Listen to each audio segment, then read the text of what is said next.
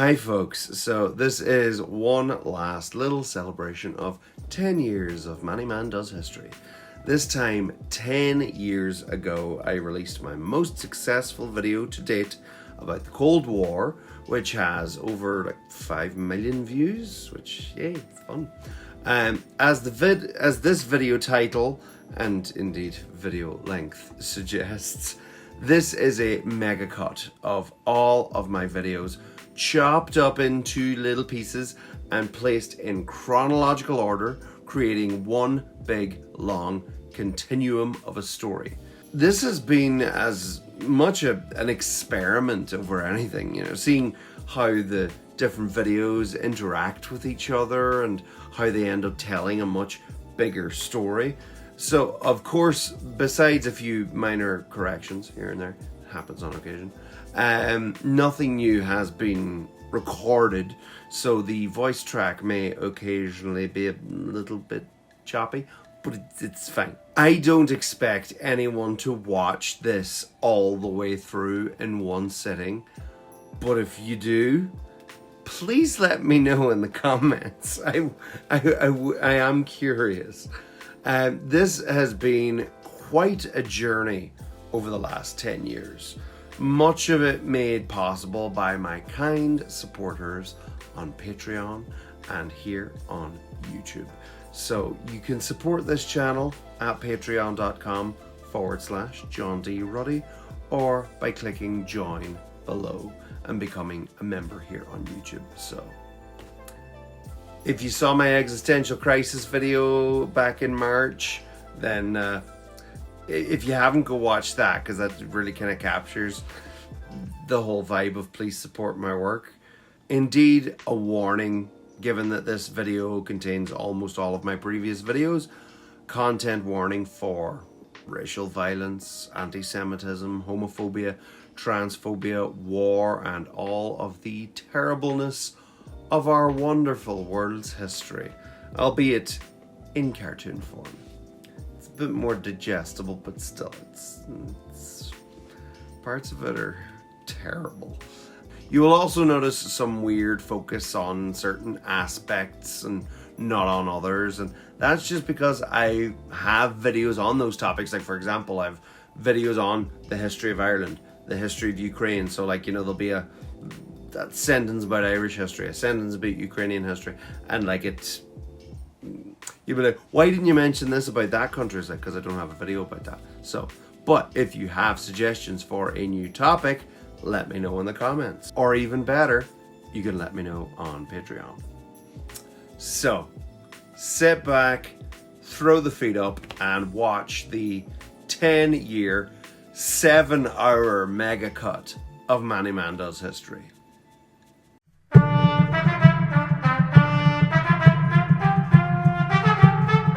Manny Man Does History.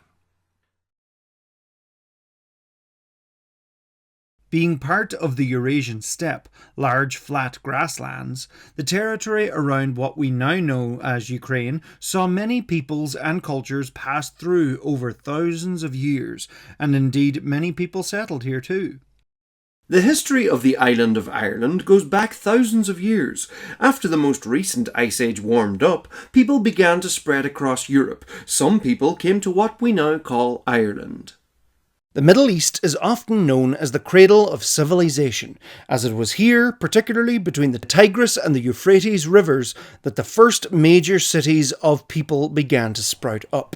Stone Age people built massive tombs such as Newgrange, which is older than Stonehenge and the pyramids of Giza. In the early Bronze Age, you had the Yamna culture, who built massive tombs for their dead. As different peoples moved around, different cultures and beliefs developed. One group of people who began to settle in the region between the River Jordan and the Mediterranean Sea, known as Canaan, were the Israelite people. Another group were the Peliset, or Philistines, who lived in Philistia. The 12 Israelite tribes called this place Israel, and later united to form the Kingdom of Israel. And they had many kings, including King David, with the city of Jerusalem as their capital. They built their temple in Jerusalem, and later the kingdom would divide into Israel and Judea, from which they would get their name, the Jews.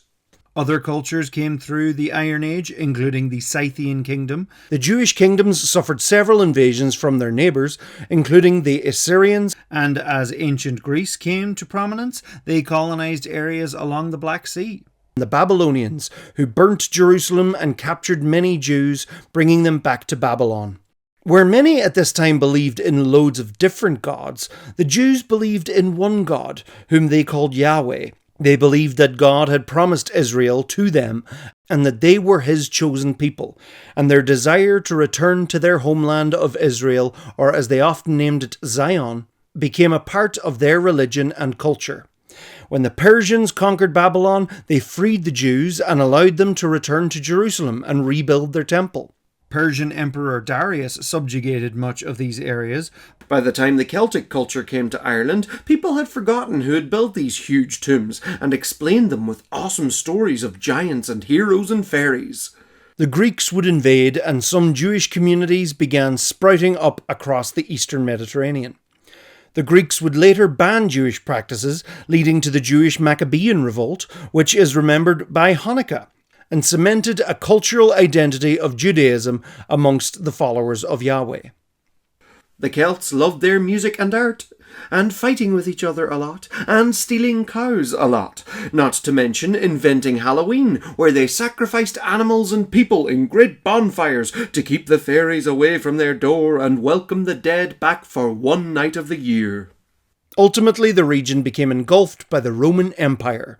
The Greeks and Romans called this southern region Palestine, named after the Philistines, where the city of Gaza was built. The Jews believed God would send a great hero to save them from their oppressors, the Messiah. There were some who believed a young carpenter from Nazareth named Jesus Christ was the Messiah, though his leadership from oppression was more on a spiritual level. Nonetheless, his preaching of love and peace gained him many followers, many believing him to be the Son of God. Not long after arriving in Jerusalem, Jesus was arrested by Jewish authorities and executed by the Romans. Many believed Jesus rose from the dead, becoming even more powerful. Those who began to follow him became known as Christians, and they began to spread the teachings of Jesus, becoming a new religion. Many of the Jews who didn't believe in Christ's divinity rebelled against the Romans, resulting in the Roman destruction of the Jewish temple and indeed Jerusalem itself, the Romans replacing it with their own colony, Aelia Capitolina. The Bar Kokhba revolt saw the Jews in Judea utterly defeated by the Romans, who placed punishing laws against them, banishing them from Jerusalem, wiping the name Judea off the map, and renaming it Syria Palestina. In the wake of the backlash, Christians further distanced themselves from the Jewish faith. Jewish culture then became mainly centred around Galilee and more dispersed across the empire. Further north of the Black Sea emerged a culture centred around where would become Kiev, which was one of the earliest Slavic cultures in Europe. Some Jewish communities began travelling across Europe, settling in different places, but were often looked upon in suspicion with their strange language and traditions, sadly often being persecuted and or driven away. Germanic tribes of Goths and Ostrogoths came and conquered.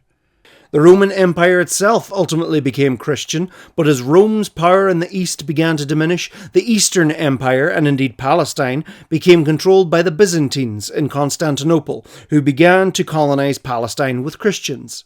The island the Romans called Britannia had been populated by Celts, many known as the Britons. They had been part of the Roman Empire, but as the Romans left, the Huns came and conquered, but were ultimately defeated by the Ostrogoths. As a reward, the Romans granted the Ostrogoths land in Pannonia, creating a power vacuum further east, filled by the now spreading Slavic peoples. Europe fell into chaos as various kings struggled for power and established their own kingdoms. As centralised Roman government fell away, local wealthy lords stepped in to protect and control the communities.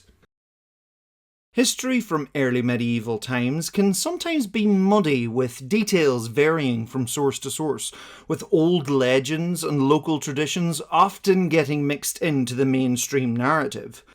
Early medieval Ireland saw the arrival of Christianity with St. Patrick in the 5th century. Over the next 100 years, Christianity would take hold across the island. Early Christians in Ireland very wisely incorporated old Celtic traditions into Christianity, resulting in things like the old spring goddess Bridget becoming Saint Bridget. Folks known as the Antes helped defend the Eastern Roman Empire. Other cultures from Scandinavia and North Germania began to move in. One of these was the Anglo-Saxons, who were made up of Germanic tribes from Anglia and Saxony, whose culture took over the southeast of Britain. Their language, Anglo-Saxon, would go on to become the English language, and their culture would shape Britain for centuries. It is around here that the legends of King Arthur fit in, who, according to myth, fought for the Britons against many invaders, although much of that myth was heavily influenced and invented by the Normans much later, and other interpretations. Many future kings would claim to descend from King Arthur himself. Different Anglo-Saxon kingdoms were established across Britain. According to the Anglo-Saxon Chronicle, the Kingdom of Wessex was established by Cerdic, and the House of Wessex would rule mostly in the south for centuries. Some suggest it was Cerdic who Arthur defeated at the Battle of Baden Hill. In the northwest, in Tyrconnell, in a little place called Garton, a boy called Craven was born on the 7th of December 521 to noble parents. His father, Phelemy, who was descended of the great O'Neill chieftains Conall Gulban and Niall of the Nine Hostages, and his mother Ethna, who was a princess from Leinster, apparently. Growing up, the boy was fostered with the abbot of close-by Temple Douglas, whose name was Cruchnahan, and with this religious influence, Craven travelled to Moville in what is now Newtownards to study the priesthood under Finian of Moville. It was here that Craven probably gained the nickname Columba, meaning Dove of the Church, Columba being a Latin form of the name. More and more monasteries were popping up across Ireland, being great places of learning, work and meditation. Europe at this time had fallen into chaos after the fall of the Roman Empire, so Ireland was the perfect place out of the way to have some of the finest places of learning in the region. Clonard in County Meath was one of them, where Columkill continued his studies under Finian of Clonard, a different Finian to the Moville Finian. This is why surnames would later become handy. After becoming a priest, Columkill travelled to St. Movie's monastery in Glasnevin, where he studied poetry under the poet Gemmin. A plague swept across Leinster, so Columba fled back to Tyrconnell. It's at this point that he began helping with setting up churches of his own. Most notably, to begin with, around 546 on the west bank of the River Foyle, later to become known as Derra Columkill, Derra meaning Oak Grove, later to be known as Derry, or Londonderry, depending on who you ask. Columba would travel the country, establishing churches all over the place. Columba was a very skilled scribe, working on many highly detailed and beautiful manuscripts. Many books attributed to him and or his students include the Cathach, the Book of Durrow, and the Book of Kells. In fact, Columkill's manuscript enthusiasm got him into a little bit of trouble. Finian of Moville had shown Columba a manuscript of Psalms. Columkill loved it so much that he painstakingly made an exact copy of the book for himself. Finian was not happy about this and wanted both his original book and the copy. The dispute got so intense that they went to the High King of Tara, Diarmait MacCarwell, who made the ruling, Le gach bun a bunyin, le gach lower a lowran. To each cow its calf, to each book its copy, becoming the first ever piece of copyright law. This didn't go down too well with Columba, who also wasn't impressed at the remnants of pagan rituals around Tara. Around the same time, Prince Kernan of Connacht had killed one of King Diarmaid's stewards in a game of hurling. It's a fierce sport. He went to Columkill for sanctuary, but Diarmaid seized him anyway and killed Kernan. Columba had had enough, and he rallied his allies and family, and a battle ensued at Culdrevna, outside of what is now Sligo. This conflict resulted in the deaths of around 3,000 people. A council came to decide on Columba's excommunication from the church, but St. Brendan of Birr stood up for him. Columkill, filled with guilt, decided to exile himself from Ireland. Before leaving, he allegedly returned to his home in Garton and lay down on Loch na Kiva, the flagstone of loneliness, as one final farewell to his homeland. Columba vowed to never lay eyes nor set foot on Ireland ever again, so he and 12 of his followers settled on the island of Iona off the coast of Scotland, out of sight of his homeland. The island was granted to him by the King of Dalriada, Conall MacCongal. On Iona, Columba and his followers focused on the monastic life and began spreading Christianity across what is now Scotland. According to legend, Columba saved a man from the Loch Ness Monster, this being the first ever written account of the monster. Columba also met with the pagan king Brúd mac Maelchon, king of the Picts, and became a bit of a diplomat between the Picts and the kingdom of Dalriada. Columba had become so well respected that when Conall, the king of Dalriada, died, Columba was to name his successor. The new King Aidan was consecrated king on Iona, beginning the tradition of Scottish kings being crowned there. In the 570s, a dispute arose between Dalriada and the rest of Ireland regarding whether or not they should pay tribute to the High King of Ireland. Columba was called back to Ireland by his cousin Éic Anmara for his wisdom at the Convention of Drumcat, bringing together kings, princes and bishops from all over Ireland. Columcille returned, but staying true to his vow, he blindfolded himself and strapped sods of Iona turf to his feet to ensure that he laid neither eye nor foot upon Ireland. Columba helped them decide that Dalriada remain independent from the other kingdoms of Ireland. At this conference too, Columba stood up for the Fili, who were the travelling poets in Irish society who told stories and recounted history. Yay! Columba would spend the rest of his years mainly on Iona. Apparently, upon the day of his death, he had foreseen it. In his scriptorium, he wrote in his Bible transcription, "But they that seek the Lord shall lack no good thing." Then turned and said, "I stop here. Let Bathan write what follows." Bathan being Columba's cousin and fellow monk. Columba looked upon the monastery one last time, and went to the midnight service early. When the rest of the monks arrived, he lay in front of the altar, dead. He was 76, which is an amazing age for the time. Various monarchs, Cynric, Ceawlin, Ceawl, Ceolwulf, Cunigils. Columba's legacy of learning and prayer continued strongly. His followers would continue to spread their monasteries down into England, including to the island of Lindisfarne. Many Irish monks took it as their mission to re-educate a lot of Western Europe, bringing books and learning back into the warring kingdoms of France and beyond. After an attack from the nomadic Pannonian Avars, the various Slavic groups became scattered and isolated. The Persians conquered the land of Palestine, and for a time Jews were allowed to return to Jerusalem before being kicked out in favour of Christians. Down south in the city of Mecca, the Prophet Muhammad had been developing a new understanding of God, whom they called Allah. Fleeing initial persecution for his beliefs in Mecca, Muhammad settled in what became Medina, and he initially established a multi-religious Islamic state around the city.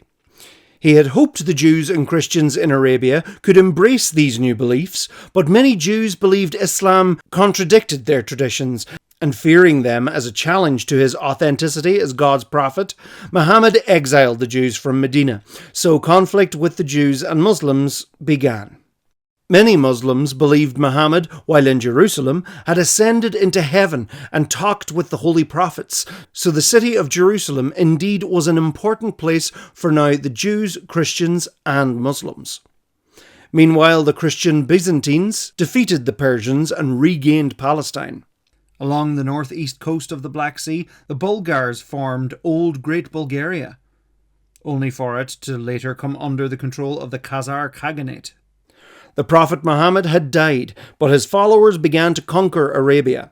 Quickhelm, Kenwal, the Mercian king Penda, Kenwal again, Zeeksburg, Esquina, Kentwina, Kedwala. Most of what we know about Columba, we know from the biography written by Adamnan, who was born 2 decades after Columba's death. Not long after, the Arabs conquered Palestine, and as they conquered across the Middle East and North Africa, so went with them the Islamic faith. In Jerusalem, Muslims built the Dome of the Rock on the site of the first and second Jewish temples, to mark where they believed Muhammad ascended into heaven. Ina, Ethelherd, Cuthred, Sigebert, Cunewulf, Beorhtric. Palestine would come under control of various caliphates and empires over the next few centuries. Ireland enjoyed probably one of its most productive times in its history, as the monks in their monasteries produced beautiful treasures and books. This is where Ireland became known as the Isle of Saints and Scholars. But then the Vikings came and ruined everything, sort of. Vikings from Scandinavia raided all over Europe. They raided the monasteries and stole their treasure, but apparently they liked Ireland so much that some of them decided to stay. Egbert, Ethelwulf, Ethelbald, Ethelbert, and Ethelred all ruled over the early kingdom of Wessex. The Vikings established the port of Dublin, along with most of the major ports on the island. Other kings ruled over the other kingdoms, but I'm not going to draw them all. Alfred became King of Wessex in 871 and ruled from Winchester. He apparently was a good king, fighting the Vikings and solidifying the boundaries of the Danelaw, the Viking territory to the north. He married off his daughter Aethelfed off to the Lord of Mercians, Ethelred, for strategic purposes, bringing Mercia into the fold. Alfred is seen as the first king of the English, although his kingdom didn't quite cover all of what we now consider England just yet. The city of Kiev was conquered by Oleg of Novgorod, a prince of Viking descent. He established Kievan Rus, a massive kingdom spanning much further north. Kiev, being central to many trade routes, flourished and became a multi-ethnic city and a centre of Slavic unity and power. He earned the epithet Alfred the Great upon his death. His son Edward the Elder expanded the kingdom by taking direct control over Mercia after his sister died and conquering more Vikings. Norsemen settled in many places, including the peninsula of Normandy across the water from England. These people would become known as the Edward the Elder fought an uprising of Mercians and Welsh at Chester in 924 and would die soon after. When he died, one of his sons, Elfwerd, may have been King of Wessex, but died a few weeks after his father. Another of his sons, Ethelstan, became king. He defeated the Vikings in Jorvik, today known as York, becoming the first king to rule all of England, or most of it anyway. England taking its name from the land of the Angles. He went on to defeat an alliance of Picts from Alba, Cumbrians from Strathclyde, and Vikings from Dublin, securing his dominance. He centralised government and brought advisors from all over his kingdom and beyond it, including Welsh kings. He was very influential in Europe, marrying off his sisters, but he himself never married. The crown passed to his half-brother Edmund I. The Vikings from Dublin invaded Northumbria, so that had to be dealt with. Kievan Rus went to war with the Byzantines, but they lost. Edmund later invaded Strathclyde, but settled things with Malcolm I of Scotland, establishing a stable border with Scotland. During this time, monasteries began to be revived. Edmund was assassinated in Puckle Church while he was still in his mid-20s. His brother Eadred became king. He had some trouble with Viking kings, but he sorted them out and brought the kingdom of Northumbria back into the fold, a great kingdom of learning. He died childless, and Edmund's son Eadwig became king. Eadwig completely fell out with the church, and in turn many nobles turned against Eadwig, and to avoid civil war, England was divided back into Wessex and Mercia, with the River Thames acting as the border. Eadwig's younger brother Edgar was made king of Mercia. Eadwig died before even turning 20. Edgar the Peaceful became king and patched things up with everyone, gave loads of land to the church, reunited the kingdom, and enjoyed a peaceful, unified England. His coronation ceremony in Bath became the basis for all English coronation ceremonies in the future. Edgar's eldest son Edward controversially became king. He was not Edgar's official heir, known as an Atheling. Some considered him illegitimate, but the Archbishops Dunstan of Canterbury and Oswald of York crowned him anyway to maintain the church's influence on the crown.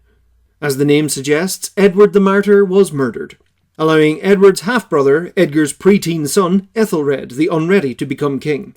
But he was unpopular as his followers were linked to Edward's death, who was quickly becoming a saintly legend. In 988, the government in Kievan Rus accepted Christianity as their religion, being greatly promoted by Grand Duke Vladimir the Great, who helped bring about the Golden Age of Kiev. After a defeat with the Danes, Ethelred agreed to pay the Danes to hopefully stop them raiding, but he ended up ordering all Danes on English soil to be killed. In retaliation, Danes led by Sven Forkbeard, son of Harold Bluetooth, raided England for a decade. Despite all these conquests, most of the Palestinians living there were still descended from the ancient people of Canaan, Jews, Muslims and Christians alike, just under new management. In Europe, Christians were banned from lending money with interest by the church, being seen as sinful. Jews living in Europe were often blocked from owning land, so some Jews got into the business of moneylending, trading and insurance to earn their pay. Danes led by Sven Forkbeard raided England for a decade, culminating in an invasion. Ethelred fled to Normandy, allowing Sven Forkbeard to be crowned King of England. 5 weeks later, Sven suddenly died. This allowed the exiled Ethelred to be restored, return with his great warrior son Edmund and fight off Sven's son Knut. As the Vikings grew in power, the High King of Ireland, Brian Boru, led an army against them. He was killed in the battle, but the Irish were victorious. At one point, Edmund rebelled against his own father amidst the chaos. Soon after, Ethelred died, and Edmund became king and continued the war against Knut, ceding control of several kingdoms to the Danish king. Edmund's acts of valour earned him the nickname Edmund Ironside. Edmund died within the year, some stories telling of his death by crossbow while on the privy, but it's likely not true. Still a good story though. With Edmund dead, Knut moved in and became king of the whole kingdom of England. He married Ethelred's widow, Emma of Normandy, to further solidify his hold on England. Emma's sons by Ethelred went into protection in Normandy, as Knut began killing many of Ethelred and Edmund's heirs and supporters. Knut the Great was a very powerful king, controlling England, Denmark, Norway and parts of Sweden, now with better access to his Viking allies in Ireland. Knut became very influential in the Catholic Church too. A legend arose about Knut sitting against the tide to prove to his flattering courtiers that there were some powers above that of a king. When Knut died, his son Harold Harefoot became regent of England in place of his half-brother Harthacnut, who was in Denmark fighting a rebellion. During this time, Harold's mother Ilfgifu of Northampton brought many nobles on side, including the ambitious Godwin, Earl of Wessex, who ruled south of the Thames alongside Emma of Normandy, in place of her son Harthacnut. Her other sons by Ethelred the Unready, Alfred and Edward, returned separately to England from exile in Normandy with a small force. Alfred was captured by Godwin and killed. Edward returned to Normandy. Harold was eventually crowned King of England himself. Fearing she was losing support, Emma fled to Flanders. Her son Harthacnut wasn't happy with Harold taking the crown of England, so he readied an invasion army. But Harold died before he arrived, so Harthacnut became king anyway. He ruled with an iron fist, and invited his half-brother Edward back from exile, probably as his heir. Harthacnut died at a wedding after only a 2-year reign, dying young like several of his predecessors. It was a dangerous position. This was the end of Danish rule, and the Anglo-Saxons were restored. Edward, son of Ethelred the Unready, and half-brother of Harthacnut, became king. It's a complicated family tree. Edward had a tough time re-establishing the Anglo-Saxon throne. All the while, the rival family of Godwin, Edward's father-in-law, was rising in power. Tension was high between them, particularly given that Godwin had had Edward's brother Alfred killed. Edward aided an invasion of Scotland against King Macbeth, yes, that Macbeth, and quelled a rebellion from the Welsh. Edward oversaw the beginning of construction on Westminster Abbey, and his connections with the church would gain him a posthumous sainthood known as Edward the Confessor. Edward had many links with the Normans of Normandy, having spent many years there in exile. It is understood that he had promised the throne to his cousin, Duke William II of Normandy, but upon his deathbed he gave protection of the kingdom to his brother-in-law Harold, Godwin's son. And so passed the last king of the House of Wessex, much to the displeasure of William of Normandy and Harold Hardrada of Norway, who had also acclaimed the English throne. Harold Hardrada arrived from Norway but was defeated by Harold Godwinson. Meanwhile, in Normandy, William amassed a massive fleet and landed in England with an army. He fought Harold at the Battle of Hastings, in which Harold was killed and the Anglo-Saxons were defeated by the Normans. The Anglo-Saxon Council of Powerful Lords, the Witenagemot, elected Edgar the Atheling, great-grandson of Aethelred the Unready, to be king. But as William's forces pushed up through England, they all bent the knee to the Norman invader, and William the Conqueror became King of England, beginning the swift Norman conquest of England. William was crowned in what is now Westminster Abbey, starting the tradition of English monarchs being crowned there, although it is possible that Harold Godwinson was crowned there before him. William established Norman lords throughout England and made a form of French the spoken language of the royal court. Peasants continued speaking Old English, which explains why French and in turn Latin-based words in today's English have a posher connotation than their Anglo-Saxon-rooted counterparts, for example, fraternity versus brotherhood.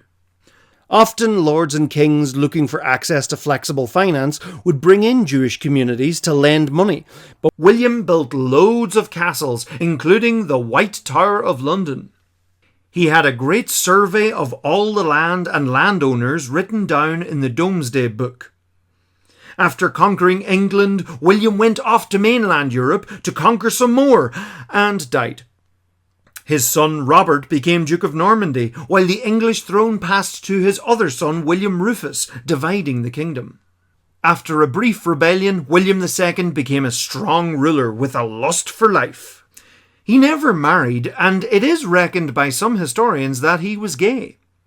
Not liking that the Holy Lands were now in control by Muslims and the Byzantine Empire was dwindling in power, the Roman Catholic Pope called on European powers to go on Holy Crusade and take the Holy Lands in the name of Christianity. William Rufus extended control over parts of Scotland and Wales.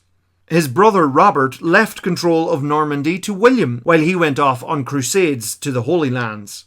William was killed by an arrow while out hunting. His younger brother, Henry Beauclerk, quickly became King Henry I. His older brother Robert returned from the Crusades and invaded England in 1101, disputing Henry's claim, but they came to an agreement. Only for Henry to later invade Normandy and defeat Robert, imprisoning him for the rest of his life. He fought against several French challengers, but eventually came to peace with Louis VI.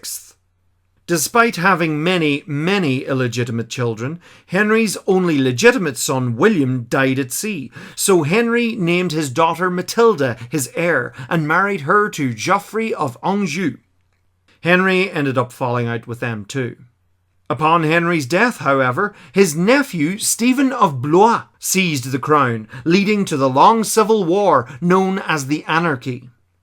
Matilda's forces ultimately captured Stephen's forces, and she was nearly crowned the first Queen of England, but the crowds in London objected and she fled to Oxford.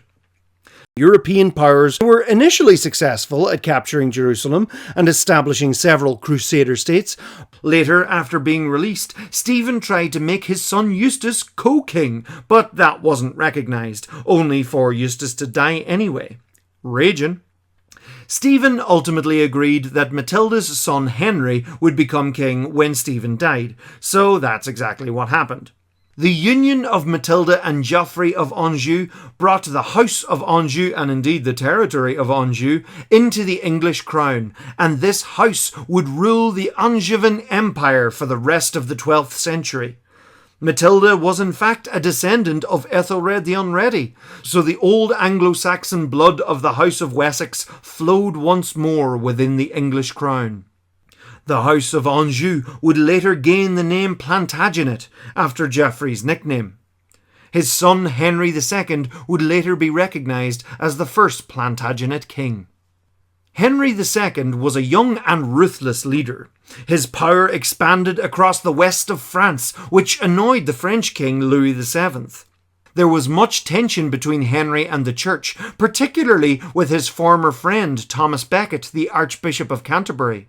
Henry went against the Pope's rules and had his son Henry, the young king, crowned alongside him as junior king, but young Henry held little real power. Tensions with Thomas Becket got so bad that 4 knights were sent to arrest Becket, but ended up murdering him in front of the altar of Canterbury Cathedral, which caused huge international scandal. Shortly after, the Norman leader Richard de Clare, known as Strongbow, came to Ireland, having been invited by the King of Leinster, Diarmid MacMurchada, to help win his throne, fought and won Diarmid's throne and his daughter Aoife, and became the new King of Leinster. Henry reinforced an invasion of Ireland, which would begin a very, very long occupation. By the 12th century, Kievan Rus was the largest state in Europe. Around this time, Moscow emerged on maps too. The various principalities of Kievan Rus began to tussle for power, during which Kiev was sacked. Henry's many sons grew impatient about their inheritance and led a revolt against their father, but they were ultimately quelled. Having been the youngest of his brothers, John was nicknamed John Lackland because he was probably not going to inherit much land. He was, however, his father's favourite and was granted loads of land, including the lordship of Ireland. After 13 years of being junior king, young Henry died before his father did. Crusader states were ultimately pushed back and Muslims recaptured Jerusalem. The name Ukraine began to emerge on old documents and maps, referring to the south as a borderland. Older Henry also had trouble with his son Richard, who'd been turned against him by the new French king Philippe Auguste. Henry threatened to make Richard's younger brother, and Henry's favourite, John, his heir, but when Henry learned that John had sided with Richard, he collapsed and died later of a bleeding ulcer. Richard the Lionheart then became King of England, although he very rarely came to England as king, basing himself mainly in the Duchy of Aquitaine. Richard took loads of money from his kingdom and led the Third Crusade to the Holy Lands with King Philippe Auguste of France to take back Jerusalem, which had been captured by Saladin. King Philip went home early. Richard was unsuccessful recapturing Jerusalem, but the Muslim leader Saladin agreed that unarmed Christians could still be allowed into Jerusalem and indeed invited Jews to return to the city. On his way home, Richard was captured by Leopold of Austria and ransomed by the Holy Roman Emperor Heinrich VI. He was eventually released and returned to find Normandy captured by Philippe Auguste. Richard was recrowned in Westminster to rid the shame of his captivity. His coat of arms, the 3 lions, became the royal arms of England. Richard recaptured Normandy and built a huge, highly advanced castle, Chateau Gaillard, to defend Normandy. He fought against Philippe for years, and finally, during a small siege, he was struck by a bolt from a crossbow. As it turned out, it was a boy who claimed to be avenging his parents. As Richard lay dying, he forgave the boy who had been brought before him. The boy was released, but once Richard died, the boy was flayed alive and hanged. Oh, medieval times. It's within this period that the legends of Robin Hood fit in. Richard's brother John became king. John was very unpopular. He raised taxes to fight France, but was defeated, and his empire in France collapsed. He'd wasted so much money in the war that the barons of England were in revolt. When the barons captured London, John met with the rebels at Runnymede, and they negotiated and agreed to the Magna Carta, the Great Charter, an agreement that limited the king's power over the people and the church, and would ultimately become the foundation of the Constitution of the United Kingdom, and indeed the United States of America. But back in 1215, both sides ignored it and continued fighting. Prince Louis of France came to help the barons, conquering much of South England. The barons proclaimed him King of England, but he was never crowned. John ultimately died of dysentery, and the barons abandoned Louis for John's 9-year-old son, Henry, who became King Henry III. Henry's forces defeated Louis and later quelled the rebel barons. Henry promised to follow the Magna Carta. Being a child king, William Marshal and Hubert de Burgh each served as his regent for a time. As Henry grew up, he too attempted to take back the French lands, but failed and again became unpopular with the barons because of the high costs. He tried to stave them off by giving those loyal to him more land in Ireland, giving his son lordship over Ireland on the promise that the lordship of Ireland remain linked to the crown. The Normans built the first castles in Ireland and set up more towns. The Gaelic Irish weren't known for building towns. The Mongols invaded, driving the Cuban people of Crimea up into the mountains and laying waste to Kiev, forcing most local people to flee. During this time, the Ukrainian part of Kievan Rus would evolve into the Kingdom of Galicia-Volhynia, later known as the Ruthenian Kingdom. The Cumans would eventually emerge from the mountains again and begin to mix with other people living in Crimea, ultimately becoming the Crimean Tatars. The Turkic people of the northwestern Mongol Empire, known as the Golden Horde, would separate, becoming their own Khanate. Wales fought against Henry's progressing incursions into their country. Henry was a very pious man, overseeing the beginning of the reconstruction of Westminster Abbey. There had been Jewish communities in England since at least the Norman invasion, where the kings used them for financial, administrative and medical services. As the rising middle class of the barons began to gain power, the Crusades created a strong sense of Christian pride and identity across Europe, which added to people's anti-Semitism, often blaming Jewish communities for killing Jesus. Jews were often accused of stealing children, performing satanic blood rituals on them, and so many violent massacres against Jews ensued. In both the Christian and Muslim world, Jews were often forced to wear yellow badges so they couldn't blend in, or in Germany, pointy hats as well. The Catholic Church had set up the Inquisition to convert Jews and Muslims in Europe through torture and keep Europe Christian. The O'Donnells had kept the Normans out of their domain. Poland was one of the only places in Europe at that time to grant Jews freedom to worship, trade and travel. The frustration with the financial crises of John and Henry were also conveniently aimed at the Jewish communities, with Henry attempting to segregate them from the rest of the population. Sadly, many of these old anti-Semitic tropes continued to be repackaged and repeated throughout history to this day. Henry was an opulent king, and fearing the disgruntled barons, he had extensive renovations done on the Tower of London, making it even more of a fortress. With growing financial costs of foreign affairs and nepotism towards Henry's foreign cousins, there was a coup by the barons, and they drafted up the provisions of Oxford, setting up a privy council to advise the king. This collapsed, and Henry and his sons fought the barons once again. Henry was initially defeated and captured, and the first English Parliament without royal authorisation was held, overseen by Simon de Montfort, for about a year. Henry's son, the Lord Edward, eventually escaped and defeated the barons in battle, restoring Henry to power. He was back in control, but the barons of England were rightly a force to be reckoned with, so they continued to be summoned to Henry's Parliament meetings. Henry died, becoming the first king after Edward the Confessor to be buried in Westminster Abbey.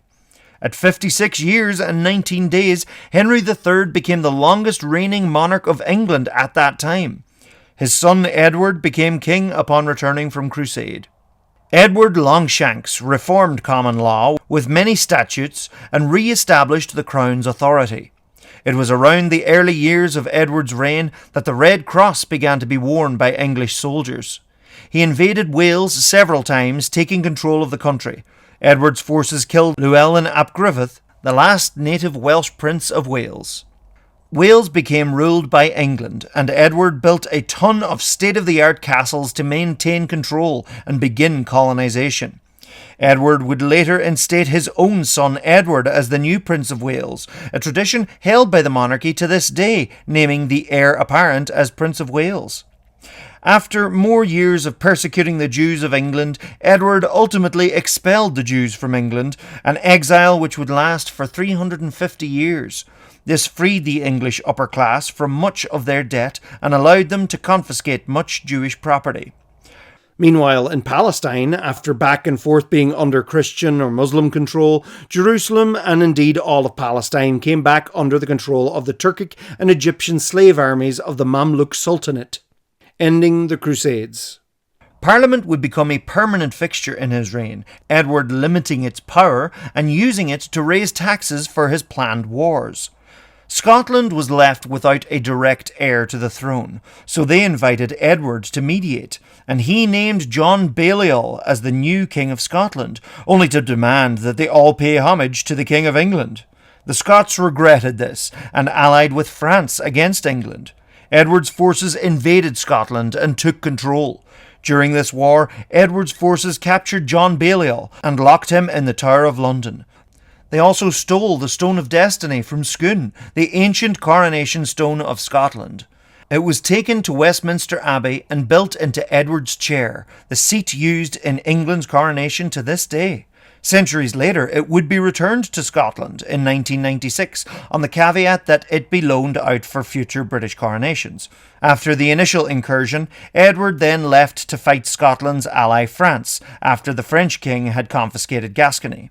The Scots fought back, led by William Wallace, raiding the north of England. Edward would forge a truce with France by marrying the French Princess Margaret. The French excluded Scotland from the truce, so when Edward returned, what followed was years of back-and-forth fighting with the Scottish, along with the capture and brutal execution of William Wallace.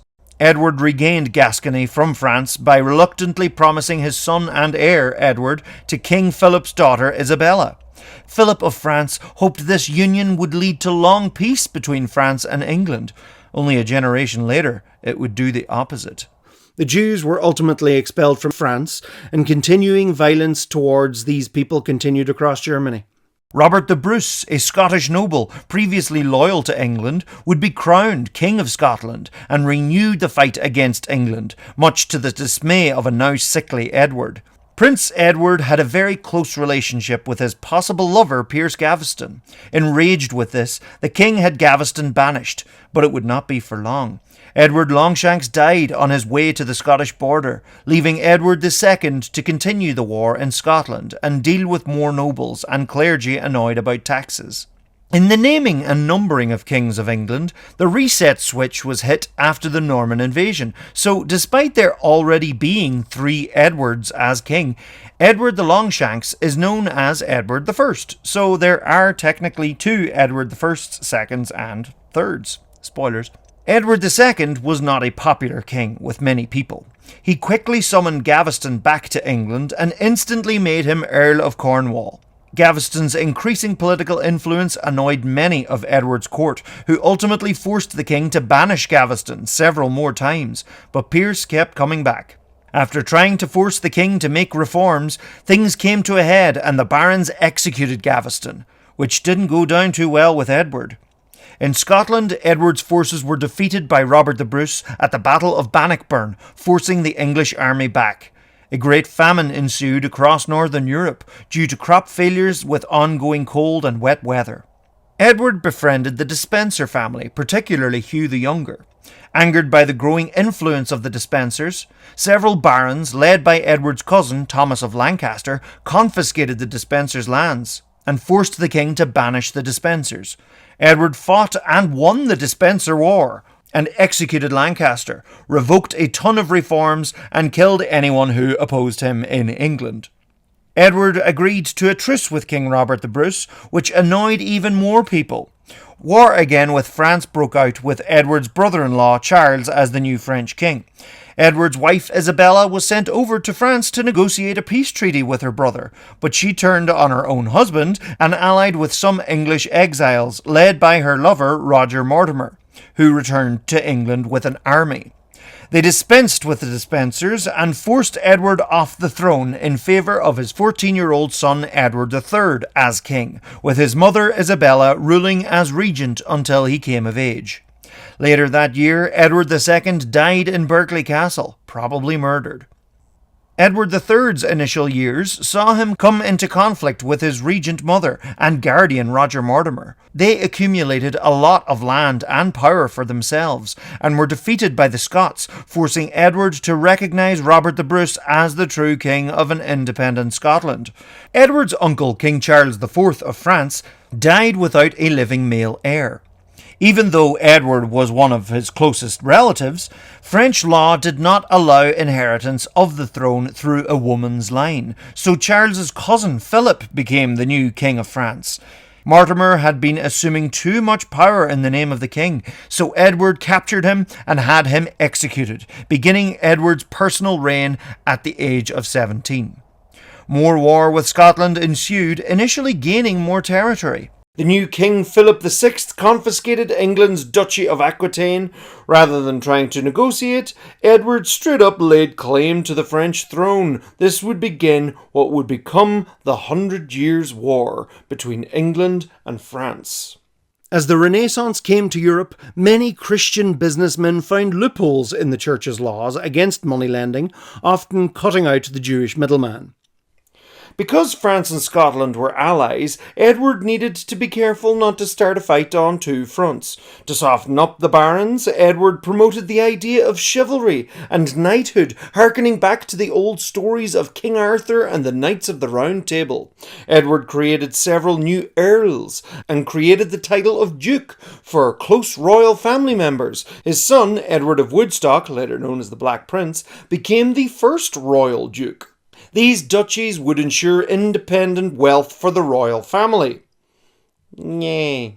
Edward became one of the first English monarchs to favour Windsor Castle as a residence, having been born there himself. In the war with France, English ships managed to secure the English Channel against the French, but already military costs were building up and people at home weren't happy. Edward quartered the royal coat of arms, adding the French fleur-de-lis to further hammer home his claim to France. The English Parliament at this time was beginning to diverge into the House of Lords and House of Commons. Edward initially sent forces to the politically unstable Brittany, gaining some territory but nothing too advantageous.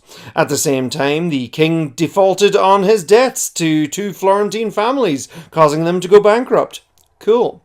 The war cranked up a gear in 1346 when Edward led an army across to Normandy, sacking Caen and defeating Philip VI's forces at Crécy. At the same time, Scotland invaded England. But the Scottish King David II was captured in battle, which spurred Edward to lay siege to Calais for 11 months, securing the closest crossing point to England. But then the Black Death came to England and the war was put on hold. The Gaelic Irish weren't known for building towns, and because of this, when the Black Death reached Ireland, the Normans were much more affected than the Gaelic Irish. The Jews were even blamed for the Black Death as it spread across Europe. Jewish communities indeed weren't hit as badly, given that they often lived in their own isolated ghettos. Jewish people were expelled from Crimea. The bubonic plague wiped out a third of Europe's population and indeed a massive portion of the workforce. England suffered from labour shortages, so the peasants who survived would get paid more for their valuable labour. But Edward and the Parliament brought in labour laws to fix wages to pre-plague levels. Landlords competed with each other for labourers, causing some places to fill with workers and other places, often the smaller farmers, to be left with nothing.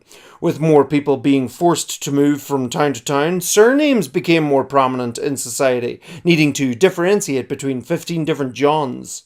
During this time, the Pope was actually based in Avignon, not Rome, and many English people were annoyed that they felt that their taxes to the Pope were going to France, their enemy.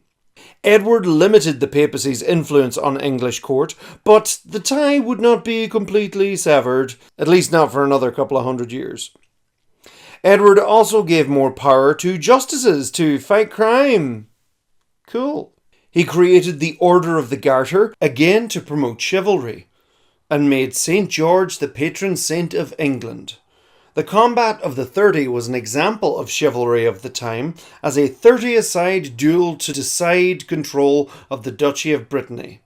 As the years went on, Edward promoted a sense of national unity, giving more protection to the English language, although most of court still spoke French. Edward's son and heir, Edward of Woodstock, led a force back to France, winning victories, territory, and capturing the French king. This led to a peace treaty securing English territory in Aquitaine, initially having Edward renounce his claim to the French throne. Jewish people were expelled from Hungary. Prince Edward would gain the reputation as a fierce, chivalrous knight, gaining the nickname the Black Prince. In jousts, he used the motif of the 3 ostrich feathers, a badge still used by the Prince of Wales to this day. In Ireland, the Anglo-Normans, who had been living there for almost 200 years now, had really bought into the Irish language and Irish culture, becoming more Irish than the Irish themselves, and many had already been distancing themselves from ties with England. Fearing they would set up their own independent Hiberno-Norman kingdom themselves, Edward's son Lionel brought in the Statutes of Kilkenny to ban Irish culture amongst the Normans in Ireland, which sought to erode the Brehon laws, the old Gaelic system of land ownership, the status of poets and chroniclers, and indeed the Gaelic Irish lifestyle, language and culture. It wasn't too effective, as they could The northwestern powers of Poland and Lithuania fought off the Golden Horde and took control of Ukraine. Edward the Black Prince briefly got involved in a civil war in Castile, but to no avail. With a new French king, war in France stirred up again. Edward, now an old man, sent his son John of Gaunt to lead, and after a long, miserable march across France, they left with little fight, and England's lands on the mainland were reduced to Calais, Bordeaux, and Bayonne, and left the southern English coast open to French raids.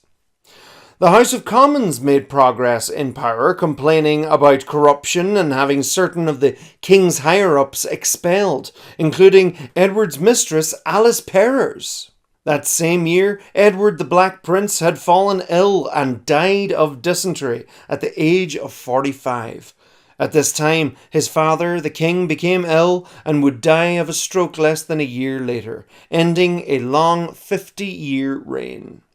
Edward III's grandson and son of Edward the Black Prince, 10-year-old Richard II became king. Richard II's early rule was overseen by various councils, with his uncles John of Gaunt and Thomas of Woodstock trying to gain influence over the boy king. But Richard surrounded himself with friends and advisors he trusted.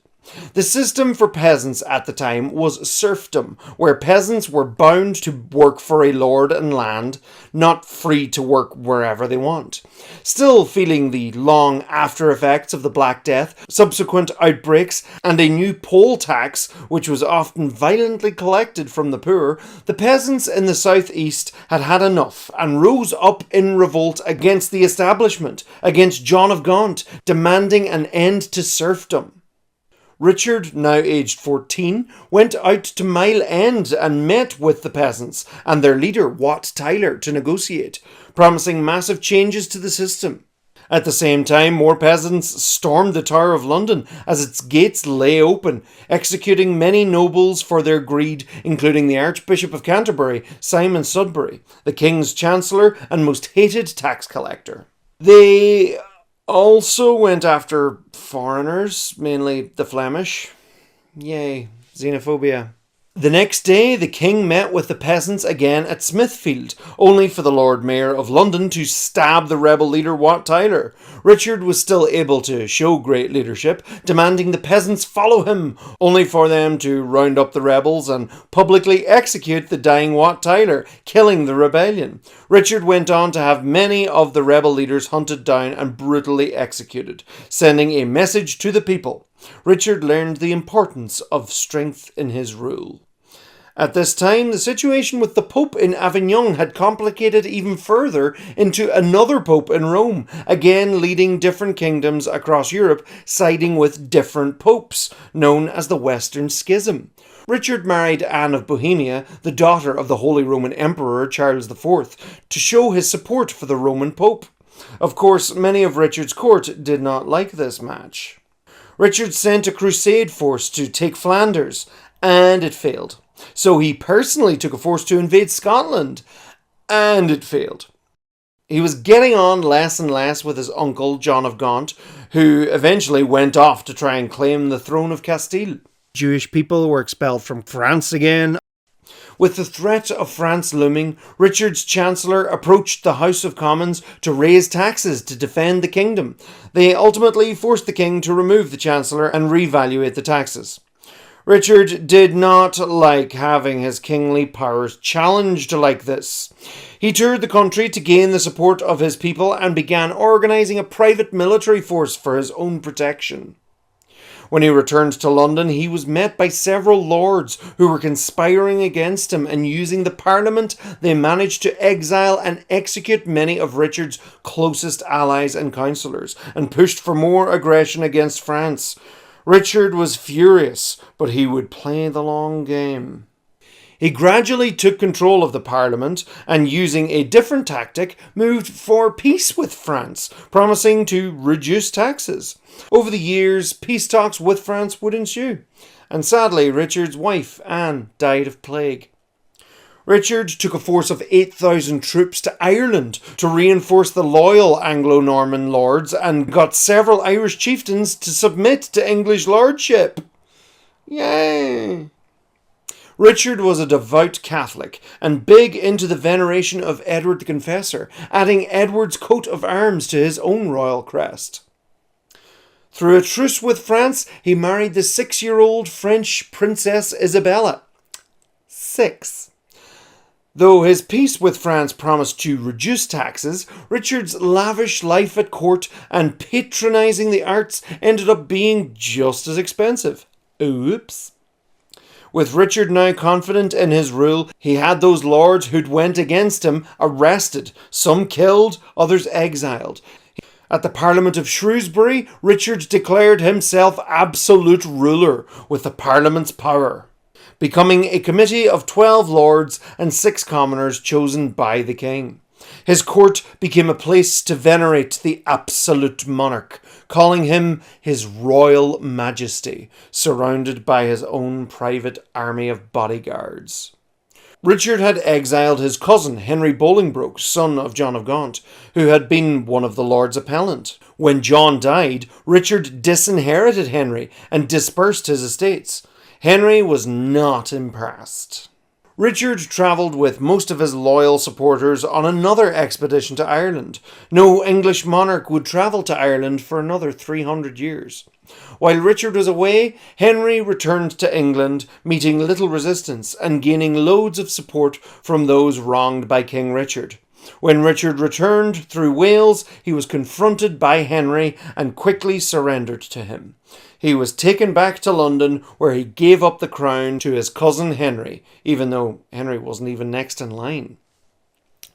Richard II would be the last king of the Plantagenet house of Anjou. Henry was descended of Edward III's son John of Gaunt, the Duke of Lancaster, and so this royal line of Plantagenet would be known as the House of Lancaster. King Henry IV allowed Richard to live, until he realised that having a living deposed king always ran the risk of him being restored later, so Richard was ultimately starved to death in Pontefract Castle. Or Richard starved himself, who's to know? Henry IV was the first king of England since the Norman invasion whose first language was English. All the Norman kings of England up until that point had French as their first language. Henry bound the Duchy of Lancaster to the crown itself, becoming a lucrative income for the crown to this day. I see you, Charlie. The Byzantine Emperor Manuel Palaiologos was hosted by Henry for a time, looking for aid for the fading empire, the only Byzantine emperor to visit England. Henry consulted Parliament on the burning of religious heretics, which he proceeded to do. Given that technically he'd not been the first in line for the throne, Henry faced many plots and rebellions. After a border dispute, Welshman Owen Glendower was proclaimed Prince of Wales. The English response was penal laws to punish the Welsh and limit them from basically doing anything. The Earl of Northumberland, Henry Percy, and his son, Henry Hotspur, led a rebellion against Henry IV, but Henry IV's son, Henry of Monmouth, led the Crown's forces to victory at the Battle of Shrewsbury. Henry was certainly a popular name. The young Henry of Monmouth was nearly killed in the battle, taking an arrow to the face. But after the best medical treatment available to the young heir to the throne, he survived. Owen Glendower gained more support and even got some international recognition for Wales. He plotted with Henry's enemies, but over time the English blockaded Wales using the vast network of castles, and Glendower was forced to head for the hills, where he would later die. Ukrainians at that time were known as Ruthenians, and they had much influence and success in their own region under Lithuania.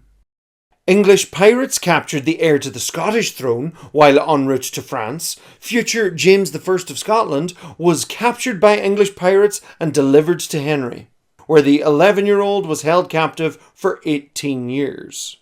Later, Parliament would suggest confiscating church land, but Henry was reluctant to fully go against the might of the church. Henry IV's later reign would be marred by very poor health. His son Henry of Monmouth became more involved in the government at this time, though political differences between father and son would have young Henry dismissed from the council. As the years went on, persistent rumours of the secret survival of Richard II gained traction, and the Scottish began claiming he was alive and well in the Scottish court, trying to further destabilise England. Henry IV would later die at the age of 45, leaving his son Henry of Monmouth to become Henry V, the new king. With so many descendants of Edward III in such powerful positions, along with Henry IV's usurpation of Richard II, there was fertile ground for plots and rival cousins to sow discontent. However, Henry V sought to unite the country once more, honourably reinterring Richard II's remains in Westminster Abbey, and restoring titles and estates to those who suffered under the previous two rival kings. Henry's old friend John Oldcastle led a Lollard Revolt, a religious movement opposing many old Catholic traditions. Henry quelled the revolt, and many of the Lollards were burned at the stake, but Oldcastle himself escaped, for now. As much as the 100 Years' War was called so, it was not a constant war between France and England. And also, it was 116 years, not 100, but with periods of peace between what's known as the Edwardian War, the Caroline War, and the Lancastrian War. Henry IV's reign had seen relative peace with France, but now with a united England without major internal squabbles, Henry V took up his grandfather's claim to the French throne and set sail for France with an army, taking advantage of the French King Charles VI's insanity and the ensuing political turmoil between the French royal family and the House of Burgundy. Henry laid siege to Harfleur and then marched on Calais, being intercepted by a bigger French army. They fought on the plains of Agincourt, and the outnumbered English soldiers managed to win a crippling victory over the bogged-down French soldiers. Henry ruthlessly had French prisoners from the battle executed. England were in a powerful position. The following year, French ships and their allies from Genoa surrounded Harfleur. Henry's brother John, Duke of Bedford, raised an English fleet and defeated the French. Henry negotiated peace, keeping an impressed King Sigismund of Hungary and indeed the Holy Roman Empire out of the war. Henry returned to England and prepared for a new campaign. Sir John Oldcastle was finally caught and burned for his involvement in the Lollard Revolt. Henry promoted the use of the English language in Parliament, really looking to differentiate the English from the French. He returned to France with a grander army, laying siege to Rome. starving thousands of its citizens and capturing Normandy, brutally punishing those French Normans who resisted. With tons of French infighting, backstabbing, front stabbing, and axe-to-the-face stabbing, England allied with Burgundy, who already had seized control of Paris, and the French ultimately negotiated with the English king, with Charles VI disinheriting his own son, the Dauphin, and recognising Henry as the heir and regent of France. To further solidify this, Henry married the French king's daughter, Catherine of Valois. Henry's forces took control of the surrounding regions. Henry returned to England, so his brother Thomas, Duke of Clarence, was left to hold France, but after the French and Scots renewed the Old Alliance, Thomas was killed in battle. Henry returned to France once more to successfully retake the territory, while his wife Catherine gave birth to their only son, another Henry. Jewish people were expelled from Austria. While waging war in France, King Henry fell into poor health from which he would not recover, dying at the age of 35, having never seen his son, the 9-month-old Henry VI, now king, the youngest ever to succeed the English throne. 2 months later, his grandfather Charles VI of France died too, so baby Henry also became the new king of France. However, with Henry V and Charles VI now dead, the Treaty of Troyes was up in the air, and the previously disinherited Dauphin Charles claimed his father's French throne, calling himself Charles VII. Being a French princess, Henry's mother Catherine was looked on suspiciously by the English court, so she was limited in Henry's upbringing. Loads of Henry's uncles and other nobles formed a regency council, with John, Duke of Bedford, becoming senior regent and took control of the war in France. With no crown authority, the council was ripe for power grabs and disagreements. Young Henry was tutored by various influential figures as he grew up. Henry's mother Catherine would remarry with the Welsh courtier Owen Tudor, having their own children including Edmund and Jasper. The House of Tudor would become very important decades later. Given that Henry was still a child, his position as King of France was not recognised by all the French, particularly by the would-be King Charles VII of France. English forces decided to lay siege to Orléans, key to the south and loyal to the Dauphin. After months of harsh siege, a 17-year-old girl named Joan of Arc went to the Dauphin, claiming God had told her to liberate France from the English. She was sent to Orléans, where French forces fought off the English, leading to Charles VII crowned King of France in Reims. Soon after, the child Henry was crowned King of England in Westminster Abbey. Joan of Arc led to great gains for France, but was later captured by the Burgundians and sold to the English, who tried her for heresy and blasphemy, having dared wear men's clothes. She was burned at the stake. Henry would later be crowned King of France in Notre Dame in Paris. Henry VI himself was quite a timid person and very much leaned towards peace with France, if given the chance. France would make many regains over the years. Henry gained his full royal powers when he turned 16, just in time for a precious metals shortage in Europe, leading to a lack of currency flow of gold and silver, so economic recession! Yay! After years of trying to make a good political match in a wife for Henry, France and England came to a truce and the Treaty of Tours. This promised Margaret of Anjou, niece of Charles VII, to marry the English king. As part of the match, England was to give up the territory of Maine, south of Normandy, much to the dismay of many angry English lords. Henry left a long legacy of education in England, having founded several institutions such as All Souls College, Oxford, Eton College, and King's College, Cambridge. As the Golden Horde's power waned, the area around Crimea formed its own Khanate. Margaret was a strong player in Henry's court, often making up for the king's timid nature. The king and queen held Edmund Beaufort and William Delapole in high regard. On Delapole's suggestion, Henry accused his own uncle Humphrey, Duke of Gloucester, of treason, and he died shortly after his arrest. Beaufort and Delapole were made dukes, annoying many, including the powerful Richard, Duke of York, another strong contender for the English crown. Henry kept him out of the way by sending him to govern Ireland. William Delapole bore the brunt of a lot of growing frustration towards the corrupt, failing monarchy. He was nicknamed Jackanapes, seen as an upstart whose great-grandfather was a mere wool merchant from Hull. Henry was forced to exile him, but his ship was intercepted and Delapole was murdered. Normandy was lost to French forces, and English soldiers returning home were not happy. Rebellions rumbled England, and the monarchy became very unpopular. Even the long-held remnants of the Duchy of Aquitaine was lost to France, and the French victory at the Battle of Castillon would mark the end of the 100 Years' War, after 116 years, with England's territory on the mainland being reduced only to Calais. During these disasters, Henry had a complete mental breakdown and became despondent, barely even responding to the birth of his own son. The Christian Byzantine Empire finally fell to the Turkish Ottoman Empire as they captured Constantinople and more referred to it as Istanbul. Amidst the chaos, Richard, Duke of York, had returned and gained many allies, including the wealthy Richard Neville, Earl of Warwick, in opposing the king's authority or lack thereof.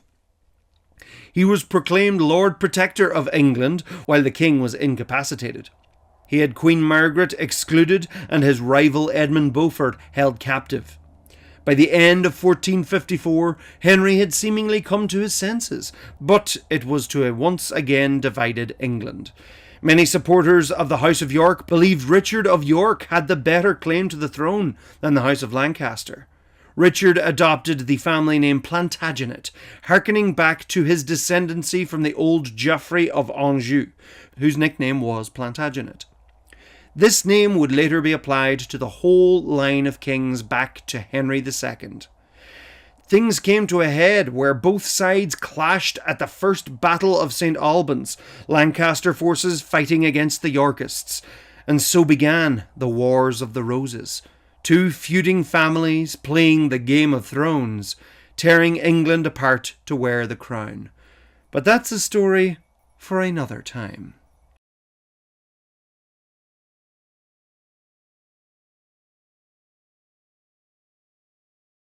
Poland would gain more control over Ukraine, bringing in an influx of Polish people and other groups, ousting Ukrainians from power and influence and forcing them into central Ukraine.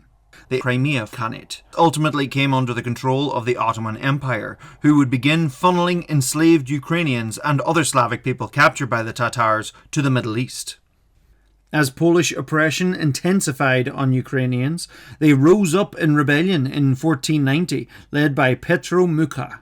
The Europeans had discovered the Americas in the 1490s. The Spanish Inquisition had forced many Jews to convert, but many people continued to distrust them, suspecting they were secretly practicing their old traditions, which some of them were.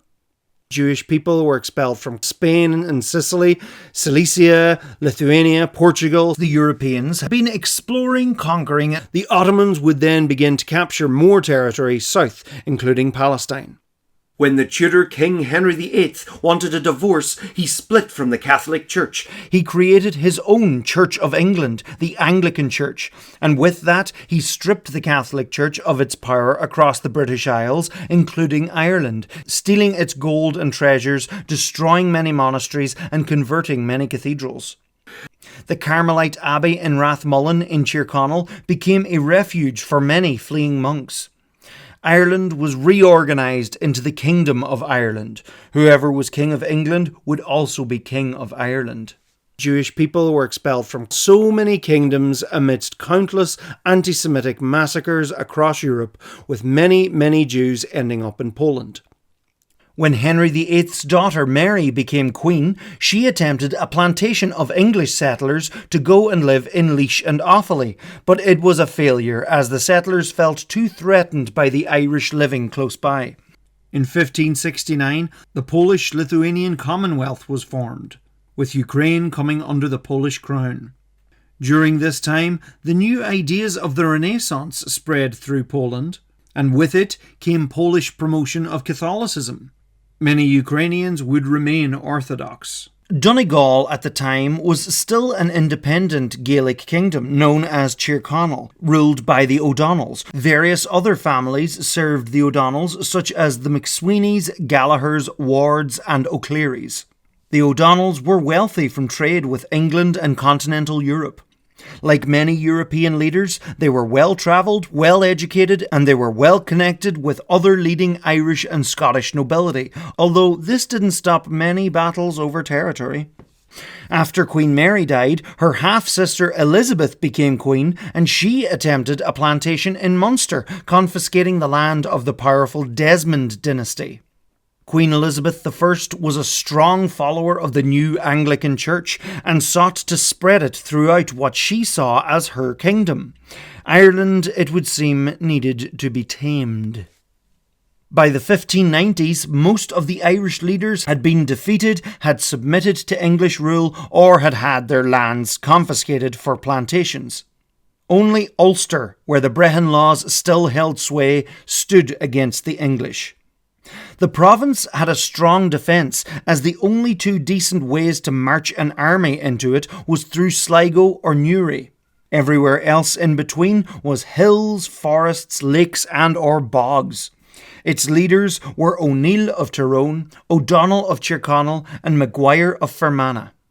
The English tried many tactics to put pressure on the northern chieftains, including the kidnapping of Red Hugh O'Donnell, who was visiting his McSweeney cousins in Rathmullen. He was held hostage in Dublin Castle for 4 years, from which he eventually escaped.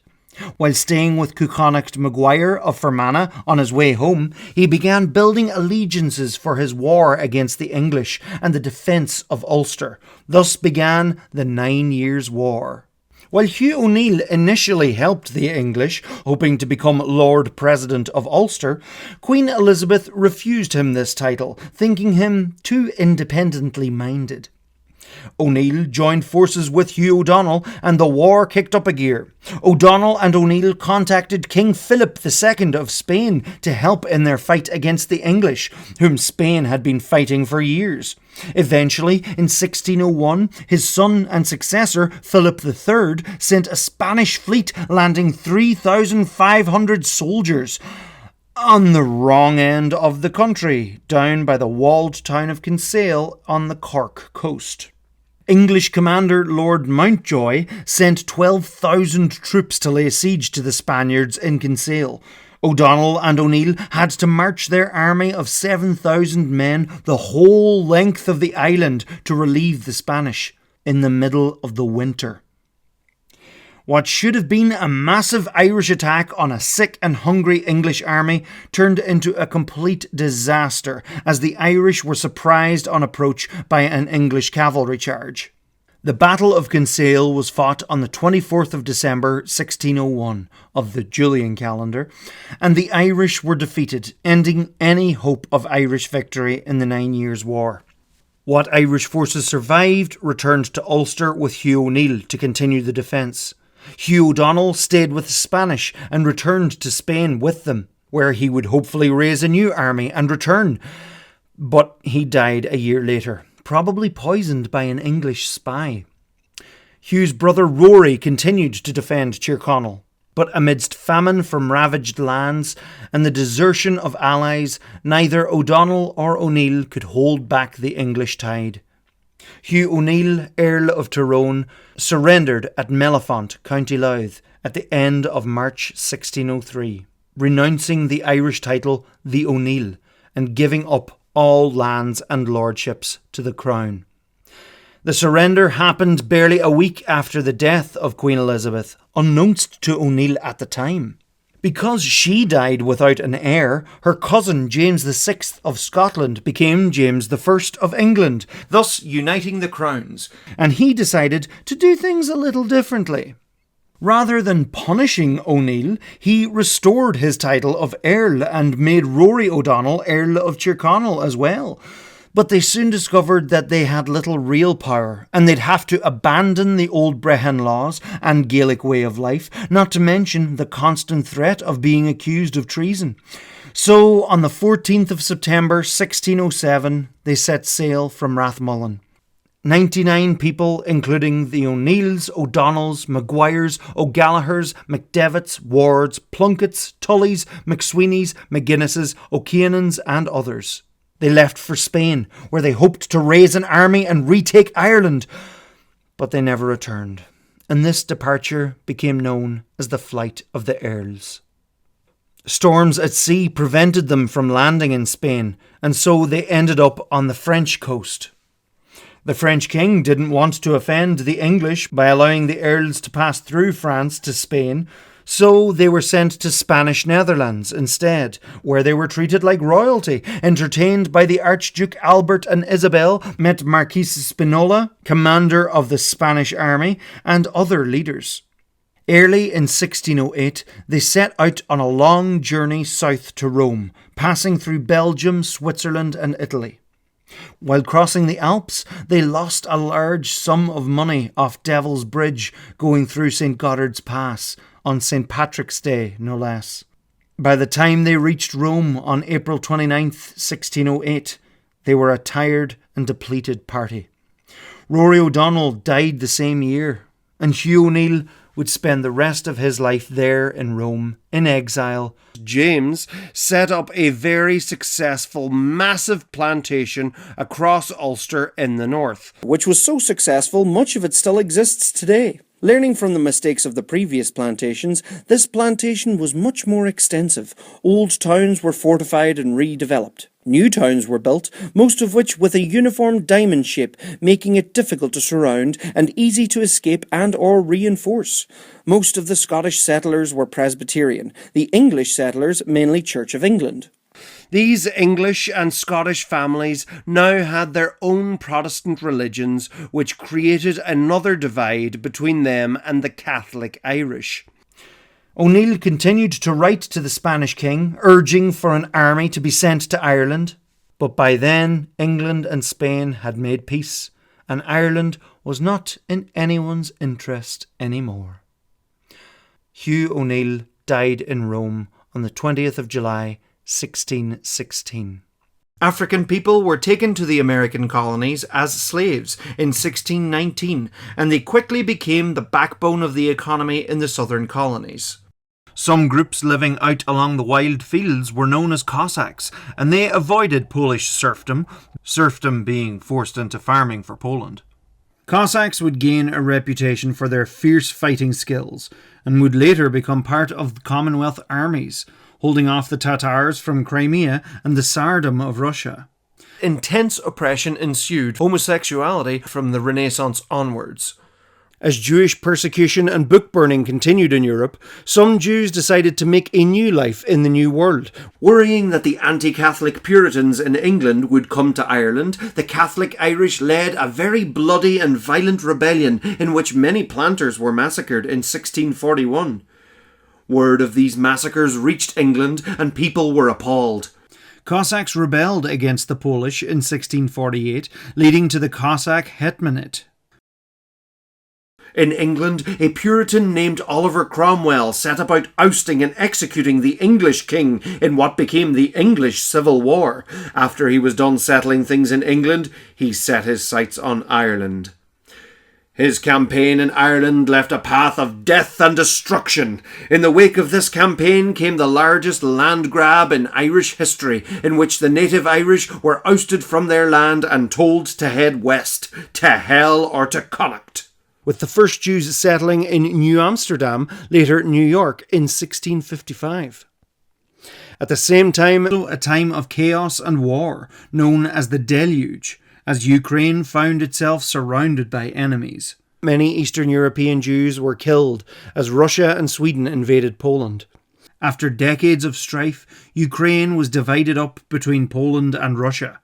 The control of the Orthodox Church in Kiev would later be taken over by Moscow. Once again, English politics spilt over into Ireland as the exiled Catholic English King James II fought against the new Protestant English King William of Orange, who was Dutch.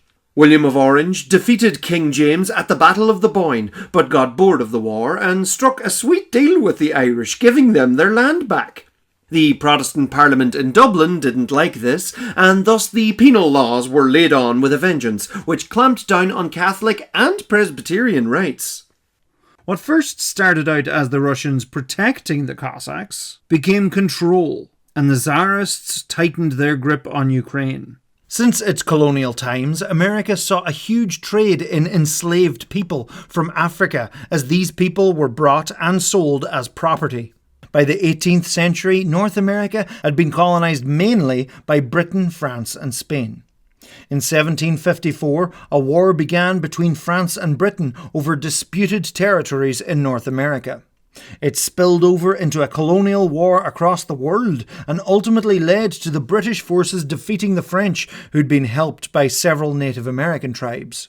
Great Britain had won the war but were left heavily in debt. At this time, many generations had been living in America. This was their home. Britain decided to tax the American colonists for the first time, but they refused to pay tax as they didn't have representation in the British Parliament by their rights as Englishmen. The colonists refused representation in Britain too, as being on the opposite side of the Atlantic made it a little impractical. American colonists began to boycott British goods, and angry mobs against the British grew. The British Parliament repealed the Stamp Act, but still maintained it should govern over its colonies in America. The British decided to increase taxes to be paid on customs duty for imported British goods such as tea, paper, paint, lead and glass, which the Americans were reliant on. This angered more and more colonists. 4,000 British troops were sent to Massachusetts to try and threaten the people of Boston. They simply organised more boycotts, but it was difficult because the highly taxed goods were so widely used.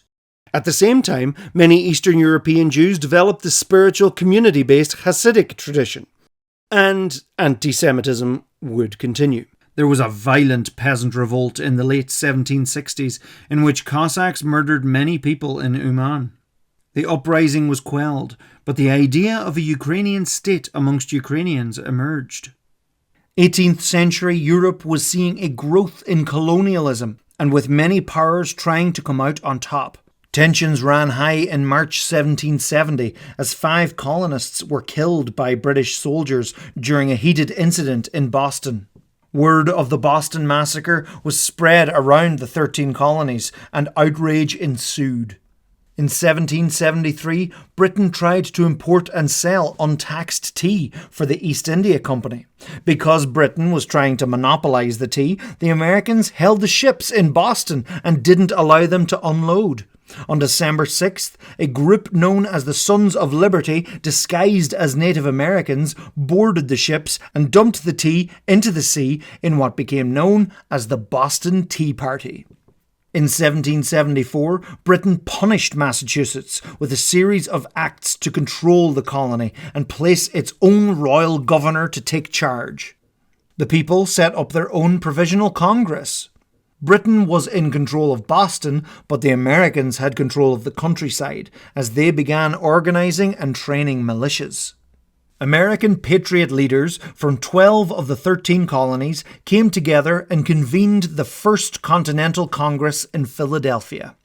They petitioned the king, wanting rid of the taxes and the royal governors, claiming that British Parliament had no place in internal American affairs, but they were happy to agree to trade regulations. The British response, however, was more and more regulations, restrictions, and an increased army presence. In February 1775, Massachusetts was declared to be in a state of rebellion by the British Parliament. By April, the British commander, Lieutenant General Thomas Gage, was ordered to disarm the rebels and arrest their leaders. Paul Revere and other riders rode through the night ahead of the British forces to warn the leaders in Lexington and Concord.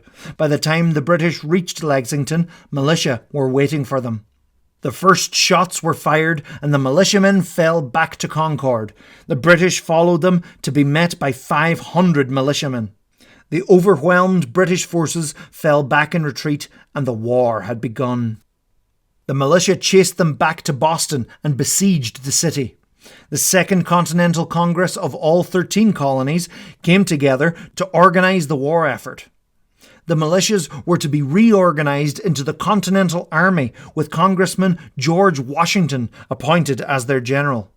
The 13 colonies organised revolutionary governments and began to expel the royal governors, taking control for themselves.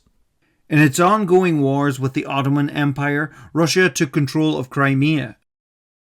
British reinforcements, led by General William Howe, landed across from Boston and captured the Charlestown Peninsula in the Battle of Bunker Hill, but at a high cost of life, but they were unable to break the siege. The King of England issued a proclamation of rebellion, urging the British forces to quell the Patriots.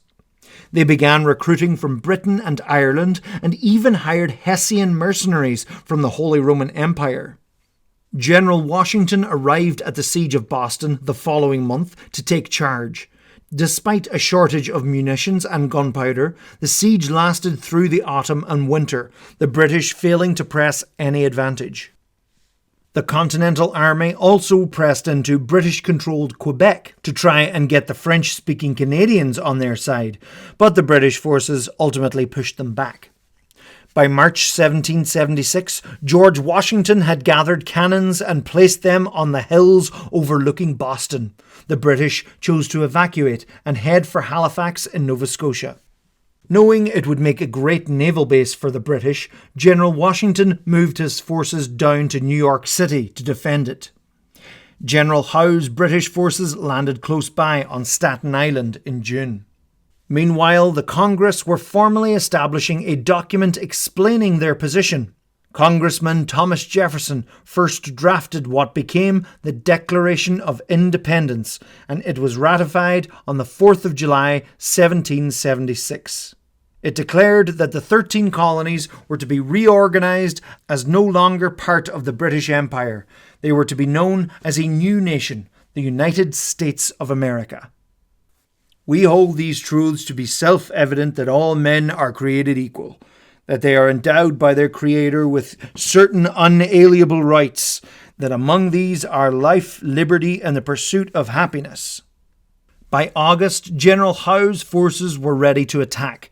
Washington divided his troops between Manhattan and Long Island, but the British forces managed to flank them. The American forces were ultimately driven out of New York in defeat. The British saw American prisoners as traitors and not prisoners of war, and thus treated them as such. They kept them in prison ships in New York, and more Americans died of neglect and disease in these ships than in the rest of the war. Washington's forces escaped through New Jersey, across the Delaware River to Pennsylvania. General Howe chose not to follow them, even though American forces were dwindling into the winter. Congress fled Philadelphia in despair with the British moving closer. General Howe spread his forces thin throughout New Jersey, and General Washington decided to attack before the end of the year. He stealthily crossed the River Delaware at night at Christmas and surprised 1,000 Hessian mercenaries at Trenton. After a few more American victories, General Howe conceded most of New Jersey to Washington despite his greater numbers. Washington took it easy for the rest of the winter, while militia continued to attack small British forces. Throughout 1777, a British force under General Burgoyne pushed down from Quebec to try and cut off New England from the other colonies. It was a tough campaign, but was ultimately stopped at Saratoga, New York, by American forces under Horatio Gates and Benedict Arnold. Burgoyne hoped for help from Howe, but he'd sailed his forces south to take Philadelphia. Burgoyne surrendered. Howe outmaneuvered Washington and captured Philadelphia. Washington spent the winter in Valley Forge, where his force lost many through cold and disease. General Howe had sent his resignation and chose not to attack. During 1777 also, Congress officially adopted their new flag. To stop the British from growing more powerful, France officially declared their allegiance with the Americans and their struggle for independence in 1778. The British offered that the colonies could go back to the way they were, pre-tax, pre-war, allegiance to the crown. They were rejected. On the sea, Britain had the superior fleet, while the Americans relied on privateering to grow their non-existent fleet. Sir Henry Clinton took over from Howe and moved his forces back up to New York as the French Navy approached.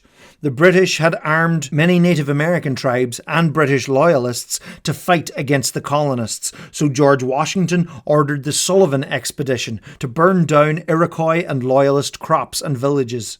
In 1779, Spain officially entered the war on the side of the Americans. French and Spanish threats elsewhere in the world, such as the West Indies, were forcing the British to remove soldiers from North America. The war in the north ultimately slowed to a stalemate. The British then looked to the south.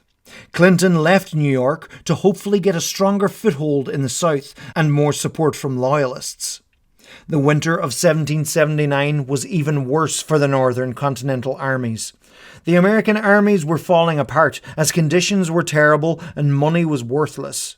Mutinies broke out in 1780, but militias were able to hold back any British troops trying to press an advantage. By May 1780, Clinton had captured Charleston, South Carolina, and most of the Southern Continental Army along with it. He returned to New York, leaving Lord Cornwallis in charge of the Southern British Army. Up north, the French landed some troops in Rhode Island, but the British Navy stopped any further French landing. Benedict Arnold had been growing disenchanted by the war and defected to the British. What a twist. Horatio Gates took charge of the remaining American forces in the south, but was defeated at the Battle of Camden, allowing Georgia and South Carolina to fall back under British control. In 1781, Cornwallis continued to push up through North Carolina, but his forces were worn down by battles with newly appointed General Nathanael Greene. Cornwallis retreated his forces to Wilmington, North Carolina, leaving Georgia and South Carolina. By the end of September 1781, the British only controlled Savannah and Charleston in the south. Cornwallis continued his force north into Virginia, where he ultimately set up a base in Yorktown on a peninsula. The French fleet moved in and fought off the British ships there, cutting off Cornwallis by sea. The combined American and French forces under General Washington and the Comte de Rochambeau moved in and surrounded Cornwallis, who ultimately surrendered his army on October 9, 1781.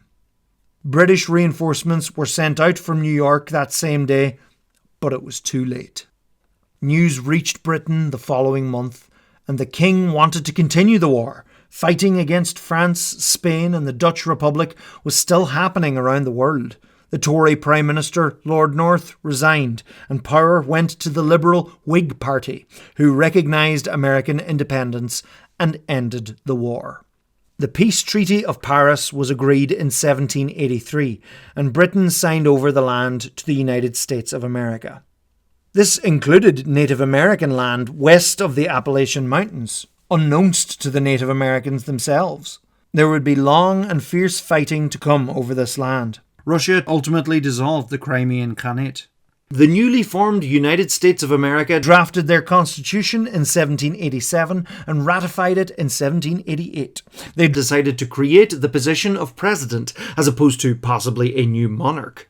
It was here the Electoral College was created, because the Founding Fathers didn't trust the masses of the 13 colonies to be informed about the presidential candidates. Instead, the people would vote for electors who did keep up to date with politics.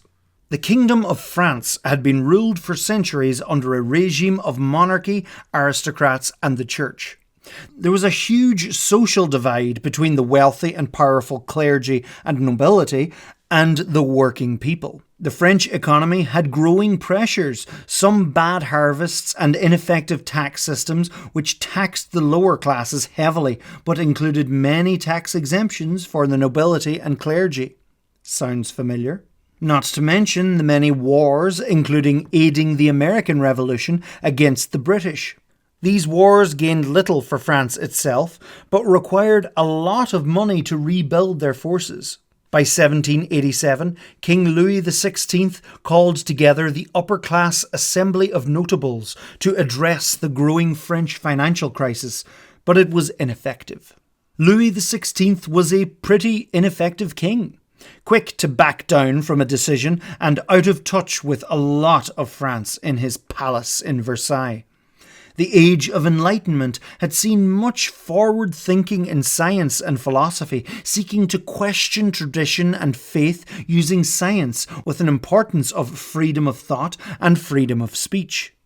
These thoughts spread throughout the people, questioning the king's right to rule, the Catholic Church's wealth, and its influence within politics and the state of the country. Jewish intellectuals had their own enlightenment, leading to the rise of a secular Jewish culture amongst many and a push towards Jewish emancipation in Europe. Military hero and founding father George Washington was unanimously elected the first president of the United States in 1789, and he served 2 4-year terms. As king, Louis did have supreme power and proposed to tax the nobles, but the Assembly of Notables refused to cooperate.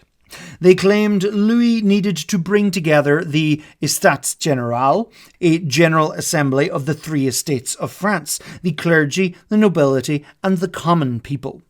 That next summer, in 1789, Louis assembled the Estates Générales. The clergy and the nobility wanted to vote by estate, giving them a 2-to-1 advantage over the much bigger common people 3rd estate. The 3rd estate, of course, wanted to vote per person, giving them the much bigger number and being much more democratic, but the first 2 estates couldn't agree to this, so the 3rd estate, which consisted of many well-educated lawyers and businessmen, began meeting independently of the Estates Générales in what became the National Assembly. The National Assembly was to represent the people, not the estates. Louis didn't like this at all and ordered the Salles des Estates to close, stopping them from meeting. The National Assembly went to the nearby indoor tennis court and swore to not separate until they'd come up with a constitution for France. Members of the First and Second Estates began to join them. Louis began to pour the military into Paris and Versailles as support for the National Assembly spread.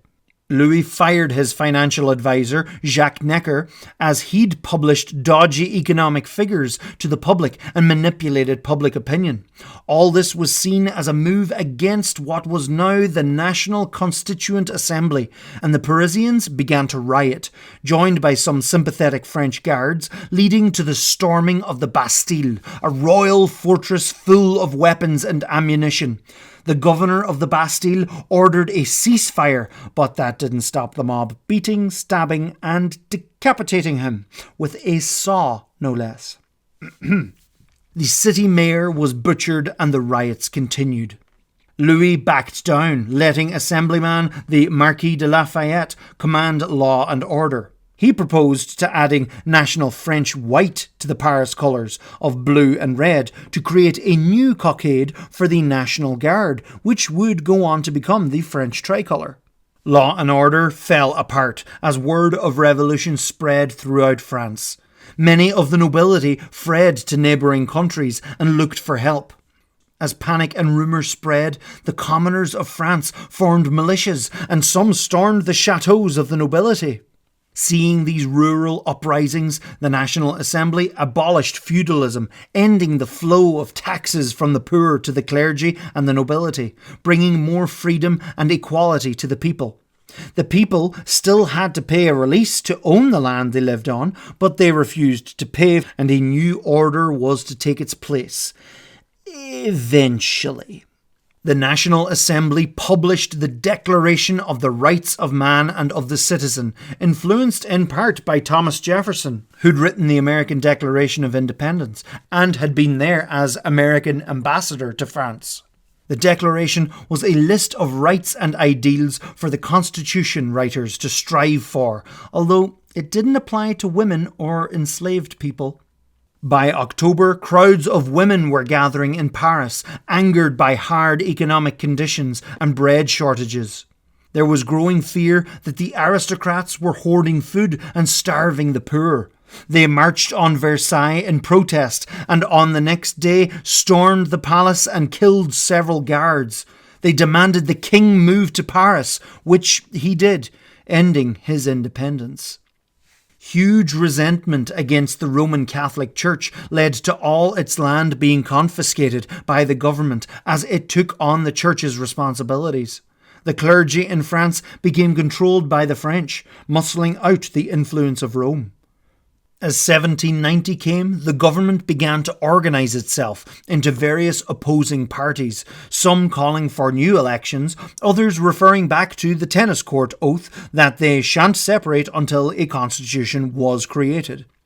In the beginning, Congress was held in Federal Hall in New York City, but it was ultimately decided to locate the nation's capital between Maryland and Virginia along the Potomac River, and would be called Washington, D.C. Philadelphia became the temporary capital while the new capital was being constructed. James Madison had helped write the Bill of Rights. The colonies north of the USA were known as Canada and remained under British control. Some Canadians were exiles from the States still loyal to Britain, and some others were French-speaking from a previous French colony lost to Britain. The Canadas prospered because of a very profitable fur trade. Things seemed to be settling down as the first anniversary of the storming of the Bastille was celebrated in Paris, along with King Louis himself, people swearing fidelity to the nation, the law, and the king. Divisions in class saw the military weaken as upper-class officers left, unable to control their working-class soldiers. Various political clubs began to spring up to debate politics. Most notable was the Jacobin Club. By 1791, the king began to fear for his safety, while his wife urged him to call on foreign reinforcement against the revolution. They decided to flee to the Austrian border, disguised as servants, but were recognised at Varennes and returned to Paris as prisoners.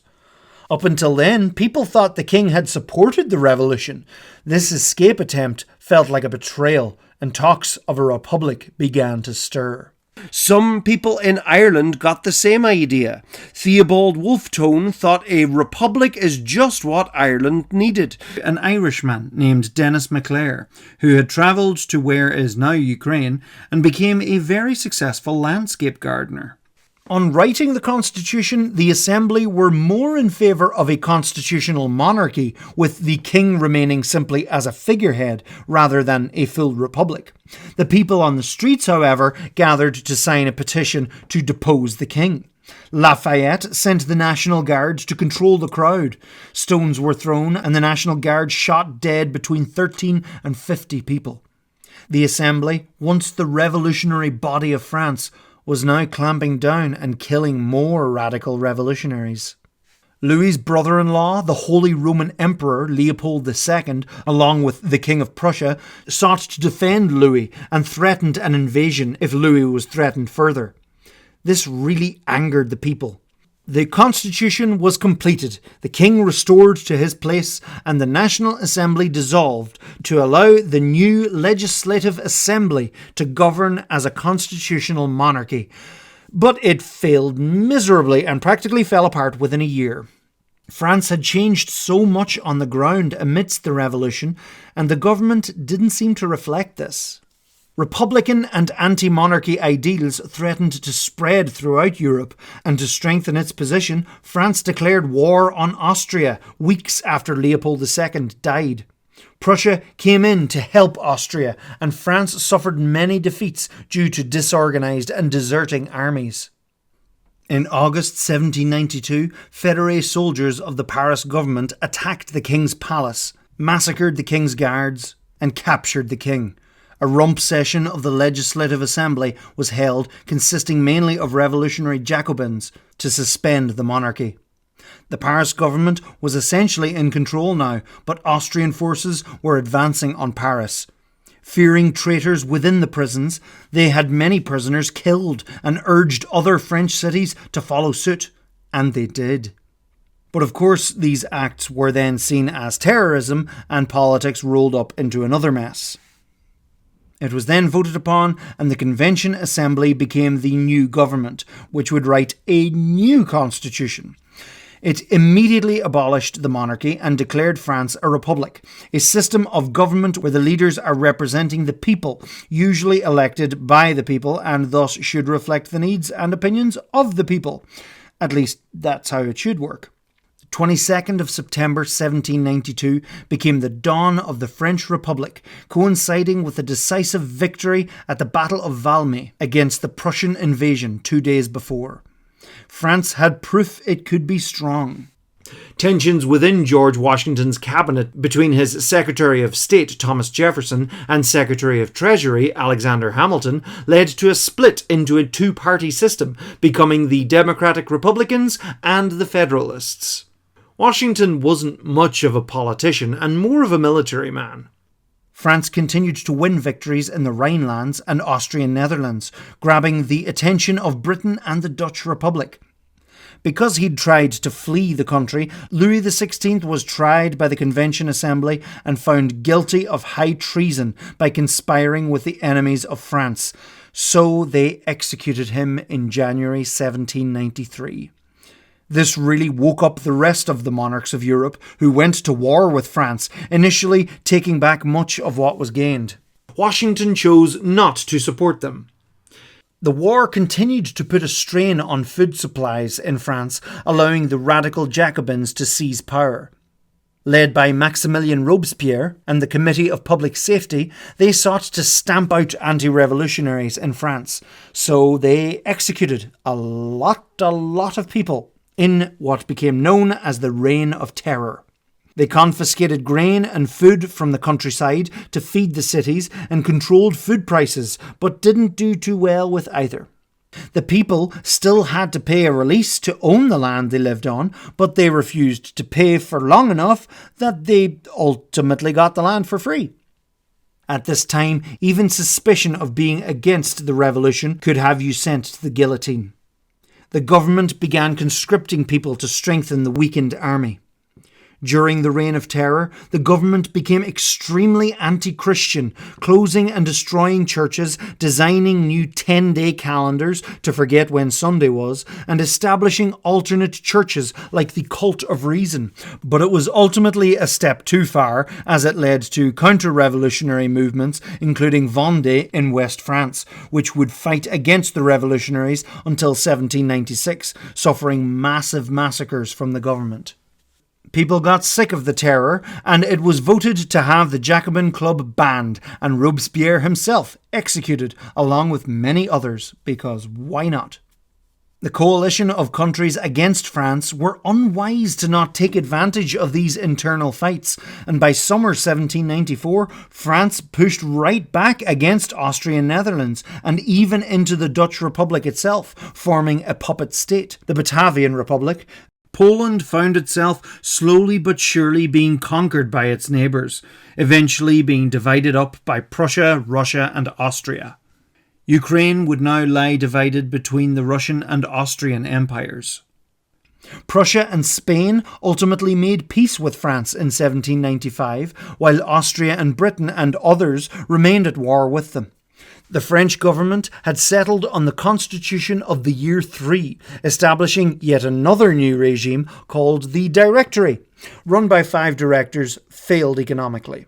The Orange Order was set up in 1795 to commemorate King William's victory and to defend Protestant civil and religious liberties. Throughout the 18th century, Dublin became one of the finest cities on the British Isles, and many of its great buildings were built during this Georgian period. France tried to aid Irishman Theobald Wolfetone in a Republican invasion of Ireland against British rule in 1796, but failed to land due to bad weather. Washington had the option of running for a third term, but he chose to step aside and let the country run without him. He also owned 317 enslaved people while in office. The 13 colonies of the fledgling United States grappled with the future of slavery. Many of the founding fathers were indeed slaveholders, such as George Washington and Thomas Jefferson. Washington's vice president and fellow founding father, John Adams, was elected the second president. France's army continued to win victories in Switzerland and Italy, led by a very successful tactician, Napoleon Bonaparte. Austria sued for peace as he marched on Vienna, ending the War of the First Coalition. During the war, France had reformed and annexed many countries, creating regimes friendly to France. Various Italian republics were set up, and Switzerland was reformed into the Helvetic Republic. Adams strengthened the navy and ordered them to harass French ships in response to French harassment of American ships. But he also clamped down on freedom of speech against the government and against foreigners. This was not popular and cost him a second term. A second coalition of monarchies, including Britain, Austria, Russia and others, joined against Republican France in 1798. The United Irishmen led a rebellion in 1798, but they lost. Talk of Catholic emancipation, giving Catholics their rights back, also worried many in Great Britain, who feared Catholics gaining control of the up until now majority Protestant Parliament of Ireland in Dublin. Long story short, the Irish were not to be trusted with their own parliament. Napoleon was aware that France's new navy wasn't yet ready to take on the might of the British navy, so he decided to invade Egypt and disrupt the British trade route to India. British naval commander Lord Nelson destroyed Napoleon's ships, keeping Napoleon's forces stranded in Egypt. Napoleon offered Palestine as a homeland for the Jews, hoping to gain a French foothold in the Middle East. But this didn't really materialise. Yet. Adams sided with the British, while his political opponents in the Democratic Republican Party supported the French. He managed to avoid complete war with France. In 1799, hearing of defeats in France, Napoleon made his way back to Paris and overthrew the Directory, ultimately with yet another constitution declaring himself the first consul. Though it was a republic by name, it was very much a military dictatorship, with Napoleon Bonaparte at the head. The revolution set out to stop one guy controlling the whole country, and by the end of it, they ended up with another guy controlling the whole country. John Adams was the first president to live in what would later become known as the White House, while Washington, D.C. itself was still being constructed. Adams was defeated by Thomas Jefferson, another founding father and chief author of the Declaration of Independence 25 years earlier. He had founded the Democratic Republican Party. Up until now, whoever came second in the presidential election became vice president. Jefferson changed this, as having a political opponent as vice president was frustrating. When enslaved people rose up against French rulers in Haiti, Jefferson embargoed the country and drove it into poverty. He wrote about the United States' terrible reliance on slavery, and owned around 600 enslaved people while in office, fathering several children with the enslaved Sally Hemings. Long story short, the Irish were not to be trusted with their own parliament, and so the Acts of Union of 1800 were passed. The Irish Parliament were initially hesitant to give up their power, but a bit of bribery helped with that. The following year, in 1801, the kingdoms were merged and they became the United Kingdom of Great Britain and Ireland, with the only parliament being in London. Most of the land was still owned by Protestant families, but with the new Parliament in London, many of these families relocated to England, leaving some of the Irish estates vacant and neglected, with the poor Catholic peasants living on and working the land. Russia began banning the Ukrainian language and culture in order to Russify them, but Ukrainian nationalism rose amidst the oppression. As president, Jefferson strengthened trade, defending against pirates.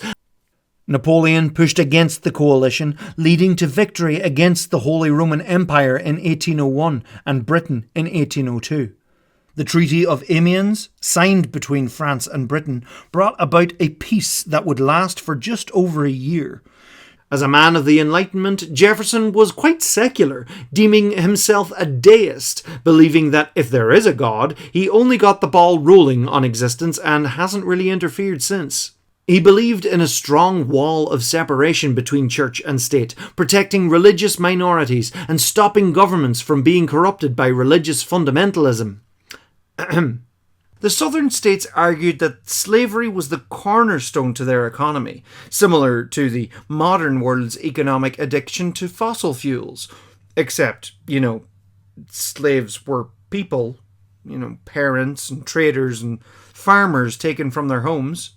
The Founding Fathers failed to stamp out slavery, despite all men being created equal, apparently.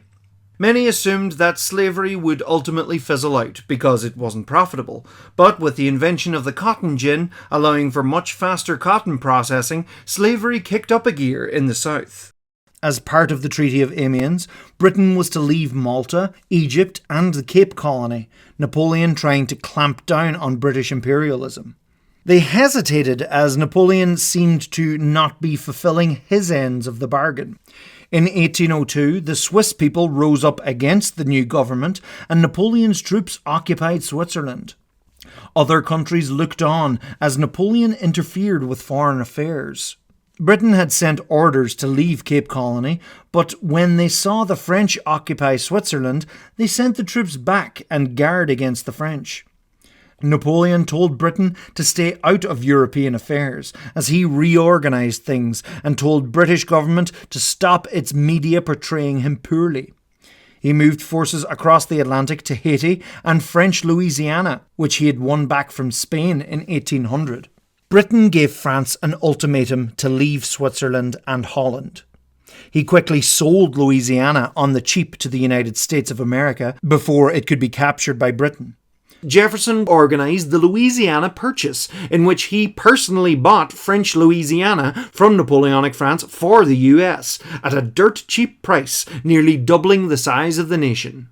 Napoleon wasn't ready for war and tried to make several deals with Britain, but none that suited Britain. So they declared war on France in May 1803, beginning what would become the Napoleonic Wars.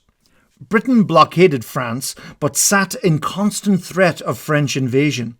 In 1804, the French Senate declared Napoleon Emperor, creating a title he could pass on and ensure France didn't fall back under a king or under the Jacobins, and thus began the French Empire. In 1805, Britain and Russia joined together to oust France from Netherlands and Switzerland. Austria joined them after Napoleon was declared King of Italy. Sweden joined in too and formed the Third Coalition. In his second term, Jefferson appointed his own vice president. Spain was an ally of France, and they combined fleets, but were defeated at the Battle of Trafalgar by Lord Nelson, who was shot and killed during the battle. Amidst the Napoleonic Wars, the USA remained neutral. Britain struggled to keep its crew numbers for its ships. Some British sailors even fled to America to escape being press-ganged into the British Navy. The British did not like this. Meanwhile, Napoleon's Grand Army moved across the Holy Roman Empire and defeated the Austrian army in Ulm in Bavaria. He then occupied Vienna as a joint Russian-Austrian army approached. Against the odds, he defeated them at Austerlitz, killing 25,000 soldiers while only losing 7,000. The Holy Roman Empire was dissolved, and Napoleon reorganised them into various duchies and kingdoms to make them easier to govern. Berlin, the largest city in the Holy Roman Empire. It has been the capital of Prussia. Austria signed a treaty with France, gave up some land and exited the war, leaving the rest in a stalemate. These wars saw such a grander scale to warfare as France began to amass a huge army through conscripts and volunteers of hundreds of thousands of soldiers. Part of Napoleon's strategic prowess was having artillery units themselves with infantry and cavalry, rather than just artillery supporting from the back. His vast armies were able to live off the land and thus not be necessarily reliant on supply lines, allowing them to move much faster. Napoleon believed in high morale for his armies and rewarded those loyal to him. Very often outnumbered French forces came out victorious under Napoleon. The Industrial Revolution saw the mass production of weapons, allowing France to arm its huge armies and Britain produce for the coalition armies. There were many myths later told about Washington chopping down a cherry tree and not being able to tell a lie. Napoleon set up the continental system, which excluded Britain from trade, but smugglers led this to be ineffective. Prussia, Russia, Britain, Saxony, Sicily and Sweden joined to form the Fourth Coalition. Napoleon swiftly pushed against the Prussians, captured Berlin, and headed right along towards the Russian frontier, picking up more soldiers along the way from conquered states. He ultimately defeated Russia at the Battle of Friedland and established new puppet states across Germany and Poland. Napoleon granted Jews certain freedoms and recognitions, but anti-Semitism remained strong in Europe. Jefferson wanted USA's neutrality respected, so he banned all exports, seriously damaging the economy. He thought Native Americans would either have to assimilate or be moved west, and he did this. And the British Navy vessels began stopping and searching American ships for British deserters, even refusing to recognise British subjects becoming citizens of the USA. In 1807, the British warship HMS Leopard attacked and boarded the USS Chesapeake off the coast of Virginia. American merchant ships were also captured and cargo was seized as contraband by the British, despite American neutrality. In 1807, Britain attacked neutral Denmark-Norway to capture their ships, fearing they would fall into France's hands. So Denmark-Norway joined the war on the side of France. This attack also turned Russia against Britain, declaring the Anglo-Russian War, in which Britain would support Sweden against Russia, fighting over the continental system. I know, right? By the end of the War of the Fourth Coalition, Napoleon controlled or influenced most of Western and Central Europe. Because Portugal continued trading with Britain, France and Spain invaded, and then in 1808 France turned on Spain and took control of the Iberian Peninsula directly. This also caused the Spanish colonies in America to fight for their independence.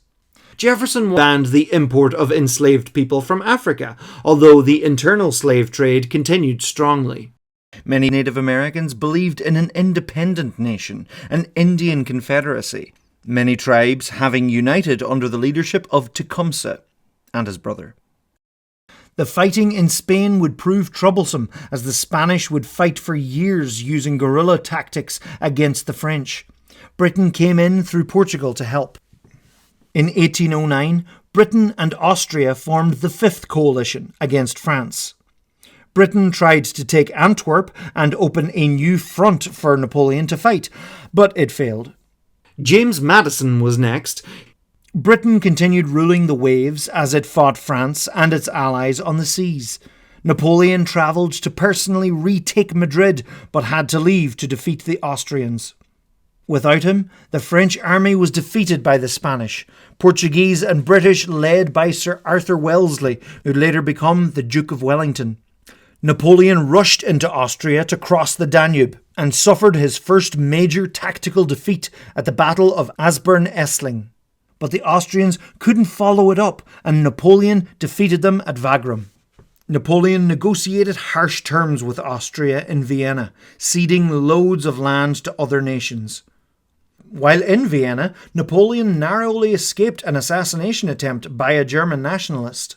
In 1810, Napoleon divorced his wife Josephine and married an Austrian archduchess to secure relations with Austria and hopefully produce an heir. He had already made many of his relatives kings and rulers of his conquered lands. France continued to grow, having annexed the Papal States, Holland, and some German states. Tensions were rising against the British as they armed the natives and supported raids and indeed Tecumseh's war on the States, trying to stop USA expanding into the Canadas. And some Americans looked to the Canadas as their means of war. The added prospect of annexing the Canadas to the United States was a bonus. Napoleon and Russia both wanted a semi-independent Poland they could control. Russia was also failing to comply with the continental system, so Napoleon amassed a massive international army and invaded in 1812. As they pushed in, the Russians retreated, destroying what resources they could so as not to fuel the French army. US forces outnumbered British forces in North America, but the British forces were better trained. While Britain was distracted by the Napoleonic Wars, now was the time. The new British Prime Minister tried to talk things out with the US, but the message was so long crossing the Atlantic. The United States Congress voted in favour of a declaration of war against Britain, the first of its kind, overseen by President James Madison.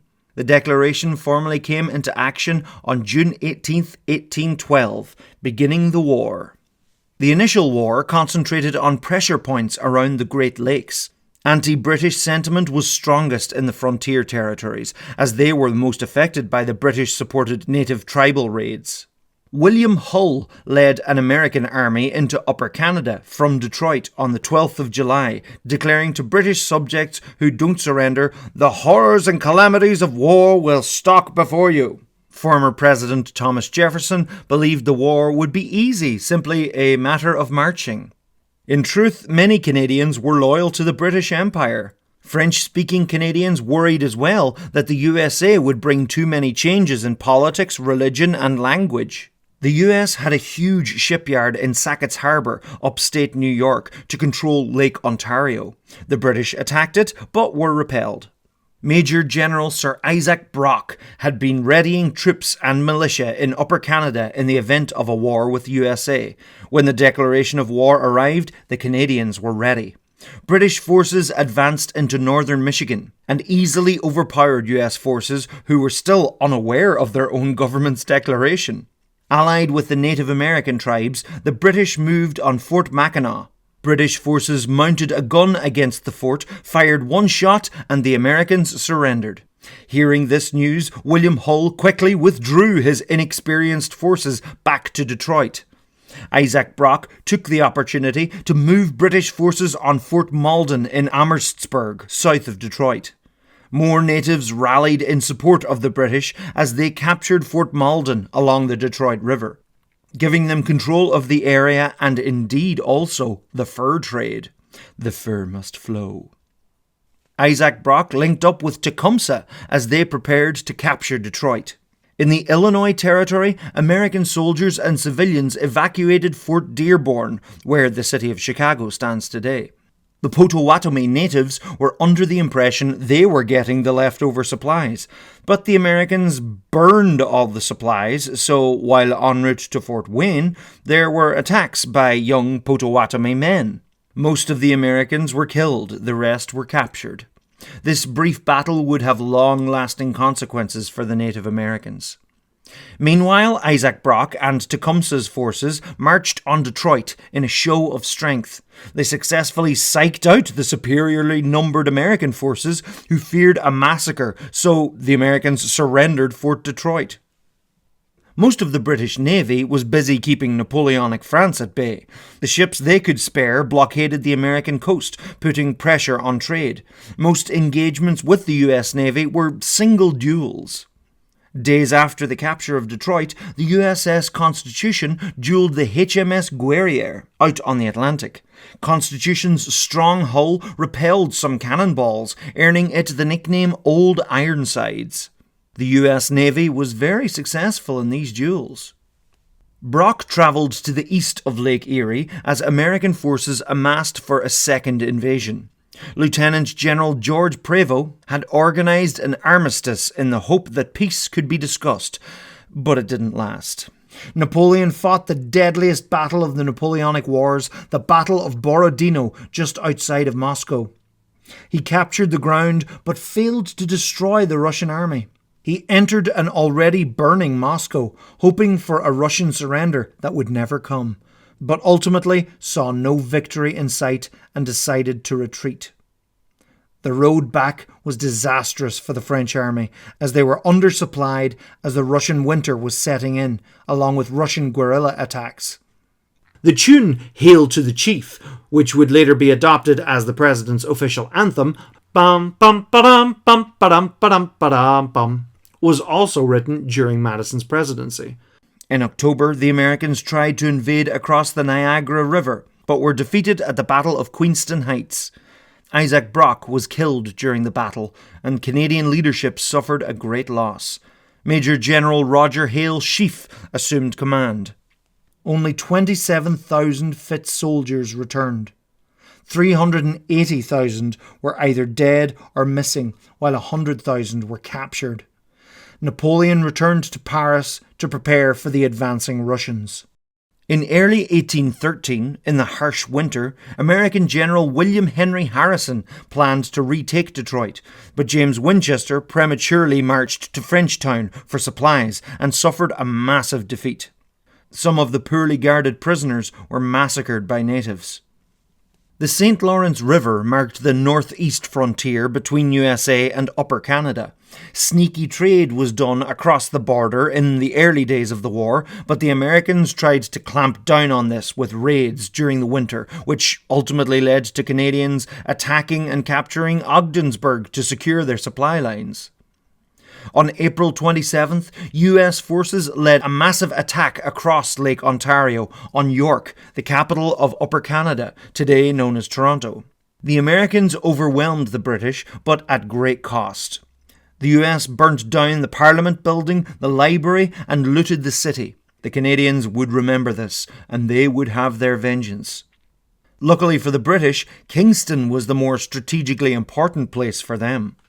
Napoleon quickly replenished his army numbers. Prussia declared war on France, and the Sixth Coalition grew.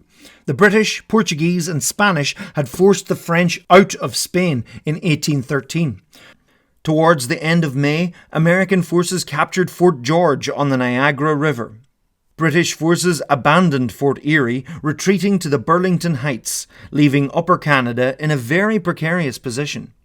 The British attacked Sackett's Harbour again, but failed to capture or destroy it. In Boston Harbour, a vicious 15-minute duel occurred in which the HMS Shannon captured the USS Chesapeake by killing many of the enemy crew. It was a particularly bloody engagement. Meanwhile, back on the Niagara Peninsula, the British mounted a surprise night attack at the Battle of Stony Creek, halting the American advance. Mistakenly fearing they were outnumbered, the Americans pulled back to Fort George. In June, the Battle of Beaver Dams saw natives and British forces halting the final advance of the US into Upper Canada. The Canadians hadn't the forces to retake Fort George, so they decided to starve out the Americans. Meanwhile, by Lake Erie, Procter and Tecumseh's forces moved against the newly built Fort Meigs, but failed to capture it. Tecumseh did stop native warriors as they were massacring American prisoners in Fort Miami, while Procter did nothing. They tried to take Fort Meigs again, but failed. Then they tried to take Fort Stephenson, but failed. Tecumseh grew wary of Procter. Their supply lines got cut off as American ships took up positions on Lake Erie, so Procter and Tecumseh fell back to the Detroit River. In the southern states, warring factions of Muskogee natives escalated into the Creek War, with the US fighting the Red Stick Muskogee. The Fort Mims massacre, in which Red Stick Muskogees captured Fort Mims along the Alabama River and killed hundreds of its inhabitants, including civilians, got the US government involved in the war. This war not only had British involvement, but Spanish involvement too. In September, 9 US ships on Lake Erie defeated and captured 6 British Royal Navy vessels, ensuring American control on one of the Great Lakes, so the British evacuated Fort Detroit and Fort Malden. As Harrison's forces pushed their advantage, they were victorious at the Battle of the Thames, in which Tecumseh was killed. The Indian Confederacy crumbled without his leadership. Austria was convinced to join the coalition too, adding more and more to the coalition's forces. Napoleon initially led a great victory in Dresden, but the coalition forces moved in at Leipzig, and after the huge battle, Napoleon was forced to retreat. He was offered to remain as emperor, but only within France's natural boundaries, losing most of the empires he'd conquered. Capturing Montreal would have been very effective for the Americans, but an invasion attempt in October was repelled by well-placed Canadian and native defenders. As the Canadian winter set in, the Americans abandoned Fort George in December, and on the way home set fire to Newark, leaving the villagers to freeze in the snow. The British captured Fort Niagara and burnt down Lewiston in retaliation. The British, along with Mohawk allies, pursued the survivors through the snow. Tuscaroras stepped in defence of the fleeing civilians. It was not a peaceful Christmas.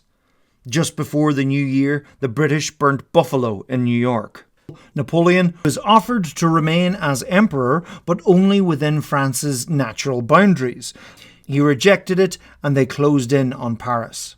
The coalition forces moved in and captured Paris in March 1814. After some fighting, Napoleon ultimately abdicated and was banished to the island of Elba. So Britain was now able to concentrate a little more on that pesky war with the Americans, and indeed send reinforcements across the Atlantic. General George Prevost, backed by 15,000 British reinforcements, was ordered to take control of the Great Lakes. This resulted in a fairly lackluster race of shipbuilding on Lake Ontario between the British and Americans, which amounted to very little. During British blockades and raids on the southern states, many enslaved people escaped and were freed. Many resettled in New Brunswick and Nova Scotia. Some even joined the British forces, taking up arms against their former slave owners.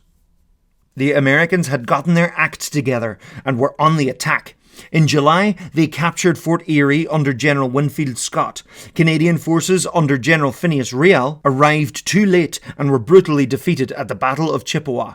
Americans pushed on but were stopped at Lundy's Lane near Niagara Falls. The battle was inconclusive, but the Americans were now outnumbered, so they fell back to Fort Erie.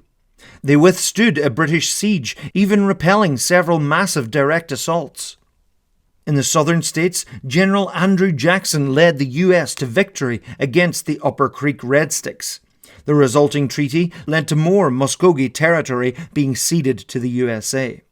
The war with Britain had been putting massive pressure on everyone's economies, so peace negotiations between Britain and the USA began in Ghent in Flanders. But that didn't stop them from planning new invasions. In August 1814, British forces under General Robert Ross and General Sir George Cockburn pushed right up through Chesapeake Bay towards the US capital, Washington. They defeated American forces at Bladensburg and pressed their advantage against the capital. US President Madison and many others evacuated the city as the British approached. They captured the city and burnt the White House, the Capitol building, and many other public buildings. Shortly after, a powerful storm hit the city, and the British ultimately pulled back to their ships.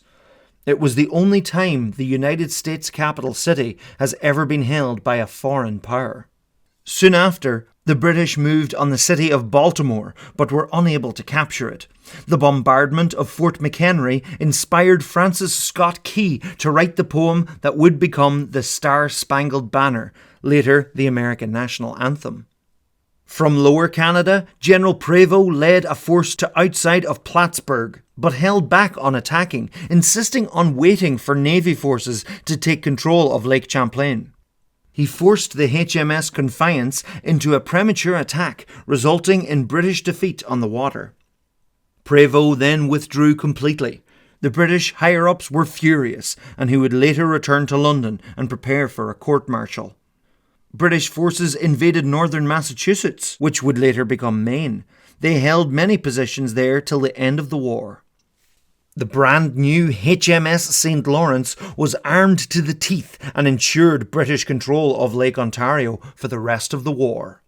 As winter approached, the Americans in Fort Erie retreated and destroyed the fort. Down south, Jackson moved his forces to attack the British and Spanish in Pensacola, Florida, for arming the Red Sticks. He then moved his forces to New Orleans to fortify the city, as British naval forces increased attacks on the southern coast. Meanwhile, in Ghent, the British were demanding control of the Great Lakes and an Indian barrier state in the northwest, which they would sponsor and hopefully hold back American expansionism. The Americans were having none of it. The Duke of Wellington suggested that Britain wasn't in a good position to make such demands and should politely go back to the status quo. The Treaty of Ghent was signed in December 1814 and proposed no border changes between Canada and the United States. Word of the peace treaty spread slowly. The British assault on New Orleans went ahead in January 1815, but American forces successfully repelled it. Word eventually came of the treaty, and all forces withdrew from occupied territories. And thus the War of 1812 ended in 1815. America's economy actually came out better off in this war, with many banks having been set up to fund the war.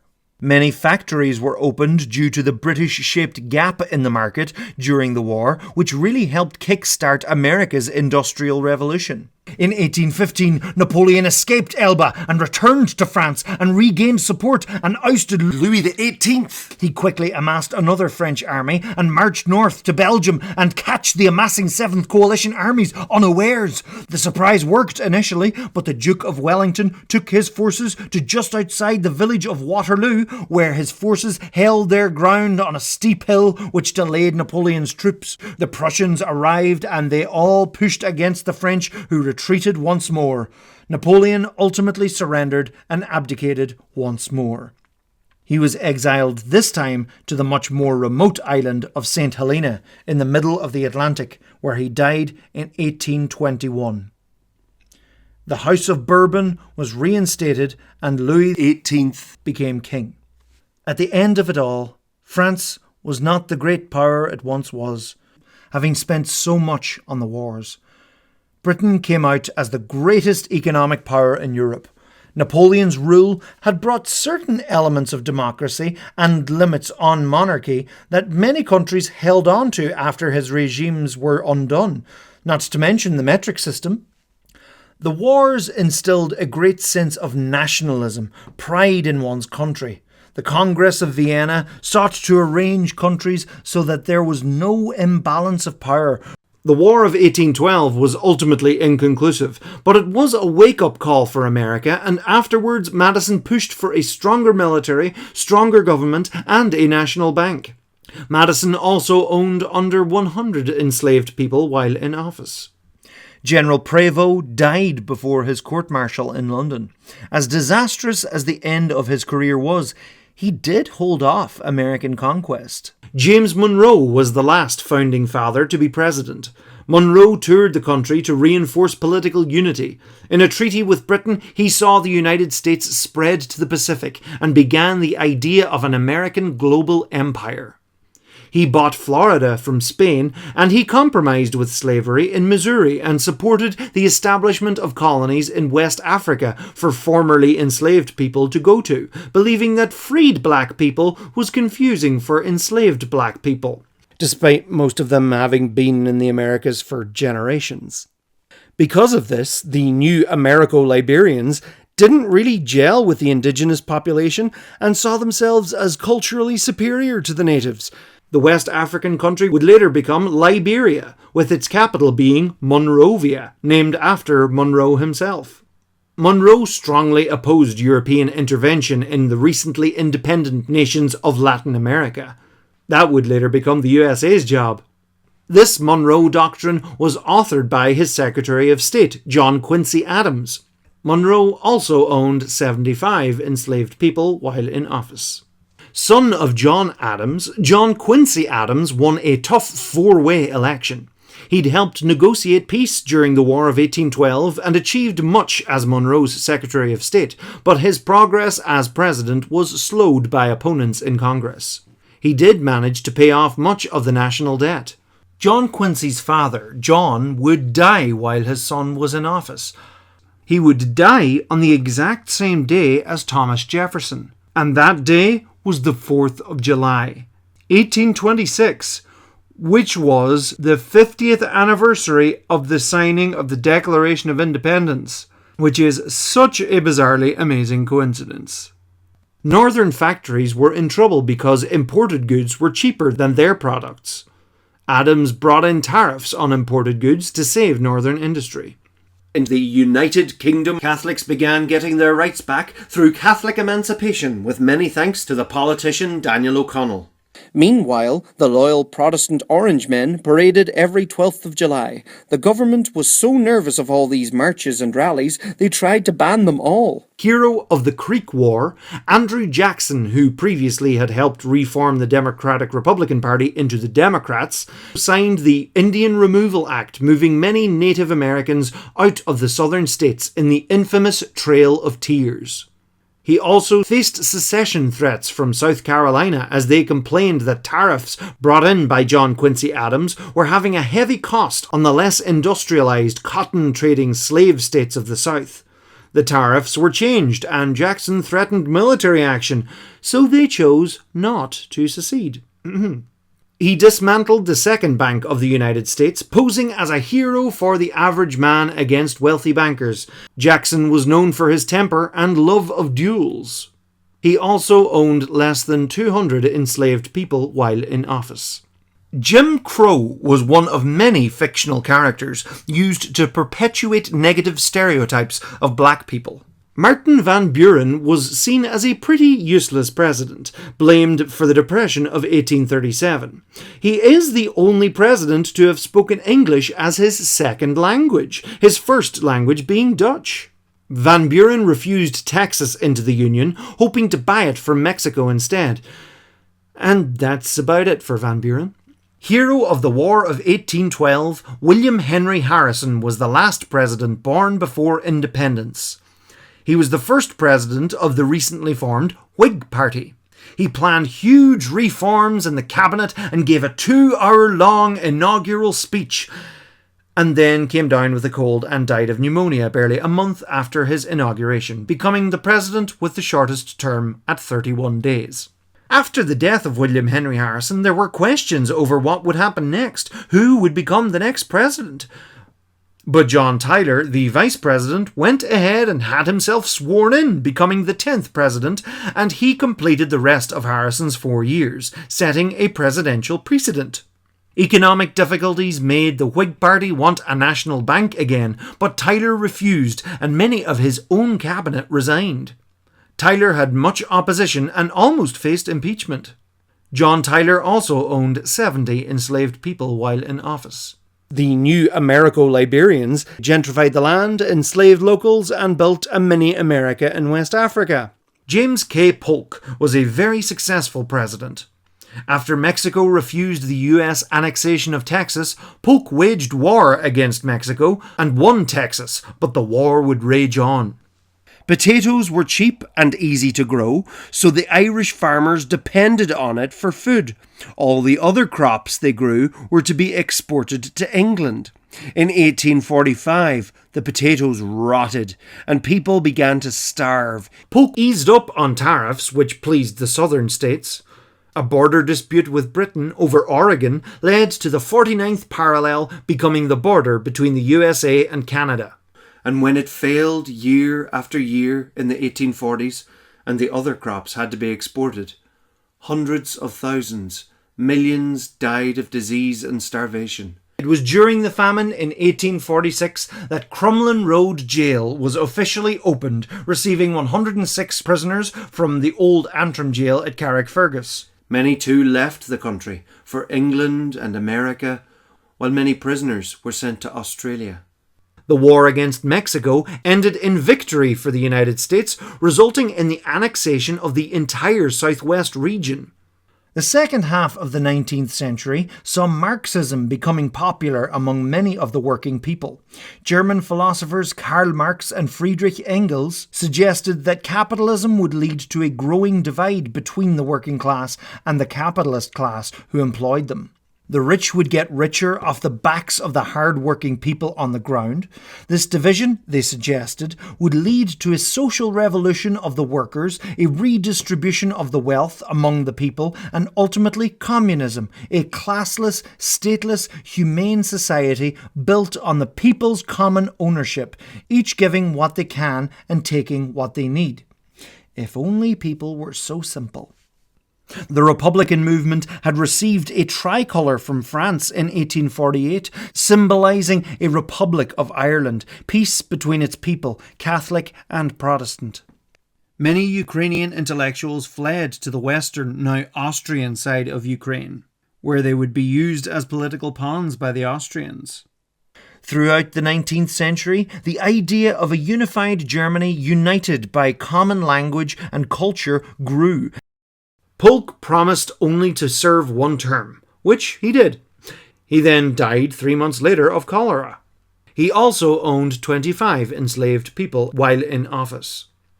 Zachary Taylor was a hero of the Mexican-American War and not much of a politician. All of these new territories in the Union brought up the question of slavery and whether it would be allowed to spread into these new territories. Some people who had escaped slavery, such as Harriet Tubman and Frederick Douglass, became strong advocates against slavery. After independence, the states in the North looked against slavery, many believing it to be contradictory to the ideals of a republic. But the internal slave trade in the southern states continued strongly. With the invention of the cotton gin used for quickly and easily processing cotton, the cotton industry took off in the South, fueled by slave labour. The northern states had become more industrialised, and people worked on a basis of free labour, being paid to work by an employer. The southern states hadn't industrialised, relying on agriculture, the slave trade, and the cotton industry for the economy. Strong divisions in Congress between Northerners and Southerners were becoming more apparent, but Taylor mostly stayed out of it. He died a year and a half into his presidency. He also owned less than 150 enslaved people while in office. Later in 1850, Crumlin Road Courthouse was opened with a tunnel linking up to the jail. After Taylor's death, his vice president Millard Fillmore completed the term. Fillmore supported the Compromise of 1850, easing tensions about slavery, for a while at least. He looked to open trade with Japan, who had been in self-isolation for over 200 years. Fillmore sought re-election but failed. His Whig Party collapsed, part of which would go on to form the Republican Party. Fillmore joined the Know Nothing Party, which was deeply anti-Catholic and anti-immigrant, as the 19th century saw more and more immigration from Europe, and indeed Catholic regions, such as Ireland, Italy and Poland. Many people in Russia worked as serfs, unfree peasants who were bound to work the land. Throughout the 19th century, Russia was an ever-growing power in Europe. So much so that the British, French and Ottoman empires combined their strength to fight and defeat Russia in the Crimean War. Franklin Pierce is often regarded as one of America's worst presidents. A Democrat from the North, he was elected to unite North and South in their efforts, but he was strongly against those who wanted to abolish slavery. He believed they were a huge threat to the Union. He strongly supported the Fugitive Slave Act and the Kansas-Nebraska Acts, resulting in bloody conflict in Kansas over the issue of slavery and the formation of the Republican Party. Pierce purchased more land from Mexico.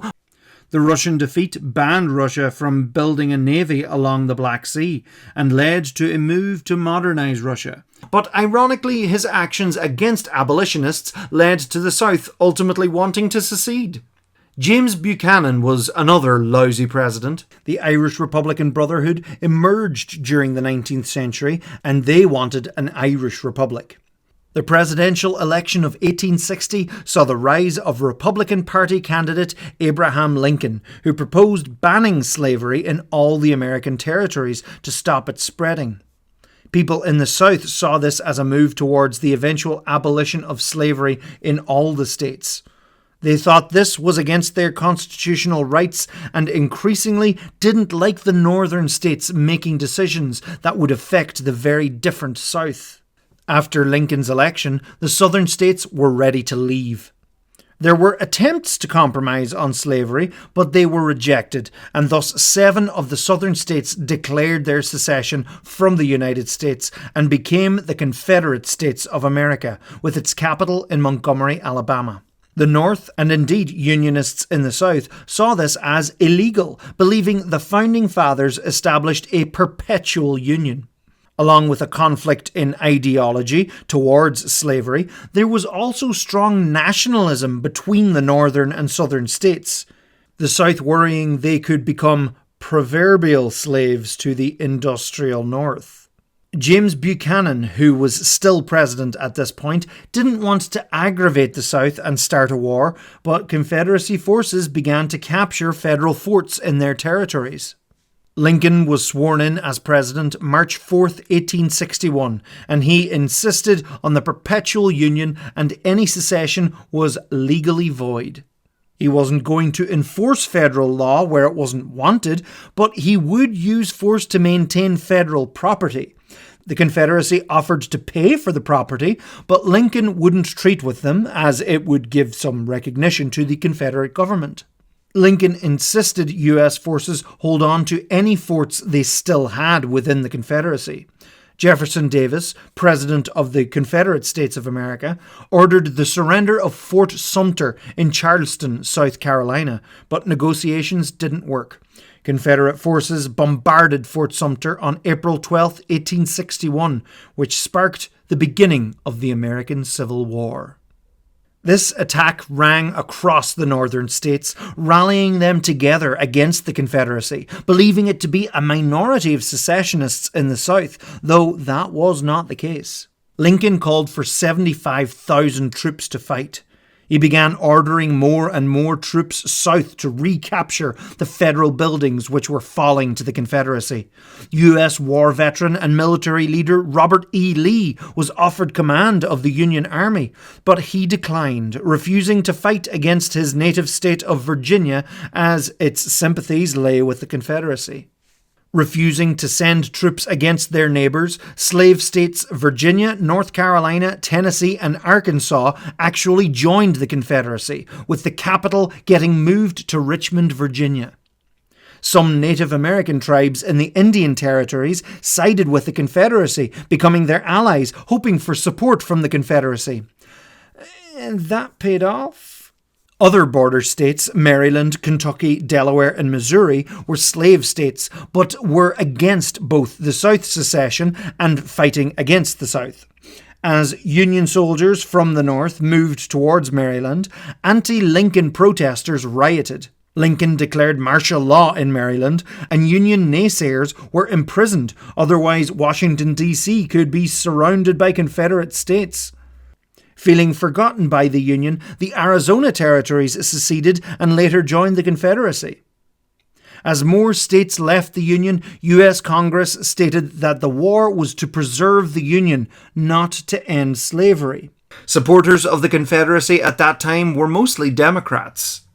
Many people in Russia were freed in 1861 by the Tsar at the time, the abolition of serfdom, which led to a huge new working class moving into the cities, affecting the workers in Ukraine. Abraham Lincoln is arguably seen as one of the greatest presidents in United States history, but ironically was probably one of the closest things the United States had to a dictator, as he took many executive powers into his own hands as the Civil War against the newly formed Confederate States of America broke out. As a side note, Jefferson Davis was the first and only president of the Confederacy.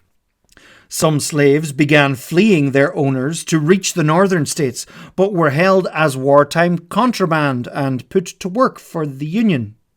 General Winfield Scott came up with the Anaconda Plan to blockade the South and weaken the Confederacy without bloodshed, but people demanded Richmond be taken back. The odds were very much on the Union's side, as it had the greater population. Just under half of the Confederacy's population were enslaved people, and the slave owners weren't going to arm them anytime soon. In July 1861, the Union Army began to advance into Virginia, but met Confederacy forces at Bull Run near Manassas in the first major battle of the war. Although initially successful, the Union forces were stopped by General Thomas Jackson, who gained the nickname Stonewall Jackson because of his stern defense. The famous rebel yell of the Confederate Army drove the Union back to Washington. George McClellan would become General-in-Chief to whip the Union Army into shape. This war was not going to be as short as expected. This war was the first industrial war where railways, telegrams, armoured ships and improved weapons came into play. The cotton industry in the South was being crippled by the Union's blockade. The Confederacy hoped that the countries of Europe would step in, supporting the South, being avid customers of the slave-made cotton. But Europe found its cotton elsewhere and let the Americans sort out their differences. The British developed small blockade runners to continue trading for cheap cotton from the South, which just about kept the South's economy going, for a while at least. With the absence of the Southerners from the US Senate, the House Republicans were able to bring in many bills previously blocked by Southerners, including income tax, which would help fund the war. Kentucky ended its neutrality in favour of the Union when it was invaded by Leonidas Park's Confederacy forces. At the end of 1861, splinter governments of Missouri and Kentucky joined the Confederacy, but held little sway in those states. In 1862, the Union chose to move in on multiple fronts through Virginia, Kentucky, and up the Mississippi River. In Missouri, Confederacy forces were driven out early. Ulysses S. Grant pushed through Kentucky, capturing Fort Henry and Fort Donaldson, opening up the Tennessee River. Accepting only unconditional surrender from the Confederates, he became known as Unconditional Surrender Grant and was a hero to the Union. The blockaded Confederacy knew they couldn't match the Union's fleet, so they developed ships with iron hulls and began converting their smaller fleet into ironclads.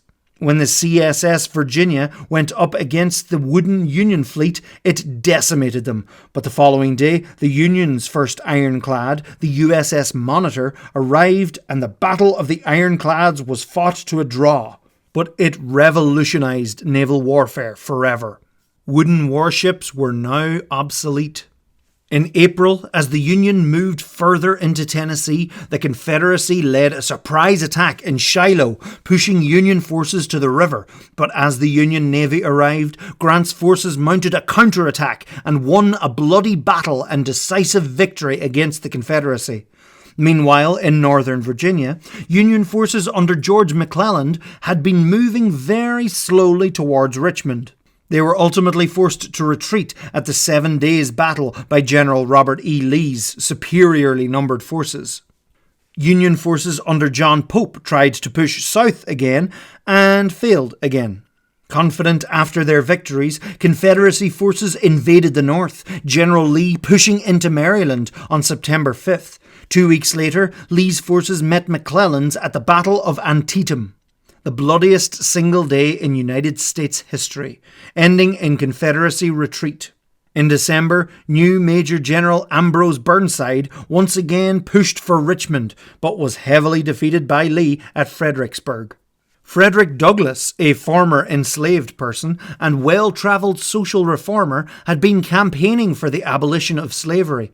That's what this war was truly about. Lincoln was indeed a man of his time and had written plenty opinions which seem controversial today, but actions speak louder than words. In January 1863, Lincoln brought about the Emancipation Proclamation, an executive order that led to the freeing of 3 million slaves in the Confederate States. Many African Americans joined the Union Army to fight against slavery. The Union went through a few different generals in the East, unable to defeat General Lee's forces. Despite being outnumbered 2-1, Lee was victorious at Chancellorsville, although he did lose Stonewall Jackson to friendly fire. West Virginia separated from Virginia and became neutral. As General Lee made another push into the north, Major General George Meade took charge of the Union forces and they fought for 3 days in July at the Battle of Gettysburg, the bloodiest battle of the war, with huge losses on both sides. Lee retreated, but Meade was not able to capture their forces. This battle was the turning point of the war, as the Confederacy threat was never as great. The draft laws in the North, bringing new people into the army, weren't popular, and riots broke out in New York. Many soldiers deserted too. Many got into the war for ideological reasons, for adventure, or simply to defend their home, but the horrors of war changed many of their minds. In the west, Grant captured Vicksburg, the last Confederate stronghold on the Mississippi. The Union now had complete control over the Great River and effectively split Confederacy forces in two. Texas was cut off from the Confederacy, but under General Kirby Smith, they managed to hold up strong defences and a self-sufficient economy. In November, Lincoln spoke at Gettysburg and recalled back to the foundation of the United States. 70 years ago, our fathers brought forth upon this continent a new nation, conceived in liberty and dedicated to the proposition that all men are created equal, and how this nation shall have a new birth of freedom. Grant relieved besieged Union forces at Chattanooga, pushing Confederacy forces out of Tennessee, leaving Union forces looking at the heartland of Confederacy. With the start of 1864, Grant was made commander of all Union armies by Lincoln. He decided on a huge coordinated campaign, pushing into the Confederacy from all directions. Grant pushed his forces down through Virginia towards the Confederacy capital Richmond, fighting Lee's army along the way, both sides suffering heavily. It was a war of attrition. Despite setbacks for the Union, Grant pushed on, driving Lee to Richmond and the close-by Petersburg. Lee moved to defend Petersburg as it was the railway supply line for the capital. Grant's forces dug trenches and a 10-month siege ensued. Meanwhile, Union forces under William Tecumseh Sherman moved from Chattanooga and captured Atlanta, Georgia in September 1864. Other Union forces swept along the Shenandoah Valley, fighting the only remaining Confederate army, ultimately defeating them. That November, Abraham Lincoln was re-elected president, defeating Democrat candidate George McClelland. Sherman marched his army through Georgia towards Savannah, destroying industry, infrastructure, and civilian property along the way, known as the March to the Sea. Sherman captured Savannah on December 21st and offered it as a Christmas present to President Lincoln. The Confederate Army of Tennessee was also defeated in Nashville. Only the army in North Carolina and Lee's besieged army in Petersburg were all that remained to fight for the Confederacy. At the start of 1865, the 13th Amendment to the U.S. Constitution, which abolished slavery, while slavery as a form of punishment continued to be legal, was approved by the US Congress. Change was happening. With advancing Union reinforcements, Lee ultimately evacuated Petersburg and Richmond. Union forces secured the city. Outnumbered and outgunned, General Lee surrendered at Appomattox Courthouse on April 9th, 1865. Grant would not arrest the Confederate army, and they could keep their sidearms and horses. News of the surrender spread, and celebrations erupted in Washington. On April 14th, days later, the Stars and Stripes was raised over Fort Sumter, where it all began.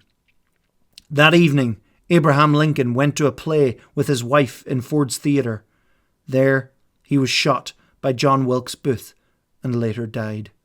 Vice President Andrew Johnson became president. Throughout May, the remainder of the Confederacy forces surrendered and the Civil War ended. The States of America were united once more. Over 700,000 people died in this war, the deadliest war in American history. In December 1865, the 13th Amendment was ratified and slavery was abolished. Andrew Johnson would oversee the beginnings of the Reconstruction period.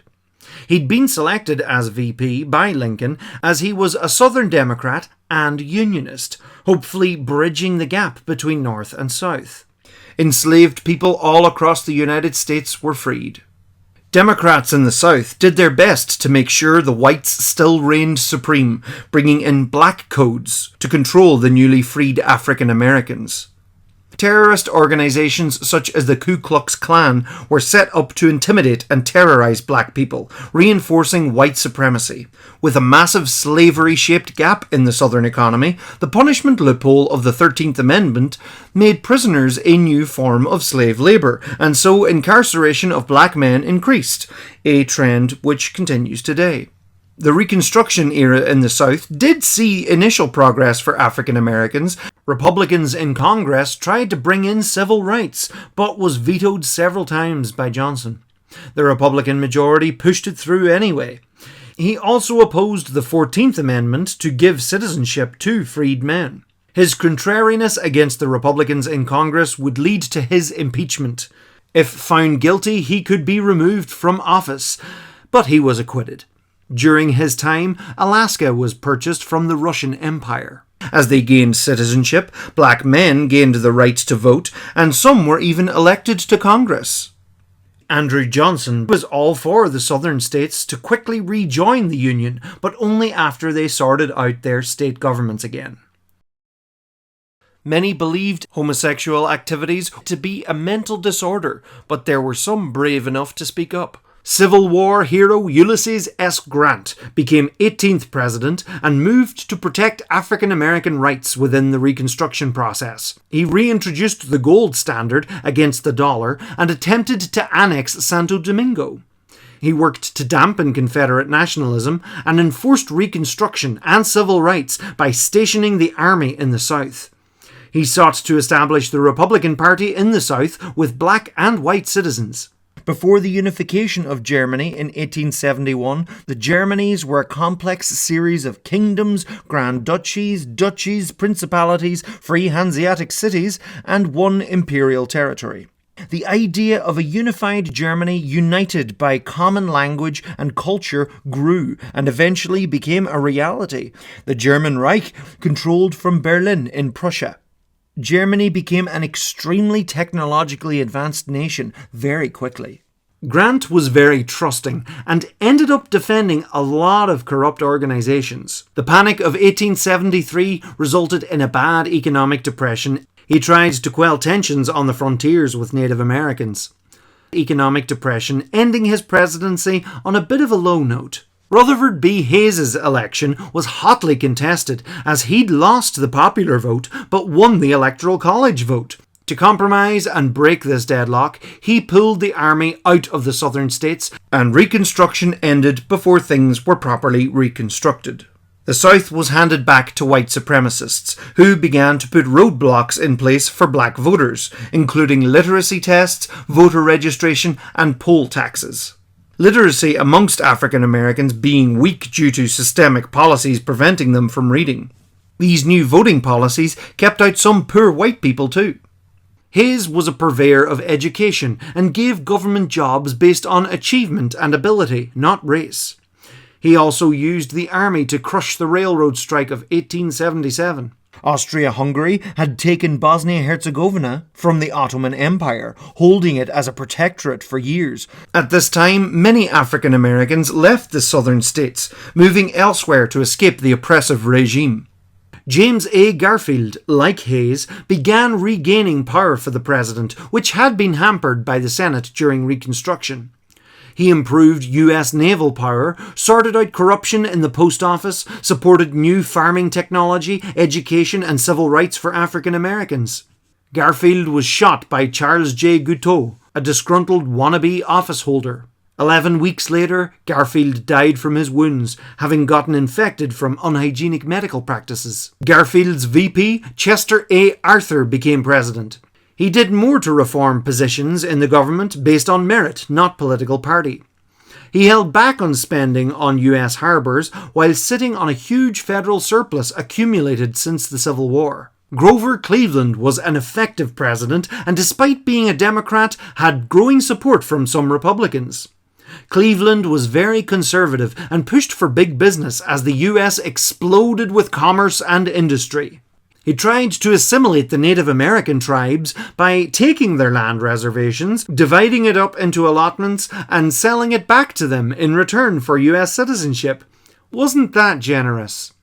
The population of Ireland in 1845 was 8 million, and by the 1890s, after decades of death and even more people leaving the country, the population was 4 million.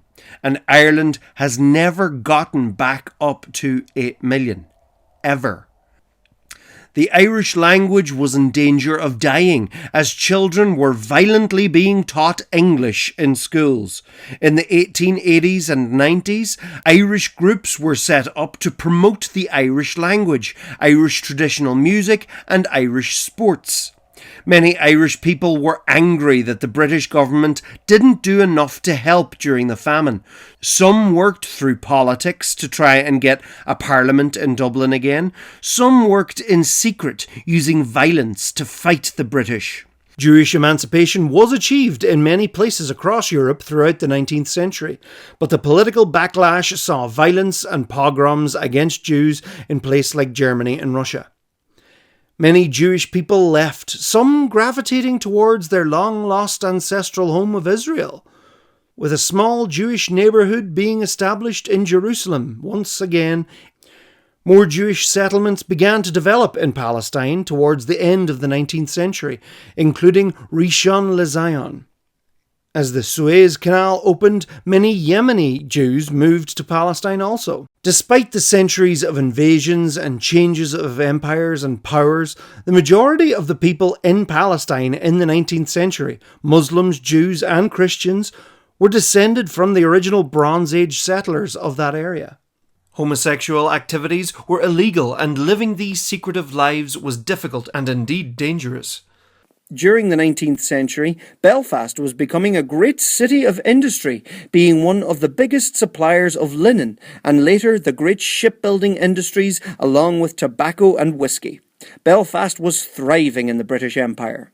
Benjamin Harrison, grandson of 9th President William Henry Harrison, unlike Arthur, decided to spend that surplus money, protecting trade rates and creating the national forests. He was another president who oversaw the modernising navy. He'd proposed federal education and voting rights for African Americans, but was not supported by the politicians who had long grown tired of the issue of civil rights. Grover Cleveland returned as president, the only person to sit 2 non-consecutive terms, being both 22nd and 24th president. Harrison's high spending had led to the Panic of 1893, a terrible depression which Cleveland was unable to alleviate.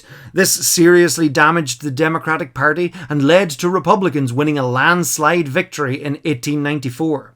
William McKinley became the 25th president. He raised tariffs to protect factories and industry. In 1897, Dr. Magnus Hirschfeld founded the first gay rights organization in Berlin, Germany.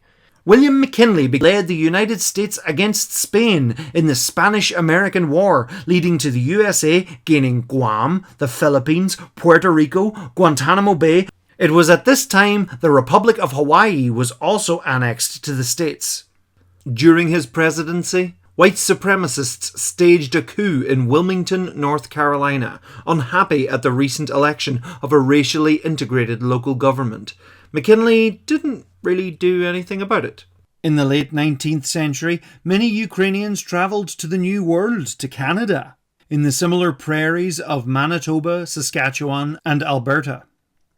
Many would follow throughout the 20th century. 19th century Europe was a continent of nationalistic global empires, with the British, French, Belgians, etc. planting flags across the world, claiming territories, colonising and violently conquering. The United States of America spent the century expanding across North America, confiscating land from indigenous people, and when those people fought back, US forces would wipe them out, reducing indigenous territory to sparse pockets dotted across the map. Jim Crow was one of many fictional characters used to perpetuate negative stereotypes of black people. His name went to a set of laws which allowed for the segregation of black and white communities. Separate but equal, apparently. In this era of colonialism, many European Jews believed this could be done in Palestine for the Jews. Viennese writer Nathan Birnbaum coined the term Zionism as the idea of a Jewish nation-state, Zion being a longing name for Jerusalem and even Israel itself. Theodor Herzl published Der Judenstaat, calling for the restoration of a Jewish state. The first Zionist organization was founded in Switzerland in 1897. Other places outside of Palestine were considered, such as Argentina or Uganda for a Jewish state, but Palestine was ultimately chosen. And Zionists began investigating Palestine throughout the 1900s, as some wealthy benefactors and private donations helped begin the purchase of land in Palestine for the project, despite local Arab Palestinians already not liking the idea of a sudden influx of European colonists taking their land. And indeed, not all Jews were convinced that Zionism was the right way to go. More Jews flocked to Palestine, many setting up little agricultural communities known as a kibbutz. Former Chancellor of the German Reich, Otto von Bismarck, had warned Kaiser Wilhelm that one day the great European war will come out of some damn foolish thing in the Balkans. Within the Russian Empire, the Russian Social Democratic Labour Party was set up to unite many of the revolutionary groups angry at the Tsar. It was deemed illegal, so they met in various cities in Western Europe. The Russian Empire was one of the biggest empires in the world. Most of the European capitalist empires spreading across the world had monarchs in charge. The Russian Empire was no different. The Tsar at the beginning of the 20th century was Nicholas II of the Romanov dynasty, and he had complete control over the empire. Throughout the end of the 19th century, many Democrats had been pushing to have silver coins put into circulation along with the gold standard, so as more wealth could be spread amongst the people. As with his predecessors, McKinley resisted this. By 1900, black voters in Louisiana were reduced to 5,320 on the voter rolls, despite black people being just under half of the population of Louisiana at the time. Groups such as the United Daughters of the Confederacy began to erect statues of old Confederate soldiers and leaders from the Civil War who fought to preserve slavery. Around this time, the so-called lost cause narrative began to emerge, and the South began to reframe how the Civil War was remembered, how they were fighting for states' rights, fighting against Northern aggression. In the first year of his second term, McKinley was assassinated by Leon Czolgosz. Theodore Roosevelt would take his place in 1901. Germany began building its navy to match the British, so the Brits built even more ships. Cuba's ultimate independence. Many gay people living secretive lives. History of queer people can be tricky to pin down because people tended not to leave evidence to maintain secrecy and avoid persecution. Theodore Roosevelt became president at the age of 42, making him the youngest ever president.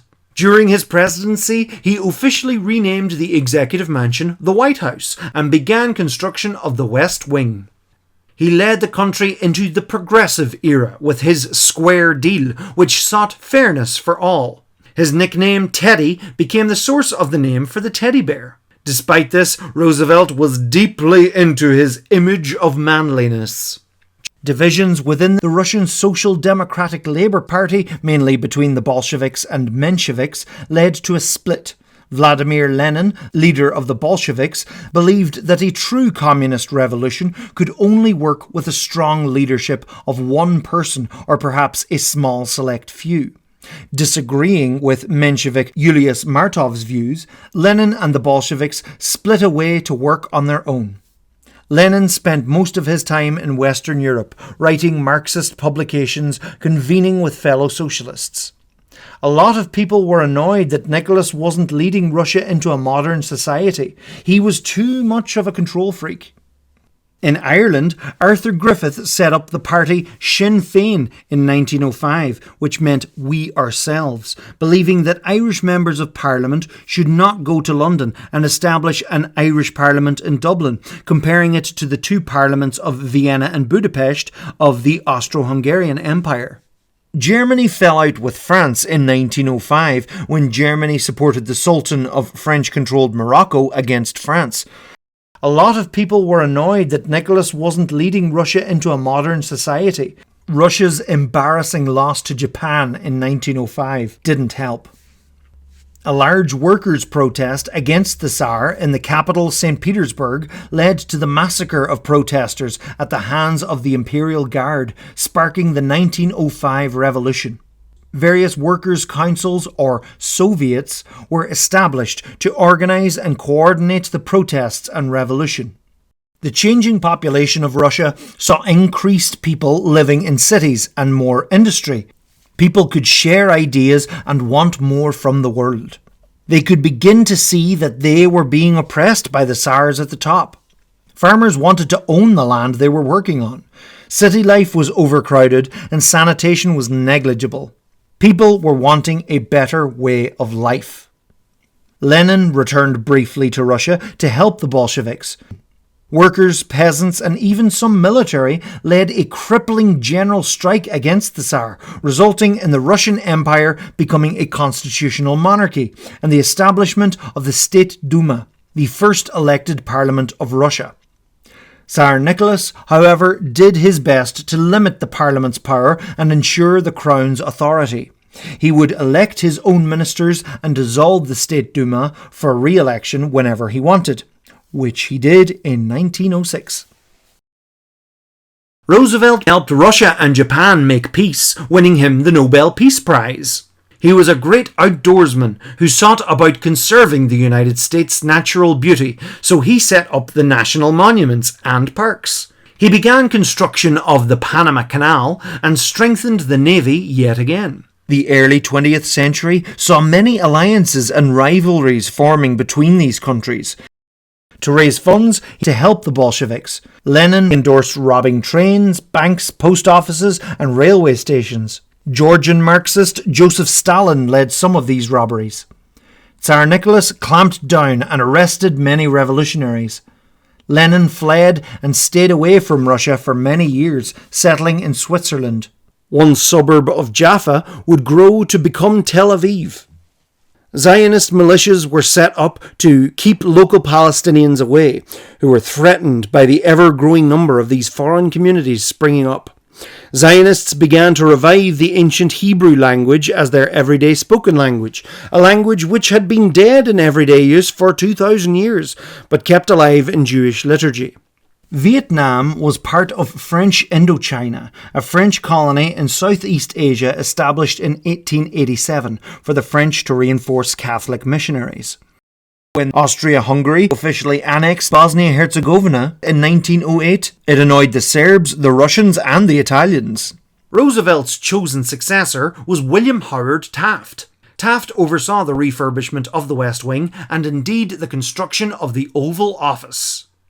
Organisations such as the National Association for the Advancement of Coloured People, or the NAACP, were established to help defend and demand justice for black people. Taft was very interested in foreign affairs in Central America and East Asia. In 1911, Italy and the Ottoman Empire went to war in North Africa, creating more tensions.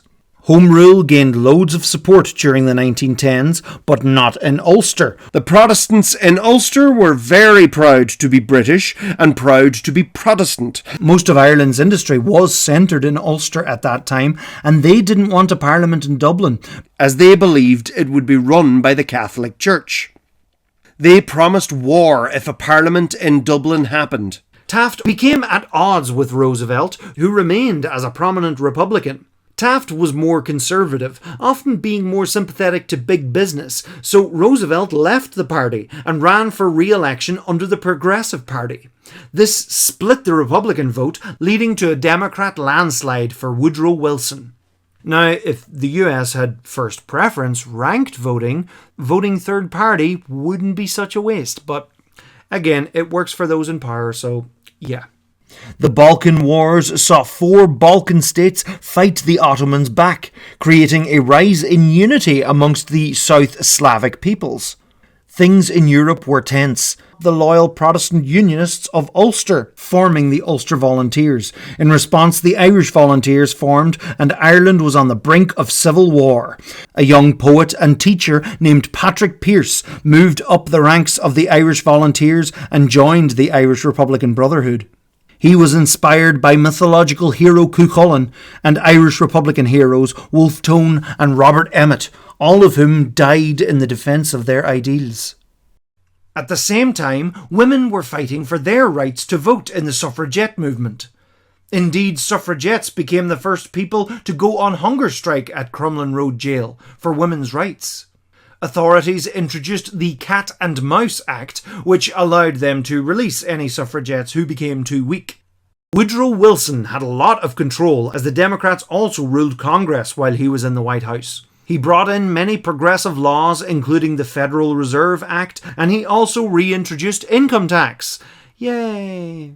The Dublin lockout of 1913 saw socialist leader James Connolly come to prominence in setting up the Citizens' Army in Dublin to protect the workers on strike. The Universal Negro Improvement Association were established to help defend and demand justice for black people. The empires each built up alliances and massive armies to stave off war, believing that everyone else would be too scared to fight against them. At least that was the theory. In 1914, Home Rule was voted into Parliament. But things all changed when a gang of Yugoslav nationalists who didn't like being part of Austria-Hungary shot the Austro-Hungarian Archduke Franz Ferdinand while he was in Sarajevo. Swiftly, the Austro-Hungarian Empire declared war on Serbia, so Russia came in to aid Serbia. So Germany declared war on Russia. Knowing that France would declare war on Germany, Germany decided to invade France via neutral Belgium and Luxembourg, and because of this, Great Britain stepped in to stop the Germans getting any closer. It was a mess of allegiances and rivalries, with two sides forming, the Allies or Entente and the Central Powers. And so began what became known at the time as the Great War, the war to end all wars. And it was not so great. Because Ireland was part of the United Kingdom, they came into the war, and the plan to give Ireland a parliament again was put on hold. Germany marched on Paris, but was stopped by the French, and both sides dug themselves into trenches in what became known as the Western Front. On the Eastern Front, the Russians invaded Austria-Hungary, but were stopped in Eastern Prussia by the Germans. The European colonies across the world went to war with each other, such as British New Zealand occupying German Samoa, French and British troops invading German Togoland and Cameroon. Because of German presence in the Pacific, Japan declared war on Germany and Austria-Hungary. At the time, national pride was at an all-time high, and men were proud to go off and fight for their country. It was seen as a romantic idea to go off and be a hero. Boys as young as 12 managed to lie their way into the army ranks. Tsar Nicholas believed that a war would help unite the people of the Russian Empire against an old enemy and distract them from the harsh living conditions many were in. It did spark a wave of nationalism amongst the people, but it seemed more of a love of the country and not necessarily a love of the monarchy. St. Petersburg was renamed to Petrograd to sound less German. Any Ukrainians and other Eastern Slavic people living on the Austro-Hungarian side of the border were put in concentration camps, seen as Russian sympathizers. The Ottoman Empire joined in on the side of the Central Powers in late 1914. More and more nations from all over the world joined the fight as it spread across Europe. Because of the nature of overseas colonies, many countries were brought into the war simply because they were part of the empire, despite the fight being focused in Europe and concerned European leaders. Great support came from India, hoping it would help further Indian home rule. Wilson kept the states out of the war initially. An interesting thing to note is that King George V of England and Kaiser Wilhelm II of Germany were first cousins, sharing Queen Victoria as a grandmother. Tsar Nicholas II of Russia was first cousin of George on the other side, and he was a third cousin of Wilhelm. And indeed, Nicholas was married to another first cousin of George and Wilhelm. It was essentially a massive royal family feud. Trench warfare was quite terrible. Each army would dig a long system of trenches in the ground, fortifying the front with barbed wire and sandbags. It was a long stalemate where neither side dare advance on the other. Machine guns were a new and very effective weapon. When the time was right, the army would climb up over the top and charge across no man's land to the enemy trench and capture it, thus gaining more land and taking another step towards their goal. At least that was the plan. Only to discover that it was not such a sweet and honourable thing to die for one's country. At this point, there was a split in the Irish volunteers. Most believed that they should go off and fight for the freedom of small nations and come back as a fully trained army for Ireland. Others, such as Thomas Clarke, believed that now was the time to strike while Britain was distracted by the war in Europe. Because of the war, Russia's trade routes through the Ottoman Empire were cut off, leading to an economic crisis. Spirits were high, at least, when the first Christmas came by. Along the Western Front, both forces climbed out of their trenches to celebrate Christmas together, talk, share stories, and play football. When Christmas ended, they would climb back into their trenches to become enemies once again. Conditions in the trenches were dreadful. Soldiers in France and Belgium found their feet rotting away from the constant damp. In contrast, Australian, New Zealand and other British and Ottoman soldiers in Gallipoli had blisteringly hot trenches where rain and cold was replaced with dehydration and overheating. Disease was everywhere in the trenches.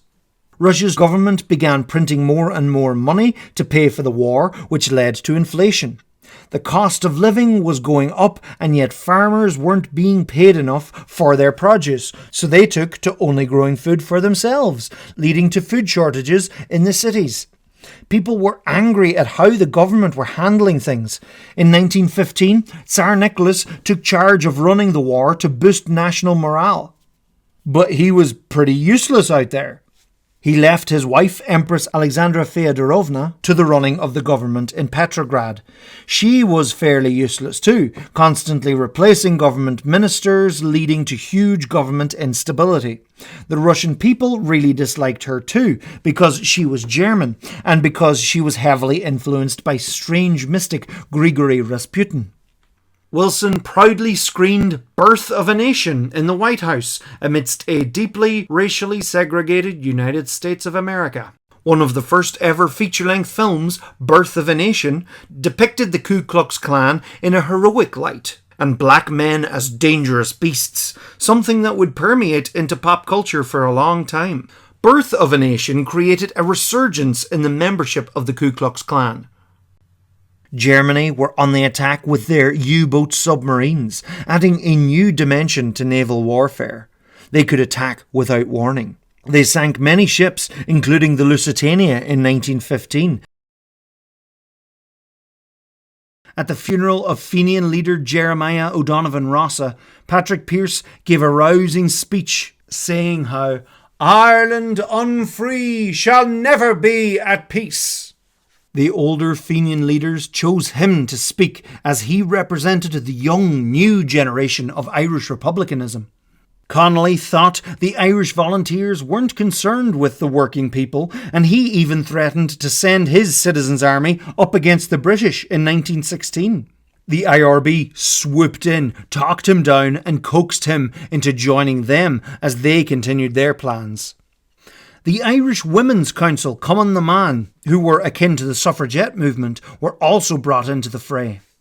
1916 saw a renewed push on the Western Front from both sides. Thousands of French died at Verdun as the Germans unleashed their chlorine gas. The plan for the rising was for regiments of Irish volunteers to parade on Easter Sunday throughout the country, a totally acceptable cover story for the British, but once in place, they would capture strategic spots and hold the country, forcing Britain to relinquish control while it fought in the trenches. All of this was kept secret from Owen MacNeill, the leader of the Irish Volunteers, who thought it was crazy to go up against the highly trained, highly armed British Army. Another IRB member, Bulmer Hobson, who was against the rising, was kidnapped on Good Friday and held until the rising got underway. McNeill was all set to call off the rising, but was told about the IRB securing weapons from Germany. But the German ship carrying the weapons was captured before it could land. When McNeill found out, he sent a countermanding order throughout the country, stopping volunteers from doing anything on Easter Sunday. The IRB leaders decided to go ahead with the rising anyway on Easter Monday at noon, but it was difficult to send word out to the rest of the country at such short notice. The conflict thusly would be mainly centred around Dublin. They drafted and signed the Proclamation of Independence, proclaiming an Irish Republic with Patrick Pearse as its president. Easter Monday came, and the Irish Volunteers and Irish Citizens' Army gathered at Liberty Hall and marched on Sackville Street. Their target was the General Post Office, which would be their main headquarters, cutting off the main station of wireless communication. They captured the GPO, and Pearse stepped out in front and read the proclamation, declaring the right of the people of Ireland to the ownership of Ireland. Irish men and Irish women, in the name of God and of the dead generations from which she receives her old tradition of nationhood, Ireland, through us, summons her children to her flag and strikes for her freedom. At this time, many people didn't know what was going on. Many Irish people were quite happy with the status quo of being part of Britain. As far as they were concerned, the fighting should be happening out in France. The Irish battalions were sent to various strategic buildings in the city to try and hold the city centre for as long as possible. An attempt was made to capture Dublin Castle, the British headquarters in Ireland. It was here the first shot was fired and the unarmed Constable O'Brien was shot dead. The castle gates were closed and the rebels fell back to the adjoining City Hall, despite Dublin Castle being painfully undermanned at the start of the rising. None of the major train stations or ports were captured, which allowed for the eventual arrival of British reinforcements. As chaos descended upon the streets of Dublin, the Dubliners themselves, who lived in some of the poorest conditions in Europe, began looting the shops. Martial law was declared, and Brigadier General Lowe took charge of the forces in Dublin. When he arrived, there were just over 1,000 British troops in Dublin. He housed the troops in Trinity College and set up artillery aimed at the rebels. British forces set up barricades out of anything they could find throughout the streets to prevent the movement of Irish troops. They relied heavily on artillery bombardment rather than direct assaults, giving the rebels nothing to shoot at. Messages were sent between the Irish forces via little boys and women on bikes.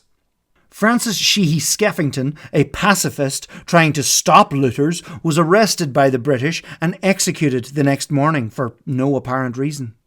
Late Tuesday night, British reinforcements landed at Kingstown Harbour and on Wednesday began to march on the city centre. As they walked past the RDS, they were applauded by Dubliner civilians, but things changed as they approached the Grand Canal. Eamon de Valera had captured Boland's Mill, and his soldiers had taken up positions aimed up Northumberland Road, defending Mount Street Bridge. The British soldiers marched endlessly into the line of fire as the bodies piled up until the volunteers were out of ammo, and the British eventually got grenades. The British gunboat Helga came up the Liffey and demolished Liberty Hall. On Thursday, while seeing to the troops in front of the GPO, James Connolly was hit in the leg by a ricocheting bullet. He was unable to walk for the rest of the rising. Along North King Street, while trying to advance against rebel positions, British soldiers burrowed through civilian houses, killing a few accused of being rebels. General Sir John Maxwell was sent from London with reinforcements.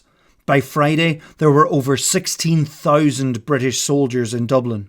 Sackville Street was ablaze from all the shelling. As the flames closed in on the GPO, Pearse called a retreat to the Williams and Woods factory on King's Inn Street, but they became entrenched in the buildings of Moore Street. During the retreat, the O'Rahilly was shot dead, the only rising leader to be killed during the fighting. The centre of Dublin had been greatly destroyed, the first European city since the Napoleonic Wars to suffer such destruction. Many innocent civilians were caught up in the attacks and killed. The civilian casualties during the rising was much greater than military casualties. As the civilian death toll rose, Pearse and Connolly decided to surrender. Nurse Elizabeth O'Farrell was sent out with a white flag. Pearse then officially surrendered to General Lowe.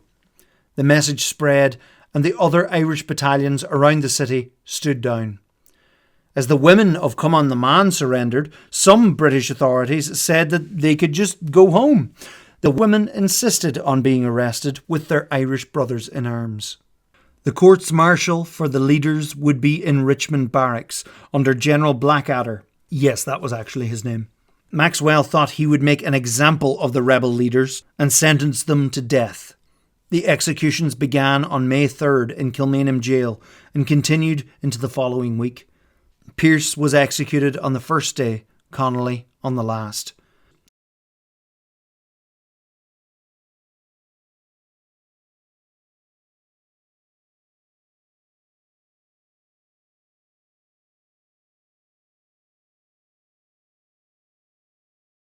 Some military leaders, such as Eamon de Valera, avoided execution. Thousands of people were arrested, many not having anything to do with the rising. Seeing the harsh response by the British and the relentless executions of the leaders, many Irish people began to believe these men died for something: an Irish Republic. British Prime Minister H.H. Asquith arrived in Dublin, concerned at the rate of the executions so soon after the rebellion, and called a stop to further executions. In Cork, Thomas Kent, a volunteer officer who had stayed at home, was executed. Roger Casement would be executed in England later that year. Many of the rebels who fought in the rising were sent to Frongoch internment camp in Wales. One such rebel who had fought in the GPO was the young Cork man Michael Collins. While imprisoned, Collins rose to lead the rebels in training, deciding that guerrilla warfare such as ambushes, raids, hit-and-run tactics would be more effective than fighting the might of the British Army head-on. Irish support for Britain and the war dropped, at least in the south of Ireland. Most Irish troops after that came from the Protestant north. The British T.E. Lawrence, aka Lawrence of Arabia, convinced the Arabs to revolt against the secular Ottoman Empire. During the war, the Turks systematically exterminated up to 1.5 million Armenians within the Ottoman Empire. On the sea, Britain mined many patches of international water to stop movement of German ships. Germany was blockaded. After many naval battles, Britain stayed in control of the seas, above the water at least. The infamous Battle of the Somme was a long and gruelling battle that lasted from July to November. The first day alone saw over 80,000 men wounded or killed, mostly British, due to disastrous attacks. Fundamental errors and contradictions from the High Command led to confusion and unclear plans. In places, soldiers weren't organised in time to charge, so by the time they got going, the artillery had stopped on the Germans, allowing the Germans to easily fire upon their attackers. Planes and artillery were supposed to clear the German barbed wire in no man's land, but the shrapnel was ineffective against the wire. When the order came to go over the top, thousands of men ran out to their death to be caught on the barbed wire and picked off one by the German machine guns. This battle saw the first use of tanks by the British. Ultimately, France and Britain pushed against Germany and gained much ground. By Christmas 1916, no man wanted good cheer wished upon their faceless enemy. Russia's troops on the front lines were not being properly supplied with munitions due to the struggling economy. The industry was there, but not the money to pay for it. Socialists across Europe had hoped that the imperialist war would be the perfect thing to unite the working people who were being used as cannon fodder and overthrow the monarchies of Europe, creating a communist utopia. If only reality was that simple. As the war trudged on, more and more skilled workers were being conscripted to the front lines. Even the military were beginning to grow tired of how badly the Tsar was handling this. The better supplied German forces were causing heavy losses amongst the Russian forces. The army was becoming more and more working class, as many peasants found themselves being promoted to officers to replace their dead predecessors. The hopelessness of the war seemed to be never ending, and many soldiers deserted. Revolutionary propaganda led to widespread strikes in 1916. In November, the State Duma warned Nicholas that he needed to form a new government to get things done. He ignored this and thoroughly annoyed pretty much everyone in the process. Nobles who had grown tired of Rasputin's influence over the Tsarina Alexandra lured Rasputin to one of their houses and assassinated him at the end of 1916. The people were at boiling point by the time 1917 arrived. By December 1916, the prisoners in Frangach were released and returned home to stir up support for the cause. In 1917, British Prime Minister David Lloyd George announced an amnesty for political prisoners, such as Eamon de Valera, so they were released too. Many of the public believed that Sinn Féin was behind the Easter Rising, not the Irish Volunteers.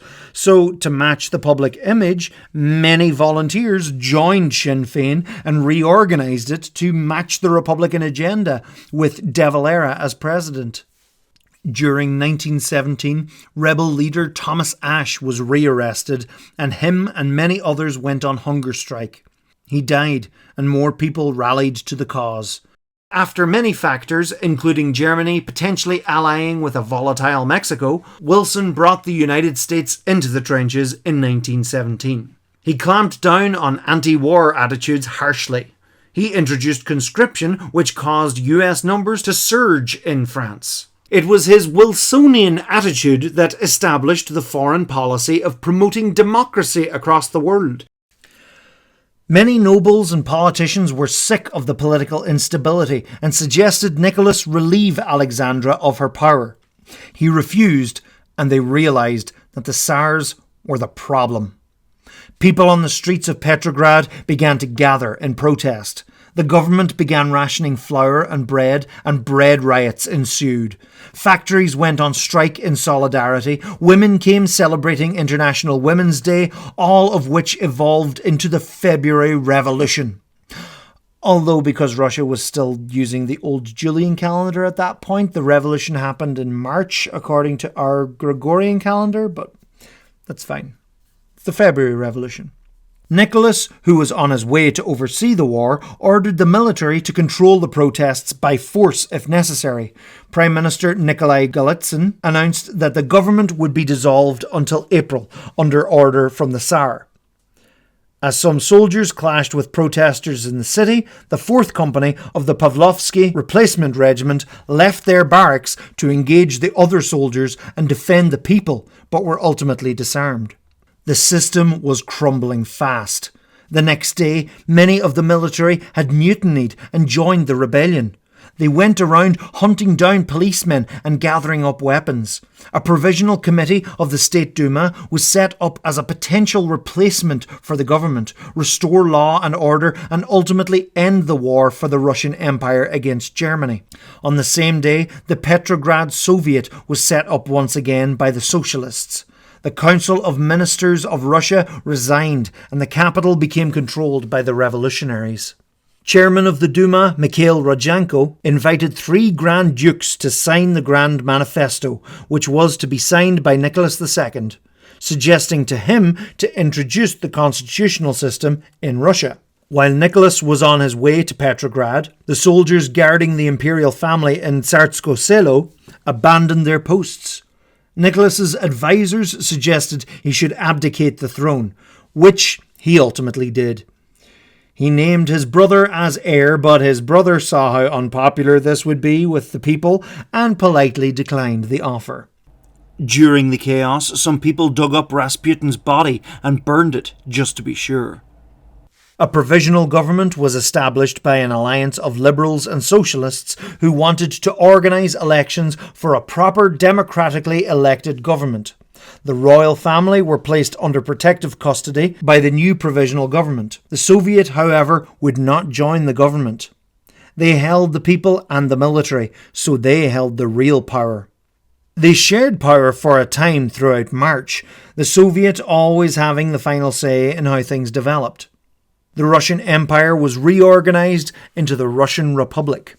In the wake of the February Revolution, Lenin thought it was the perfect time to return to Russia. Germany actually helped him get to Russia, hoping he would destabilise them further and bring them out of the war. In July, after a disastrous Russian offensive against the Central Powers, 500,000 people, including soldiers and sailors, came out in protest in Petrograd. Not enough change was seen since February. Lenin and the Bolsheviks disowned the chaotic protest, but the provisional government interpreted it as a Bolshevik coup and called for the arrest of many prominent Bolsheviks. Lenin hid in Finland. Another prominent Bolshevik, Leon Trotsky, was arrested.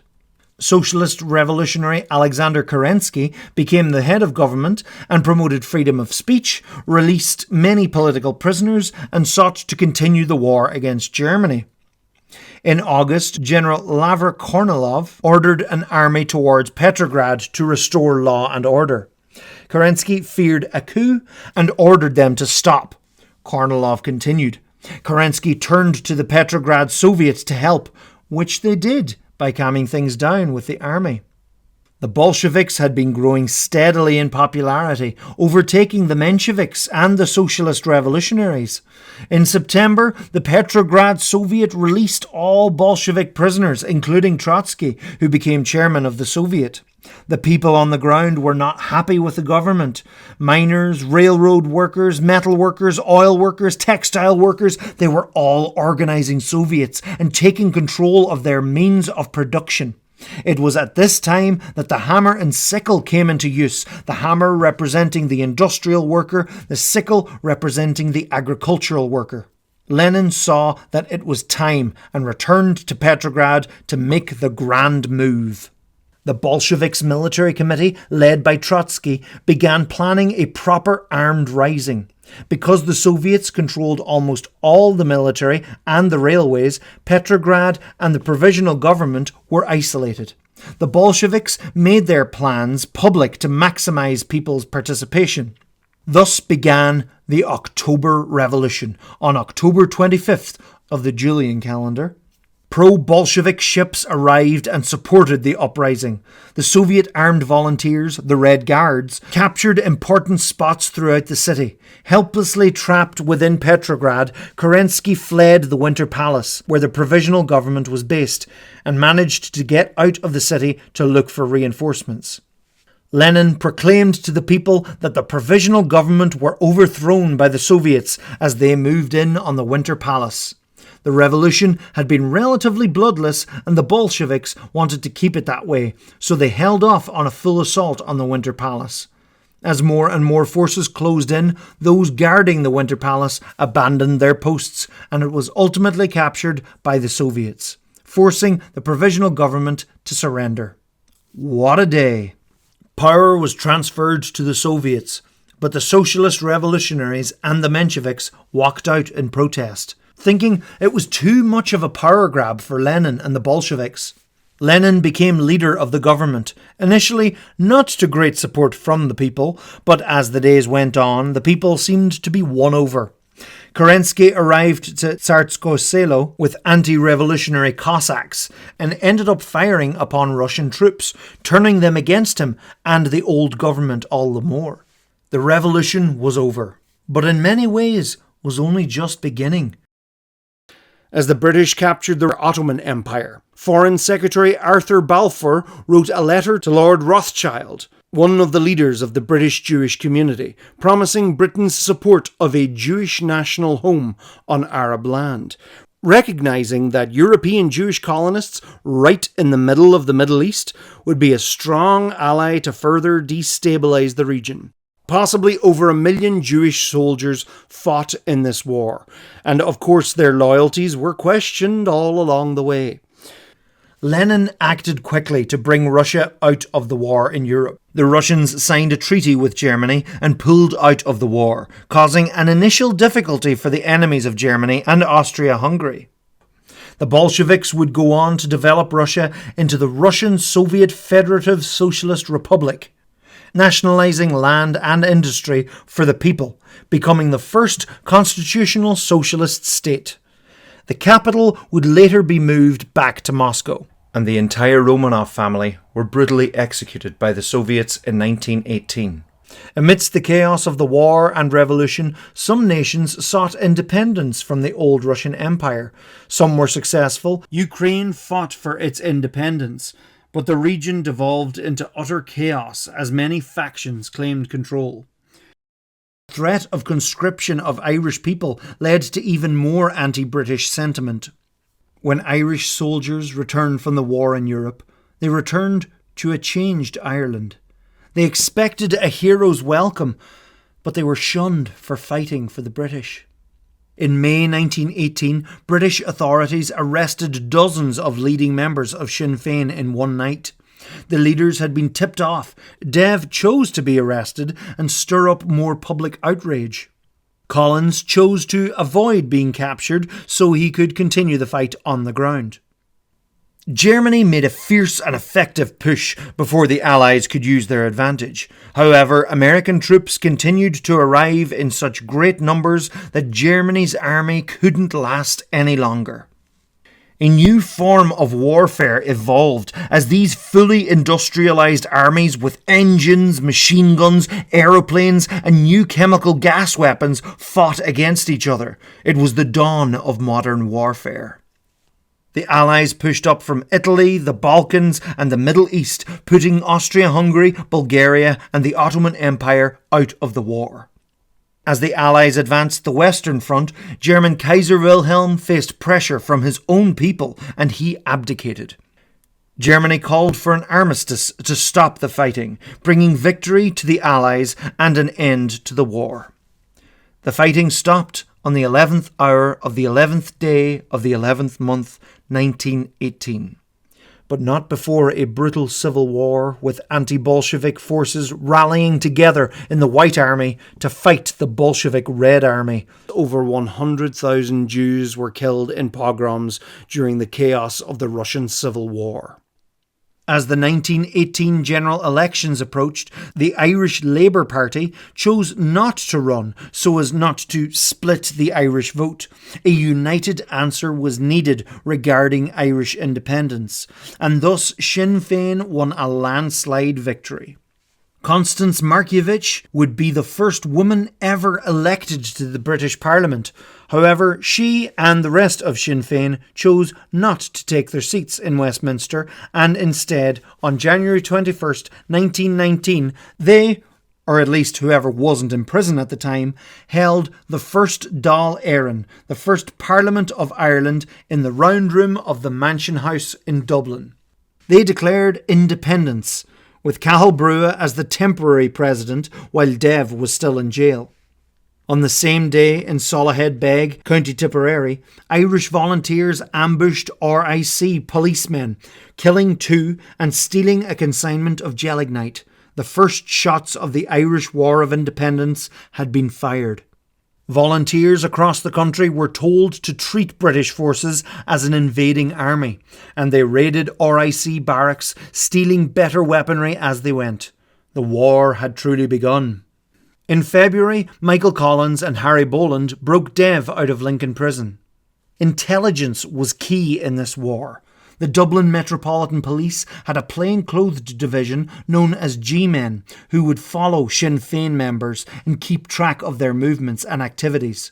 Ned Broy worked as a double agent in the police for the volunteers, copying files, explaining the whole police system and indeed sneaking in Michael Collins himself into the detective headquarters in Dublin so Collins could spend the night going through the files. In Limerick, amidst the chaos of the war, The people declared the Limerick Soviet, a socialist city named after the Soviets, which had taken control of Russia only 2 years before. The people printed their own money, controlled food prices, and printed their own newspapers. It lasted 2 weeks before Republicans and the Catholic Church turned against it. This was a common thread throughout the war, as socialist uprisings were often suppressed by Irish nationalists, or indeed the British. The last thing the British needed was socialist ideas spreading to English cities and crumbling the empire from within. Loaning loads of money to the Allies in Europe, the United States made loads of money from World War I. Wilson travelled to Paris to help set up the League of Nations and put together the Treaty of Versailles. Dublin TD Sean T. O'Kelly was in Paris trying to get some time with US President Woodrow Wilson. He didn't get too far. De Valera himself travelled to the United States to muster support and money for the Irish Republic, talking to many Irish American groups and raising $5.5 million. He stayed in the States for 18 months, leaving effective command of the war to Collins. After the war, Muslim Christian associations came together in Palestine in the Arab Congress to promote Arab unity and to oppose the Balfour Declaration. In Paris, the world powers were convening in Versailles and began establishing some new nations based on historical ethnic groups. Emir Faisal outlined a case for the independence of Arab countries. It took 6 months to negotiate terms, and it was ultimately decided that the Central Powers were to pay for the damages they had caused during the war. The map of Europe was redrawn and German territory shrank. Soldiers who made it home again were changed men. They were haunted by the horrors which they had seen in the trenches. Gas attacks, friends dying by their side, the constant shelling of enemy artillery, the haunting whistle calling to go over the top. They were shell-shocked and found it impossible to go back to normal life after the trenches. Many great poets and writers were inspired by their hell in the trenches, such as Wilfred Owen, J.R.R. Tolkien, and Ernest Hemingway of the so-called Lost Generation. Some survived, many did not.